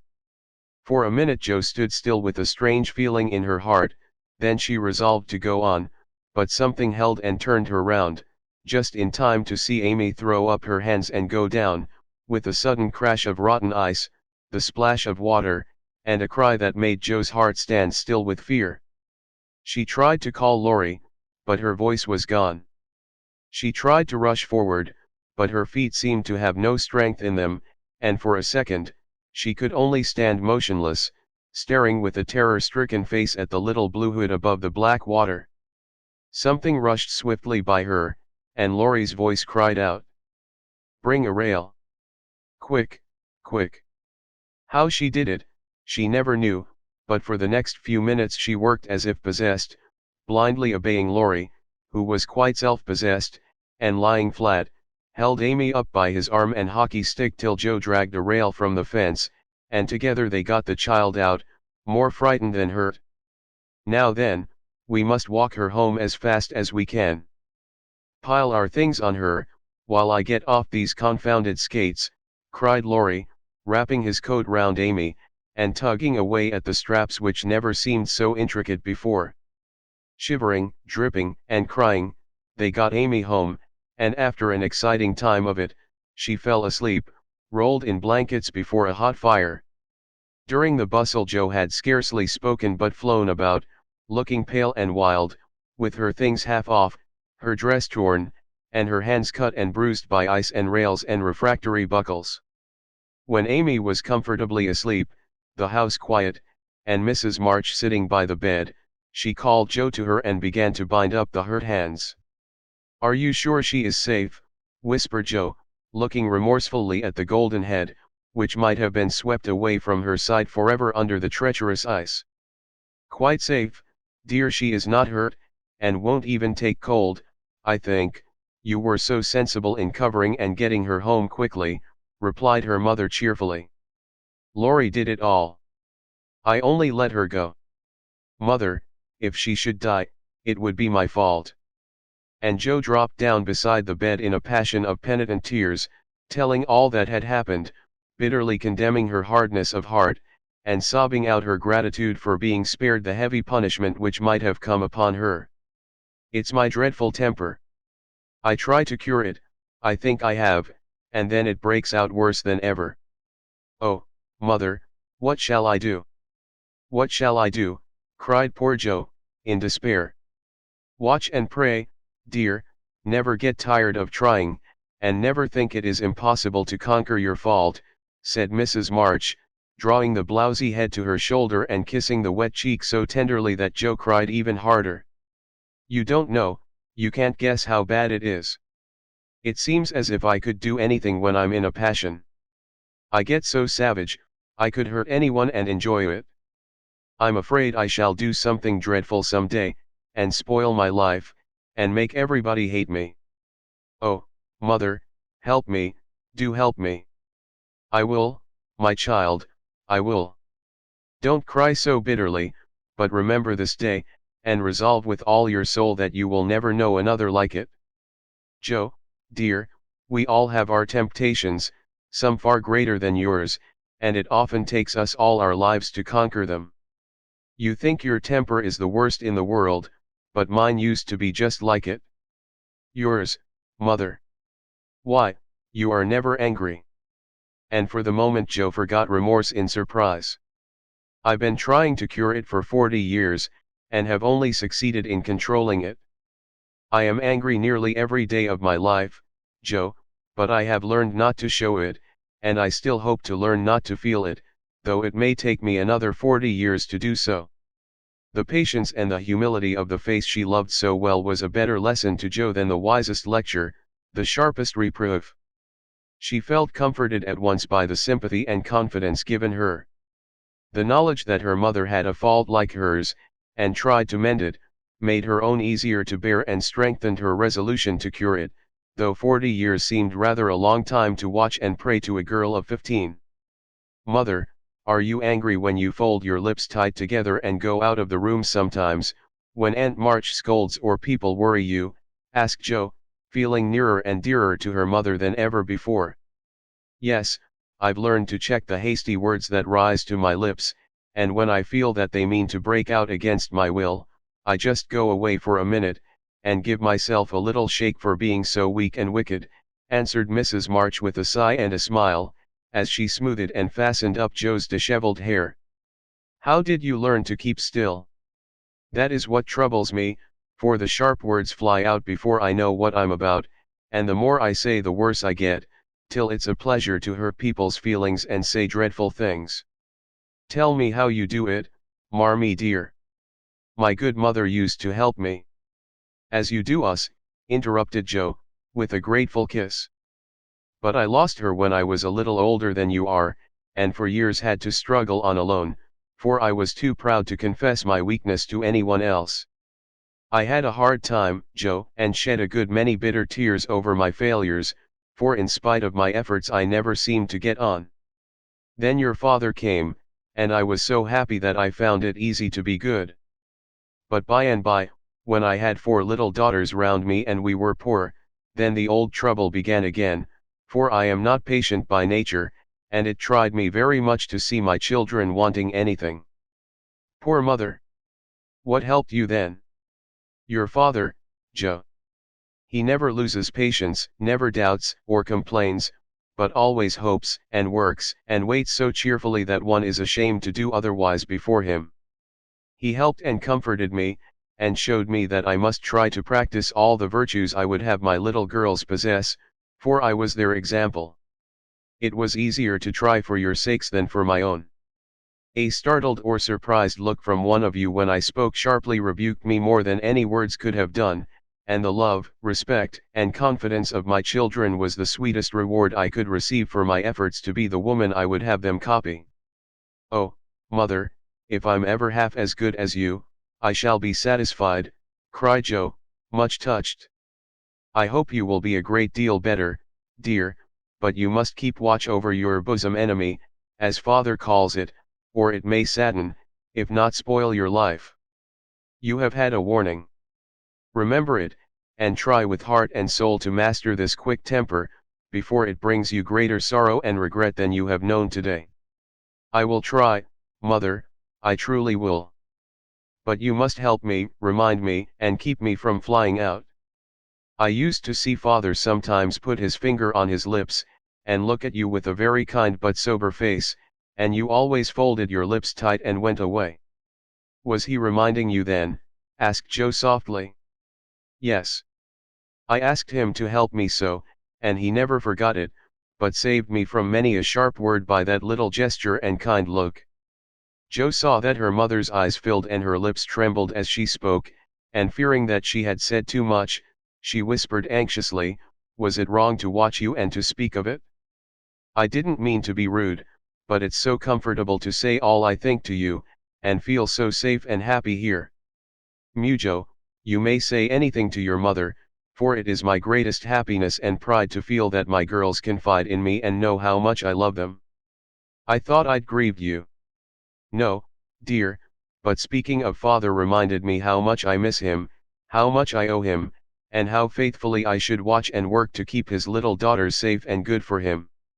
Yet you told him to go, mother, and didn't cry when he went, and never complain now, or seem as if you needed any help," said Joe, wondering.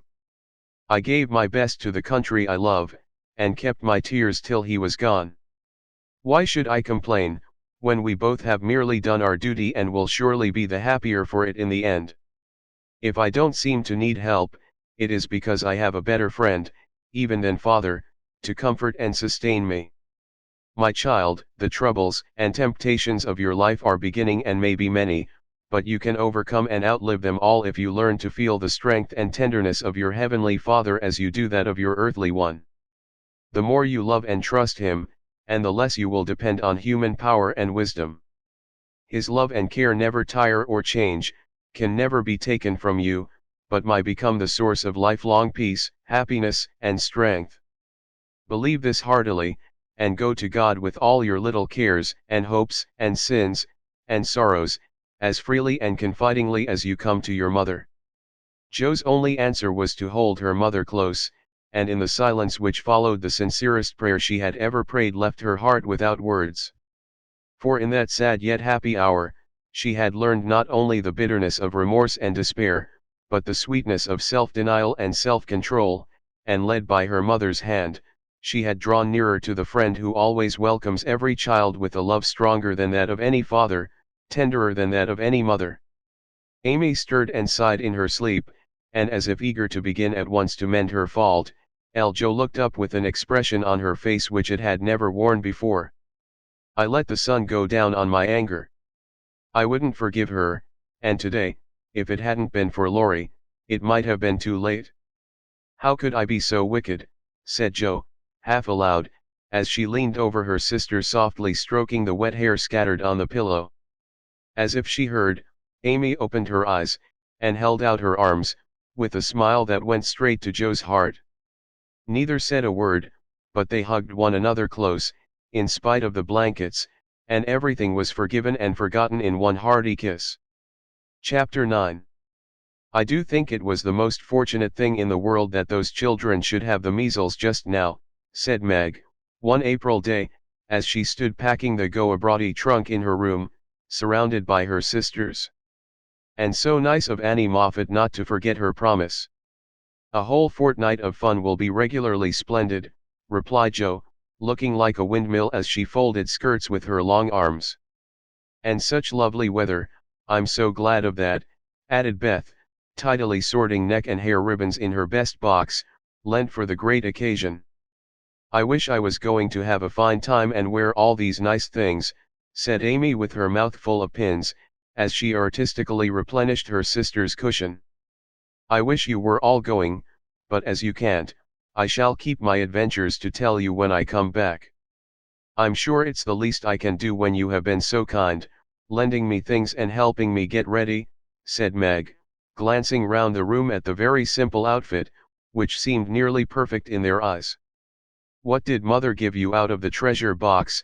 Asked Amy, who had not been present at the opening of a certain cedar chest in which Mrs. March kept a few relics of past splendor, as gifts for her girls when the proper time came. A pair of silk stockings, that pretty carved fan, and a lovely blue sash. I wanted the violet silk, but there isn't time to make it over, so I must be contented with my old tarlatan. It will look nice over my new muslin skirt, and the sash will set it off beautifully. I wish I hadn't smashed my coral bracelet, for you might have had it, said Jo, who loved to give and lend, but whose possessions were usually too dilapidated to be of much use. There is a lovely old-fashioned pearl set in the treasure chest, but Mother said real flowers were the prettiest ornament for a young girl, and Laurie promised to send me all I want, replied Meg. Now, let me see, there's my new grey walking suit, just curl up the feather in my hat, Beth, then my poplin for Sunday and the small party, it looks heavy for spring, doesn't it? The violet silk would be so nice. Oh, dear. Never mind, you've got the tarlatan for the big party, and you always look like an angel in white, said Amy, brooding over the little store of finery in which her soul delighted.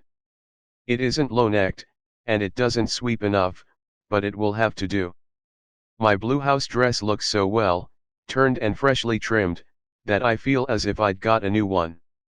My silk sack isn't a bit the fashion, and my bonnet doesn't look like Sally's. I didn't like to say anything, but I was sadly disappointed in my umbrella. I told Mother black with a white handle, but she forgot and bought a green one with a yellowish handle. It's strong and neat, so I ought not to complain, but I know I shall feel ashamed of it beside Annie's silk one with a gold top, sighed Meg, surveying the little umbrella with great disfavor. Change it, advised Jo. I won't be so silly, or hurt Marmie's feelings, when she took so much pains to get my things. It's a nonsensical notion of mine, and I'm not going to give up to it. My silk stockings and 2 pairs of new gloves are my comfort. You are a dear to lend me yours, Jo. I feel so rich and sort of elegant, with 2 new pairs, and the old ones cleaned up for common. And Meg took a refreshing peep at her glove box. Annie Moffat has blue and pink bows on her nightcaps. Would you put some on mine? She asked, as Beth brought up a pile of snowy muslins, fresh from Hannah's hands. No, I wouldn't, for the smart caps won't match the plain gowns without any trimming on them. Poor folks shouldn't rig, said Jo decidedly. I wonder if I shall ever be happy enough to have real lace on my clothes and bows on my caps, said Meg impatiently. You said the other day that you'd be perfectly happy if you could only go to Annie Moffat's, observed Beth in her quiet way. So I did. Well, I am happy, and I won't fret, but it does seem as if the more one gets the more one wants, doesn't it? There now, the trays are ready, and everything in but my ball dress, which I shall leave for mother to pack," said Meg, cheering up, as she glanced from the half-filled trunk to the many times pressed and mended white tarlatan, which she called her ball dress with an important air. The next day was fine, and Meg departed in style for a fortnight of novelty and pleasure. Mrs. March had consented to the visit rather reluctantly, fearing that Margaret would come back more discontented than she went. But she begged so hard, and Sally had promised to take good care of her, and a little pleasure seemed so delightful after a winter of irksome work that the mother yielded, and the daughter went to take her first taste of fashionable life. The Moffats were very fashionable, and simple Meg was rather daunted, at first, by the splendor of the house and the elegance of its occupants. But they were kindly people, in spite of the frivolous life they led, and soon put their guest at her ease. Perhaps Meg felt, without understanding why, that they were not particularly cultivated or intelligent people, and that all their gilding could not quite conceal the ordinary material of which they were made. It certainly was agreeable to fare sumptuously, drive in a fine carriage, wear her best frock every day, and do nothing but enjoy herself.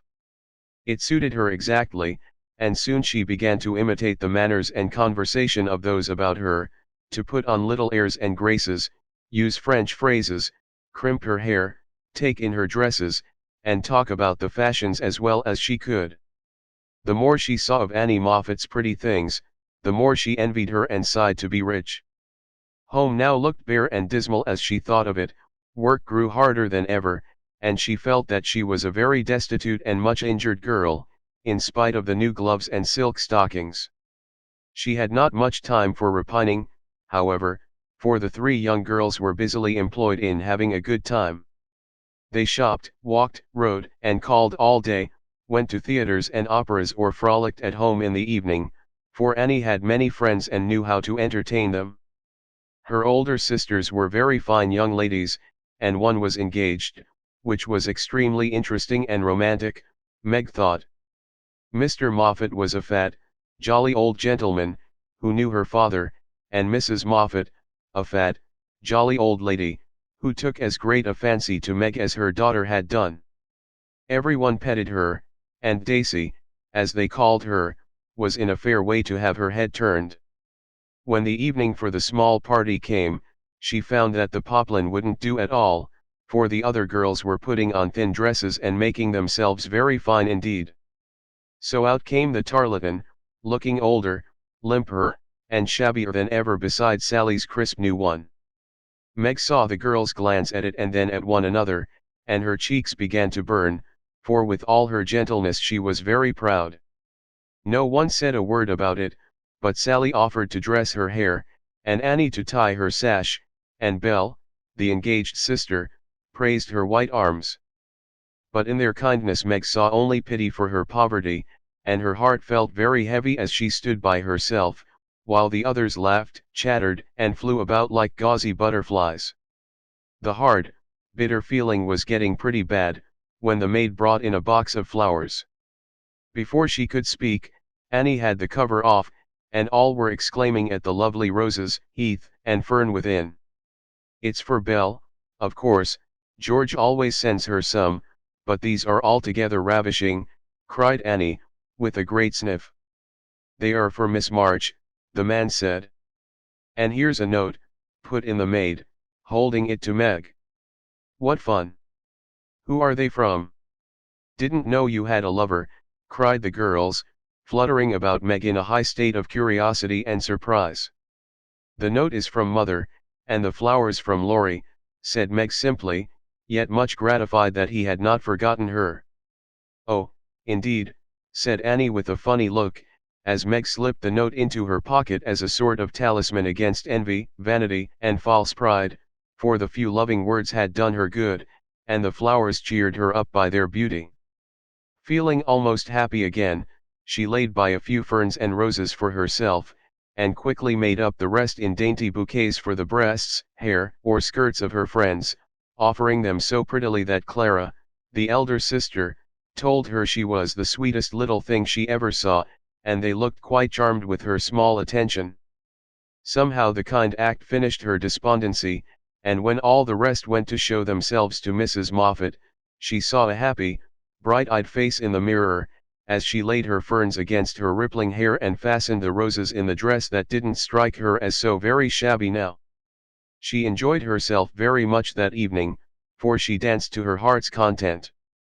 Everyone was very kind, and she had 3 compliments. Annie made her sing, and someone said she had a remarkably fine voice. Major Lincoln asked who the fresh little girl with the beautiful eyes was, and Mr. Moffat insisted on dancing with her because she didn't dawdle, but had some spring in her, as he gracefully expressed it. So altogether she had a very nice time, till she overheard a bit of conversation, which disturbed her extremely. She was sitting just inside the conservatory, waiting for her partner to bring her an ice, when she heard a voice ask on the other side of the flowery wall. "How old is he?" 16 or 17, I should say," replied another voice. "It would be a grand thing for one of those girls, wouldn't it? Sally says they are very intimate now, and the old man quite dotes on them. Mrsm has made her plans, I dare say, and will play her cards well, early as it is." "The girl evidently doesn't think of it yet," said Mrs. Moffat. "She told that fib about her mamma, as if she did know, and colored up when the flowers came quite prettily. Poor thing. She'd be so nice if she was only got up in style." "Do you think she'd be offended if we offered to lend her a dress for Thursday?" asked another voice. "She's proud, but I don't believe she'd mind, for that dowdy tarlatan is all she has got. She may tear it tonight, and that will be a good excuse for offering a decent one." Here Meg's partner appeared, to find her looking much flushed and rather agitated. She was proud, and her pride was useful just then, for it helped her hide her mortification, anger, and disgust at what she had just heard. For, innocent and unsuspicious as she was, she could not help understanding the gossip of her friends. She tried to forget it, but could not, and kept repeating to herself, "Mrsm has made her plans, that fib about her mamma, and dowdy tarlatan," till she was ready to cry and rush home to tell her troubles and ask for advice. As that was impossible, she did her best to seem gay, and being rather excited, she succeeded so well that no one dreamed what an effort she was making. She was very glad when it was all over and she was quiet in her bed, where she could think and wonder and fume till her head ached and her hot cheeks were cooled by a few natural tears. Those foolish, yet well-meant words, had opened a new world to Meg, and much disturbed the peace of the old one in which till now she had lived as happily as a child. Her innocent friendship with Laurie was spoiled by the silly speeches she had overheard. Her faith in her mother was a little shaken by the worldly plans attributed to her by Mrs. Moffat, who judged others by herself, and the sensible resolution to be contented with the simple wardrobe which suited a poor man's daughter was weakened by the unnecessary pity of girls who thought a shabby dress one of the greatest calamities under heaven. Poor Meg had a restless night, and got up heavy-eyed, unhappy, half resentful toward her friends, and half ashamed of herself for not speaking out frankly and setting everything right. Everybody dawdled that morning, and it was noon before the girls found energy enough even to take up their worst work. Something in the manner of her friends struck Meg at once. They treated her with more respect, she thought, took quite a tender interest in what she said, and looked at her with eyes that plainly betrayed curiosity. All this surprised and flattered her, though she did not understand it till Miss Bell looked up from her writing, and said, with a sentimental air, "Daisy, dear, I've sent an invitation to your friend, Mr. Lawrence, for Thursday. We should like to know him, and it's only a proper compliment to you." Meg colored, but a mischievous fancy to tease the girls made her reply demurely, "You are very kind, but I'm afraid he won't come." "Why not, Cherie?" asked Miss Bell. "He's too old." "My child, what do you mean? What is his age, I beg to know?" cried Miss Clara. "Nearly 70, I believe," answered Meg, counting stitches to hide the merriment in her eyes. "You sly creature! Of course we meant the young man, exclaimed Miss Bell, laughing. There isn't any, Laurie is only a little boy. And Meg laughed also at the queer look which the sisters exchanged as she thus described her supposed lover. About you age, Nan said. Nearer my sister Jo's, I am 17 in August, returned Meg, tossing her head. It's very nice of him to send you flowers, isn't it, said Annie, looking wise about nothing. Yes, he often does, to all of us, for their house is full, and we are so fond of them.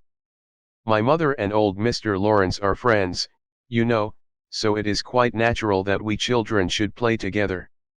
And Meg hoped they would say no more. It's evident Daisy isn't out yet, said Miss Clara to Belle with a nod. Quite a pastoral state of innocence all round, returned Miss Bell with a shrug. I'm going out to get some little matters for my girls. Can I do anything for you, young ladies? Asked Mrs. Moffat, lumbering in like an elephant in silk and lace. No, thank you, ma'am, replied Sally. I've got my new pink silk for Thursday and don't want a thing. Nor I, began Meg, but stopped because it occurred to her that she did want several things and could not have them. What shall you wear? Asked Sally. My old white one again, if I can mend it fit to be seen, it got sadly torn last night, said Meg, trying to speak quite easily, but feeling very uncomfortable. Why don't you send home for another, said Sally, who was not an observing young lady. I haven't got any other. It cost Meg an effort to say that, but Sally did not see it and exclaimed in amiable surprise, only that. How funny, she did not finish her speech, for Belle shook her head at her and broke in, saying kindly. Not at all. Where is the use of having a lot of dresses when she isn't out yet? There's no need of sending home, Daisy, even if you had a dozen, for I've got a sweet blue silk laid away, which I've outgrown, and you shall wear it to please me, won't you, dear? You are very kind, but I don't mind my old dress if you don't, it does well enough for a little girl like me, said Meg. Now do let me please myself by dressing you up in style. I admire to do it, and you'd be a regular little beauty with a touch here and there.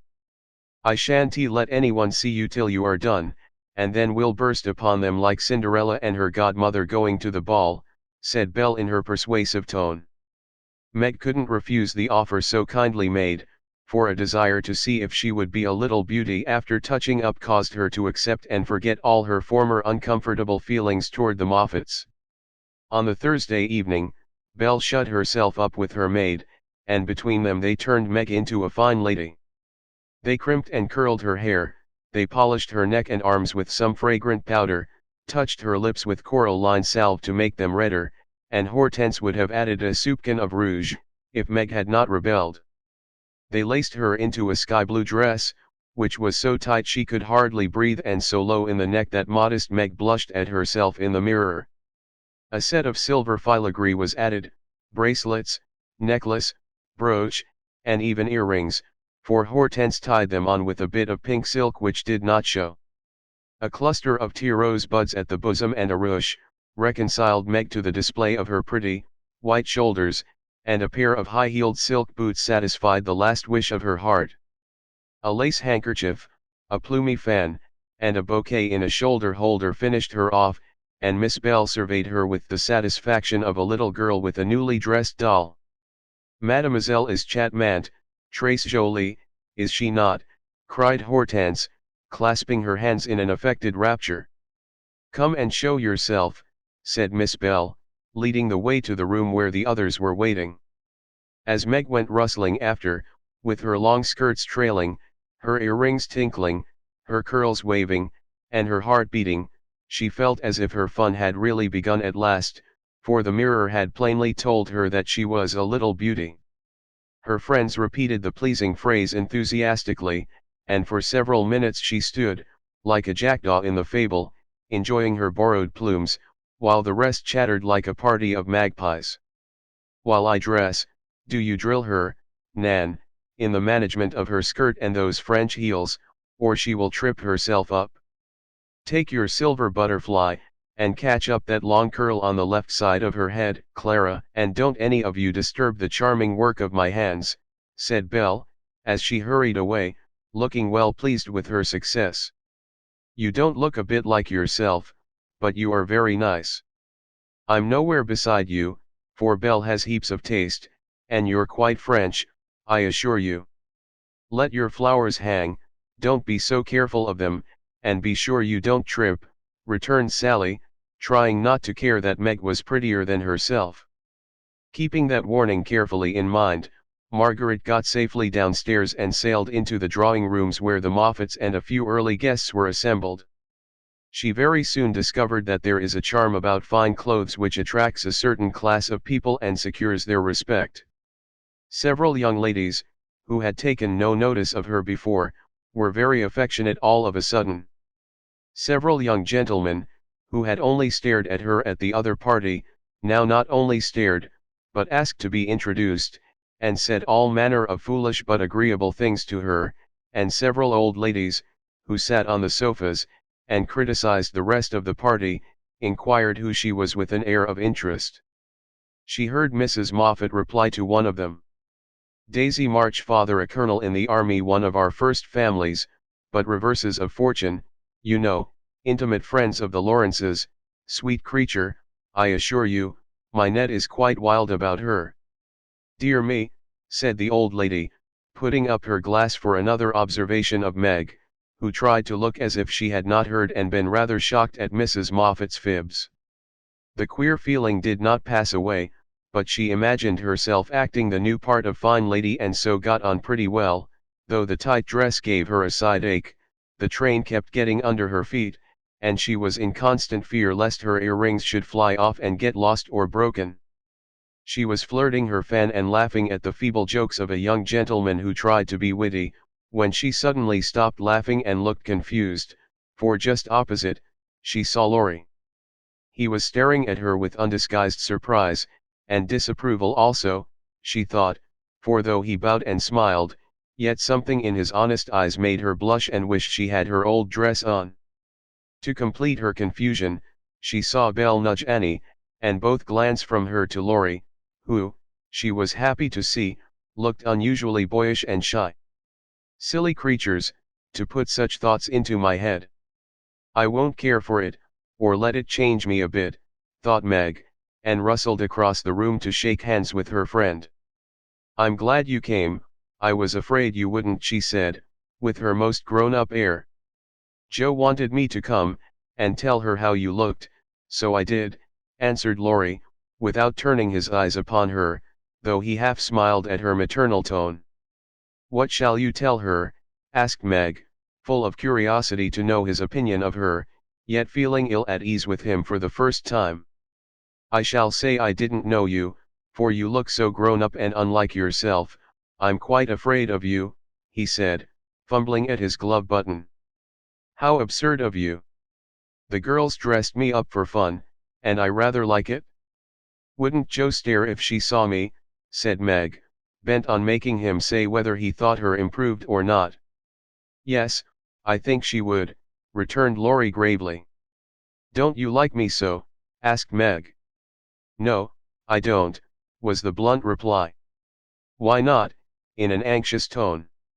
He glanced at her frizzled head, bare shoulders, and fantastically trimmed dress with an expression that abashed her more than his answer, which had not particle of his usual politeness in it. "I don't like fuss and feathers."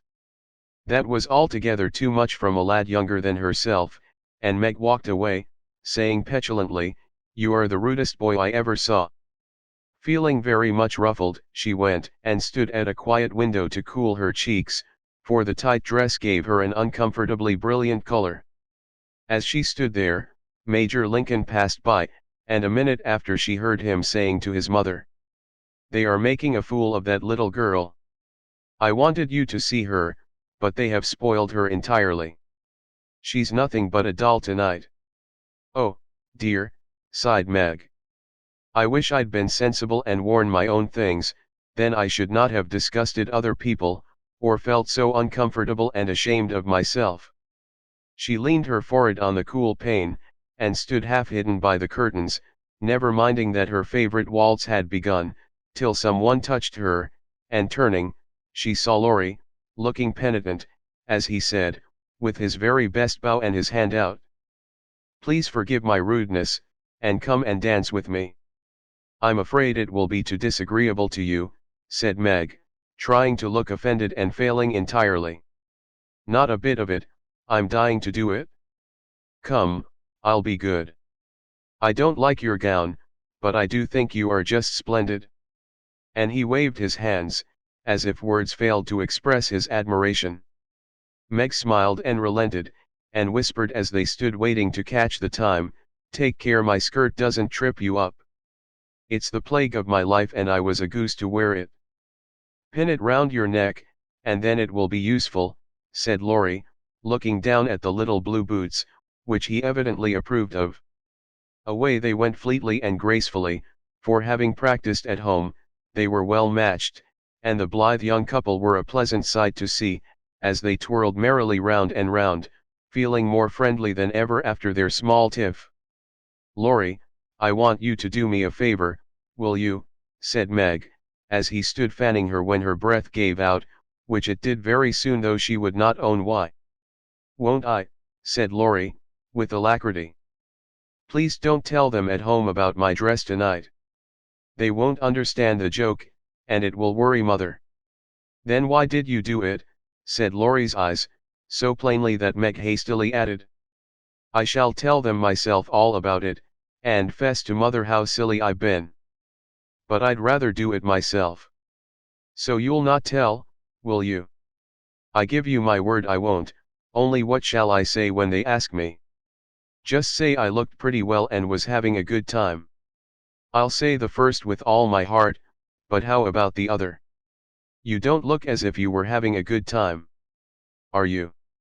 And Laurie looked at her with an expression which made her answer in a whisper, "No, not just now. Don't think I'm horrid. I only wanted a little fun, but this sort doesn't pay, I find, and I'm getting tired of it. Here comes Ned Moffat." "What does he want?"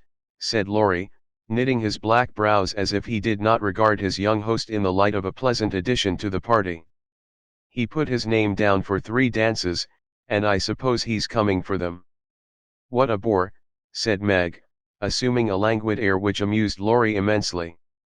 He did not speak to her again till supper time, when he saw her drinking champagne with Ned and his friend Fisher, who were behaving like a pair of fools, as Laurie said to himself, for he felt a brotherly sort of right to watch over the marches and fight their battles whenever a defender was needed. "You'll have a splitting headache tomorrow, if you drink much of that." "I wouldn't, Meg, your mother doesn't like it, you know," he whispered, leaning over her chair, as Ned turned to refill her glass and Fisher stooped to pick up her fan. "I'm not Meg tonight, I'm a doll who does all sorts of crazy things. Tomorrow I shall put away my fuss and feathers and be desperately good again," S.E. answered with an affected little laugh. "Wish tomorrow was here, then," muttered Laurie, walking off, ill-pleased at the change he saw in her. Meg danced and flirted, chattered, and giggled, as the other girls did.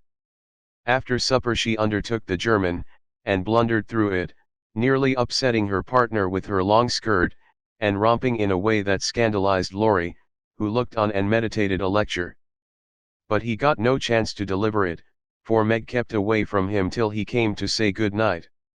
"Remember," she said, trying to smile, for the splitting headache had already begun. "Silence à la mort," replied Laurie, with a melodramatic flourish, as he went away. This little bit of byplay excited Annie's curiosity, but Meg was too tired for gossip and went to bed, feeling as if she had been to a masquerade and hadn't enjoyed herself as much as she expected. She was sick all the next day, and on Saturday went home, quite used up with her fortnight's fun and feeling that she had sat in the lap of luxury long enough. It does seem pleasant to be quiet, and not have company manners on all the time. "Home is a nice place, though it isn't splendid," said Meg, looking about her with a restful expression, as she sat with her mother and Joe on the Sunday evening. "I'm glad to hear you say so, dear," For I was afraid home would seem dull and poor to you after your fine quarters, replied her mother, who had given her many anxious looks that day. For motherly eyes are quick to see any change in children's faces. Meg had told her adventures gaily and said over and over what a charming time she had had, but something still seemed to weigh upon her spirits, and when the younger girls were gone to bed, she sat thoughtfully staring at the fire, saying little and looking worried. As the clock struck 9 and Joe proposed bed, Meg suddenly left her chair and, taking Beth's stool, leaned her elbows on her mother's knee, saying bravely, "Marmee, I want to fess." "I thought so. What is it, dear?" "Shall I go away?"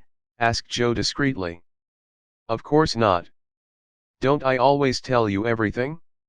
I was ashamed to speak of it before the younger children, but I want you to know all the dreadful things I did at the Moffats."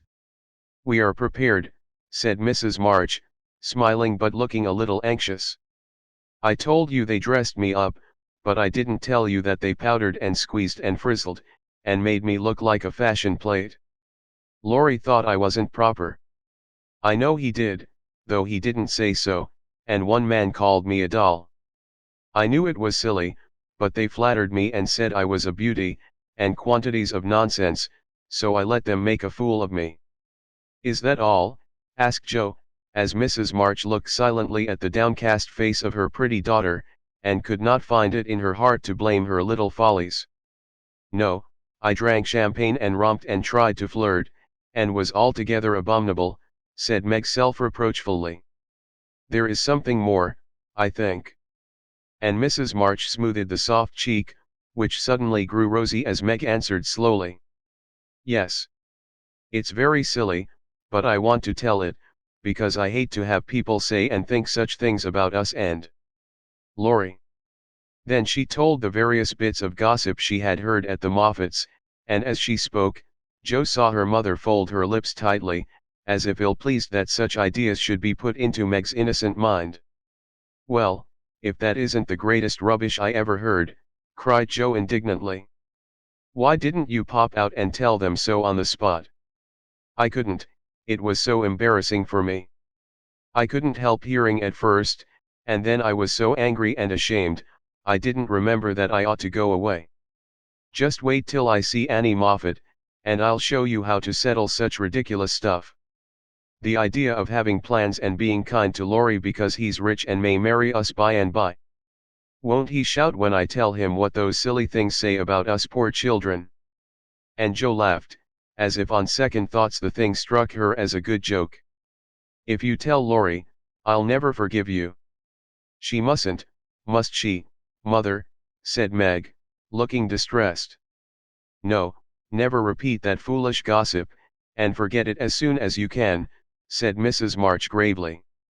"I was very unwise to let you go among people of whom I know so little, kind, I dare say, but worldly, ill-bred, and full of these vulgar ideas about young people. I am more sorry than I can express for the mischief this visit may have done you, Meg. Don't be sorry, I won't let it hurt me. I'll forget all the bad and remember only the good, for I did enjoy a great deal, and thank you very much for letting me go. I'll not be sentimental or dissatisfied, mother. I know I'm a silly little girl, and I'll stay with you till I'm fit to take care of myself. But it is nice to be praised and admired, and I can't help saying I like it," said Meg, looking half ashamed of the confession. "That is perfectly natural, and quite harmless, if the liking does not become a passion and lead one to do foolish or unmaidenly things. Learn to know and value the praise which is worth having, and to excite the admiration of excellent people by being modest as well as pretty, Meg." Margaret sat thinking a moment, while Joe stood with her hands behind her, looking both interested and a little perplexed, for it was a new thing to see Meg blushing and talking about admiration, lovers, and things of that sort. And Joe felt as if during that fortnight her sister had grown up amazingly, and was drifting away from her into a world where she could not follow. "Mother, do you have plans, as Mrs. Moffat said?" asked Meg bashfully. "Yes, my dear, I have a great many, all mothers do, but mine differ somewhat from Mrs. Moffat's, I suspect. I will tell you some of them, for the time has come when a word may set this romantic little head and heart of yours right, on a very serious subject. You are young, Meg, but not too young to understand me, and mother's lips are the fittest to speak of such things to girls like you. Joe, your turn will come in time, perhaps, so listen to my plans and help me carry them out, if they are good. Joe went and sat on one arm of the chair, looking as if she thought they were about to join in some very solemn affair. Holding a hand of each, and watching the two young faces wistfully, Mrs. March said, in her serious yet cheery way, I want my daughters to be beautiful, accomplished, and good. To be admired, loved, and respected. To have a happy youth, to be well and wisely married, and to lead useful, pleasant lives, with as little care and sorrow to try them as God sees fit to send. To be loved and chosen by a good man is the best and sweetest thing which can happen to a woman, and I sincerely hope my girls may know this beautiful experience. It is natural to think of it, Meg, right to hope and wait for it, and wise to prepare for it, so that when the happy time comes, you may feel ready for the duties and worthy of the joy. My dear girls, I am ambitious for you, but not to have you make a dash in the world, marry rich men merely because they are rich, or have splendid houses, which are not homes because love is wanting.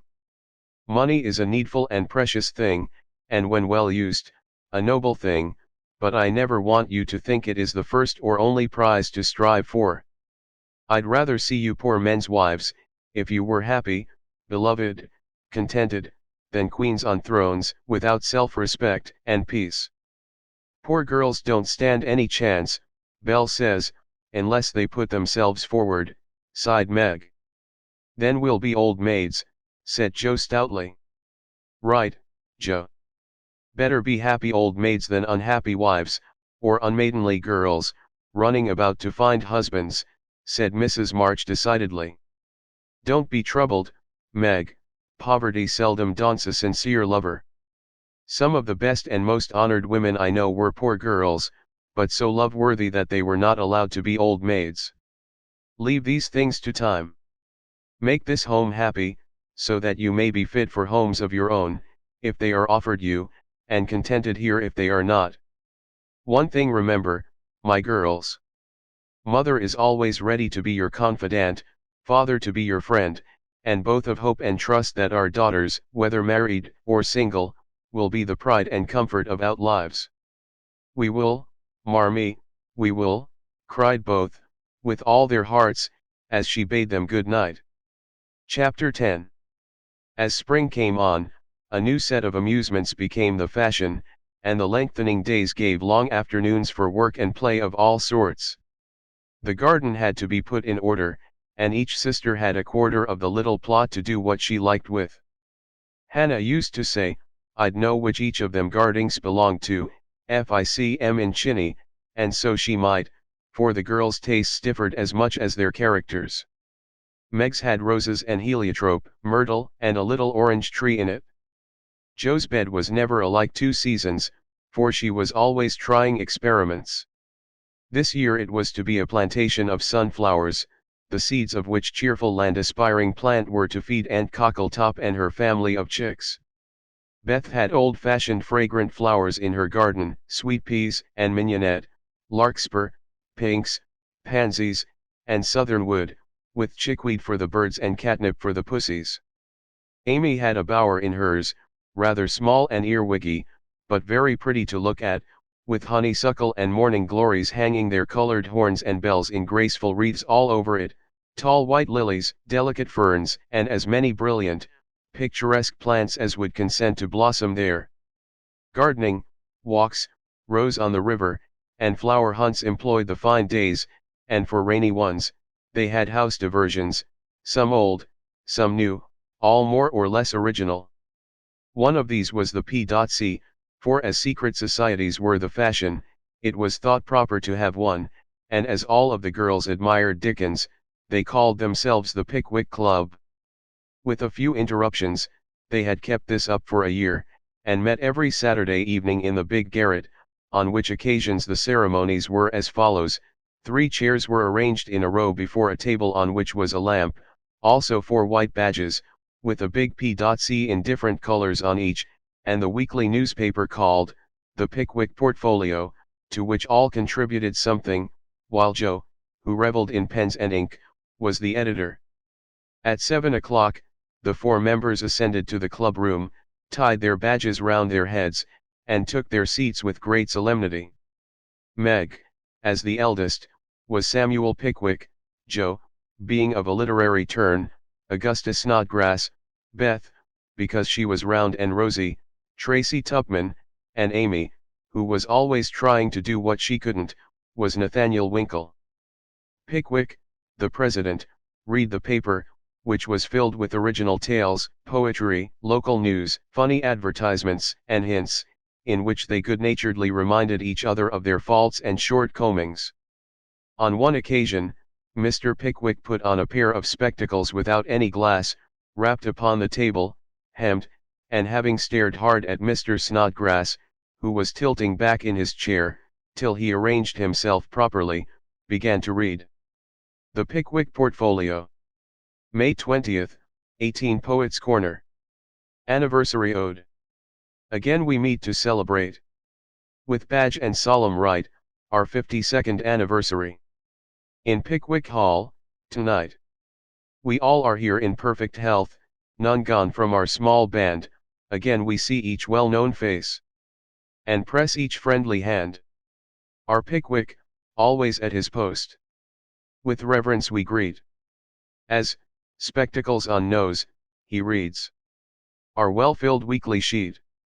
Although he suffers from a cold, we joy to hear him speak, for words of wisdom from him fall, in spite of croak or squeak. Old 6-foot Snodgrass looms on high, with elephantine grace, and beams upon the company, with brown and jovial face. Poetic fire lights up his eye, he struggles gainst his lot. Behold ambition on his brow, and on his nose, a blot. Next our peaceful Tupman comes, so rosy, plump, and sweet, who chokes with laughter at the puns, and tumbles off his seat. Prim little Winkle too is here, with every hair in place, a model of propriety, though he hates to wash his face. The year is gone, we still unite, to joke and laugh and read, and tread the path of literature, that doth to glory lead. Long may our paper prosper well, our club unbroken be, and coming years their blessings pour on the useful, gay P.C. A. Snodgrass. The Masked Marriage. A Tale of Venice. Gondola after gondola swept up to the marble steps, and left its lovely load to swell the brilliant throng that filled the stately halls of Count Adelin. Knights and ladies, elves and pages, monks and flower girls, all mingled gaily in the dance. Sweet voices and rich melody filled the air, and so with mirth and music the masquerade went on. "Has your highness seen the Lady Viola tonight?" asked a gallant troubadour of the fairy queen who floated down the hall upon his arm. "Yes, is she not lovely, though so sad? Her dress is well chosen, too, for in a week she weds Count Antonio, whom she passionately hates. By my faith, I envy him. Yonder he comes, arrayed like a bridegroom, except the black mask. When that is off we shall see how he regards the fair maid whose heart he cannot win, though her stern father bestows her hand," returned the troubadour. "'Tis whispered that she loves the young English artist who haunts her steps, and is spurned by the old count," said the lady, as they joined the dance. The revel was at its height when a priest appeared, and withdrawing the young pair to an alcove, hung with purple velvet, he motioned them to kneel. Instant silence fell on the gay throng, and not a sound, but the dash of fountains or the rustle of orange groves sleeping in the moonlight, broke the hush, as Count d'Adelin spoke thus. "My lords and ladies, pardon the ruse by which I have gathered you here to witness the marriage of my daughter. Father, we wait your services." All eyes turned toward the bridal party, and a murmur of amazement went through the throng, for neither bride nor groom removed their masks. Curiosity and wonder possessed all hearts, but respect restrained all tongues till the holy rite was over. Then the eager spectators gathered round the count, demanding an explanation. Gladly would I give it if I could, but I only know that it was the whim of my timid Viola, and I yielded to it.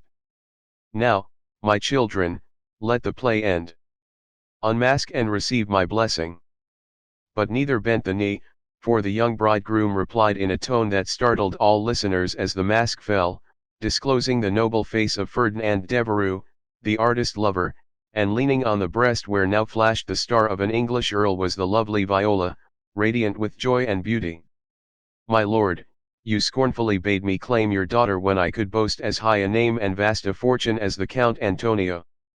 I can do more, for even your ambitious soul cannot refuse the Earl of Devereux and de Vere, when he gives his ancient name and boundless wealth in return for the beloved hand of this fair lady, now my wife. The Count stood like one changed to stone, and turning to the bewildered crowd, Ferdinand added, with a gay smile of triumph, to you, my gallant friends, I can only wish that your wooing may prosper as mine has done, and that you may all win as fair a bride as I have by this masked marriage. S. Pickwick. Why is the PC like the Tower of Babel? It is full of unruly members. The history of a squash.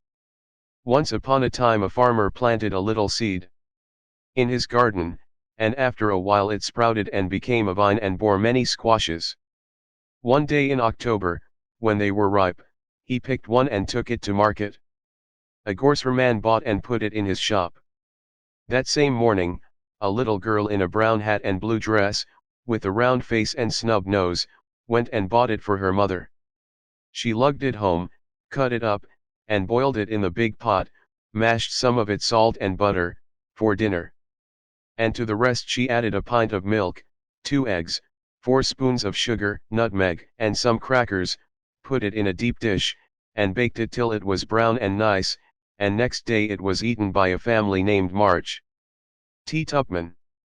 Mr. Pickwick, sir, I address you upon the subject of sin. The sinner I mean is a man named Winkle who makes trouble in his club by laughing and sometimes won't write his piece in this fine paper. I hope you will pardon his badness and let him send a French fable because he can't write out of his head as he has so many lessons to do and no brains. In future I will try to take time by the fetlock and prepare some work which will be all commis la fo. That means all right. I am in haste as it is nearly school time.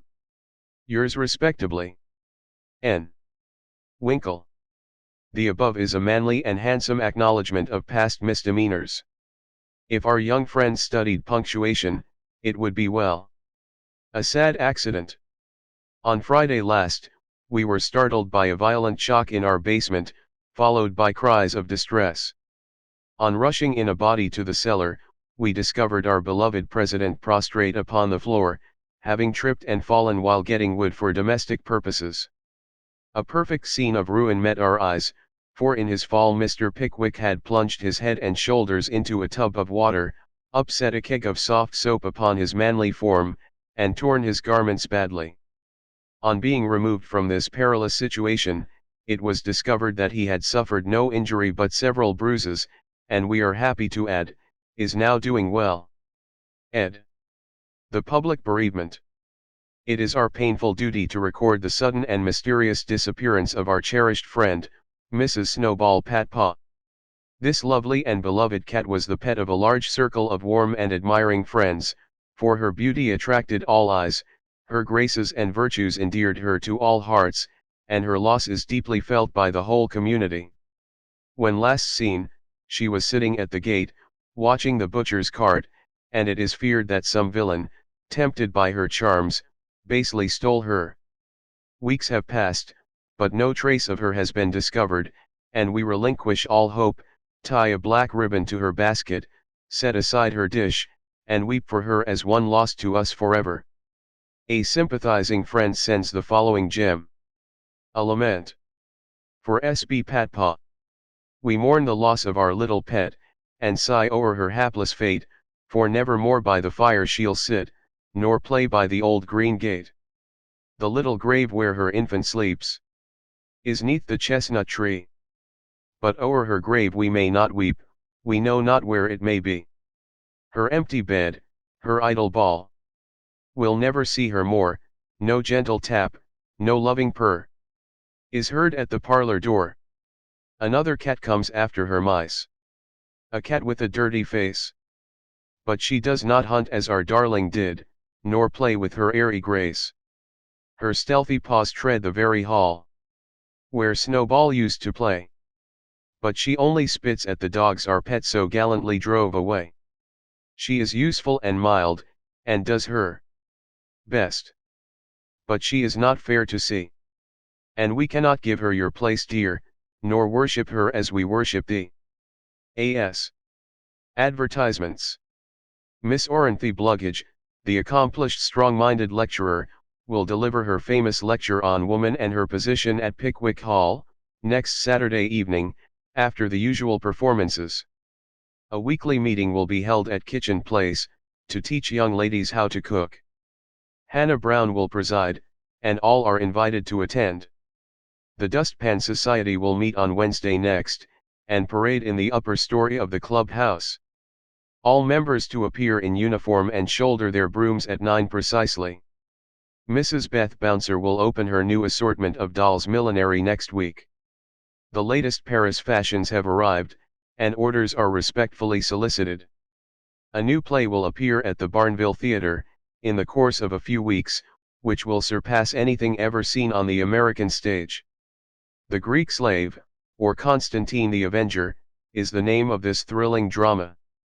Hints. If SP didn't use so much soap on his hands, he wouldn't always be late at breakfast. AS is requested not to whistle in the street. T.T. Please don't forget Amy's napkin. NW must not fret because his dress has not 9 tucks. Weekly report Meg good. Joe bad. Beth very good. Amy middling. As the president finished reading the paper, which I beg leave to assure my readers is a bona fide copy of one written by bona fide girls once upon a time, a round of applause followed, and then Mr. Snodgrass rose to make a proposition.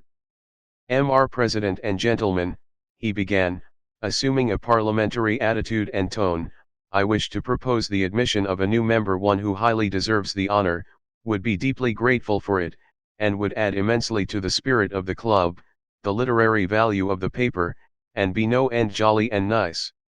I propose Mr. Theodore Lawrence as an honorary member of the PC. Come now, do have him.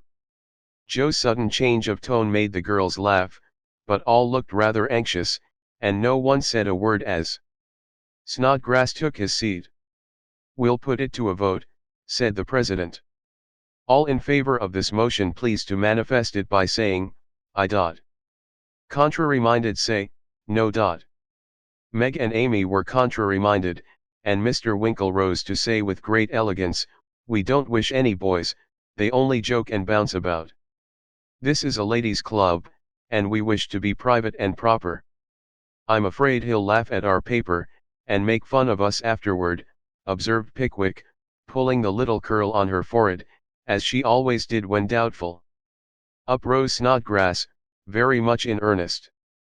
Sir, I give you my word as a gentleman, Laurie won't do anything of the sort.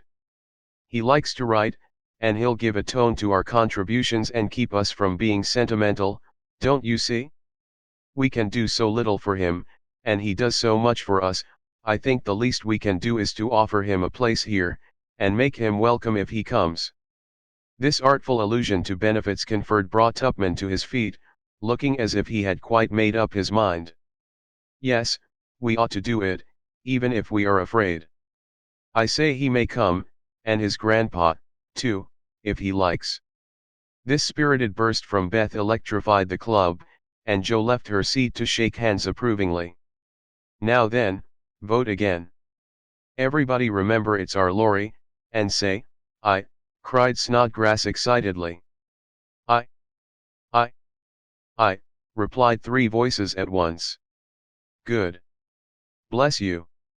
Now, as there's nothing like taking time by the fetlock, as Winkle characteristically observes, allow me to present the new member. And, to the dismay of the rest of the club, Joe threw open the door of the closet, and displayed Laurie sitting on a rag bag, flushed and twinkling with suppressed laughter. "You rogue! You traitor! Joe, how could you?" cried the three girls, as Snodgrass led her friend triumphantly forth, and producing both a chair and a badge, installed him in a jiffy. "The coolness of you two rascals is amazing," began Mr. Pickwick, trying to get up an awful frown and only succeeding in producing an amiable smile. But the new member was equal to the occasion, and rising, with a grateful salutation to the chair, said in the most engaging manner, "Mr. President and ladies, I beg pardon, gentlemen, allow me to introduce myself as Sam Weller, the very humble servant of the club." "Good! Good!" cried Joe, pounding with the handle of the old warming pan on which she leaned. "My faithful friend and noble patron," continued Laurie with a wave of the hand, "who has so flatteringly presented me, is not to be blamed for the base stratagem of tonight. I planned it, and she only gave in after lots of teasing. Come now, don't lay it all on yourself." "You know I proposed the cupboard," broke in Snodgrass, who was enjoying the joke amazingly. "Never mind what she says. I'm the wretch that did it, sir," said the new member, with a Welleresque nod to Mr. Pickwick. "But on my honor, I never will do so again, and henceforth devote myself to the interest of this immortal club." "Here! Here!" cried Joe, clashing the lid of the warming pan like a cymbal. Go on," added Winkle and Tupman, while the president bowed benignly. "I merely wish to say, that as a slight token of my gratitude for the honor done me, and as a means of promoting friendly relations between adjoining nations, I have set up a post office in the hedge in the lower corner of the garden, a fine, spacious building with padlocks on the doors and every convenience for the males, also the females, if I may be allowed the expression. It's the old Martin house, but I've stopped up the door and made the roof open, so it will hold all sorts of things, and save our valuable time. Letters, manuscripts, books, and bundles can be passed in there, and as each nation has a key, it will be uncommonly nice, I fancy. Allow me to present the club key, and with many thanks for your favor, take my seat." Great applause as Mr. Weller deposited a little key on the table and subsided. The warming pan clashed and waved wildly, and it was some time before order could be restored. A long discussion followed, and everyone came out surprising, for everyone did her best. So it was an unusually lively meeting, and did not adjourn till a late hour, when it broke up with 3 shrill cheers for the new member. No one ever regretted the admittance of Sam Weller, for a more devoted, well-behaved, and jovial member no club could have.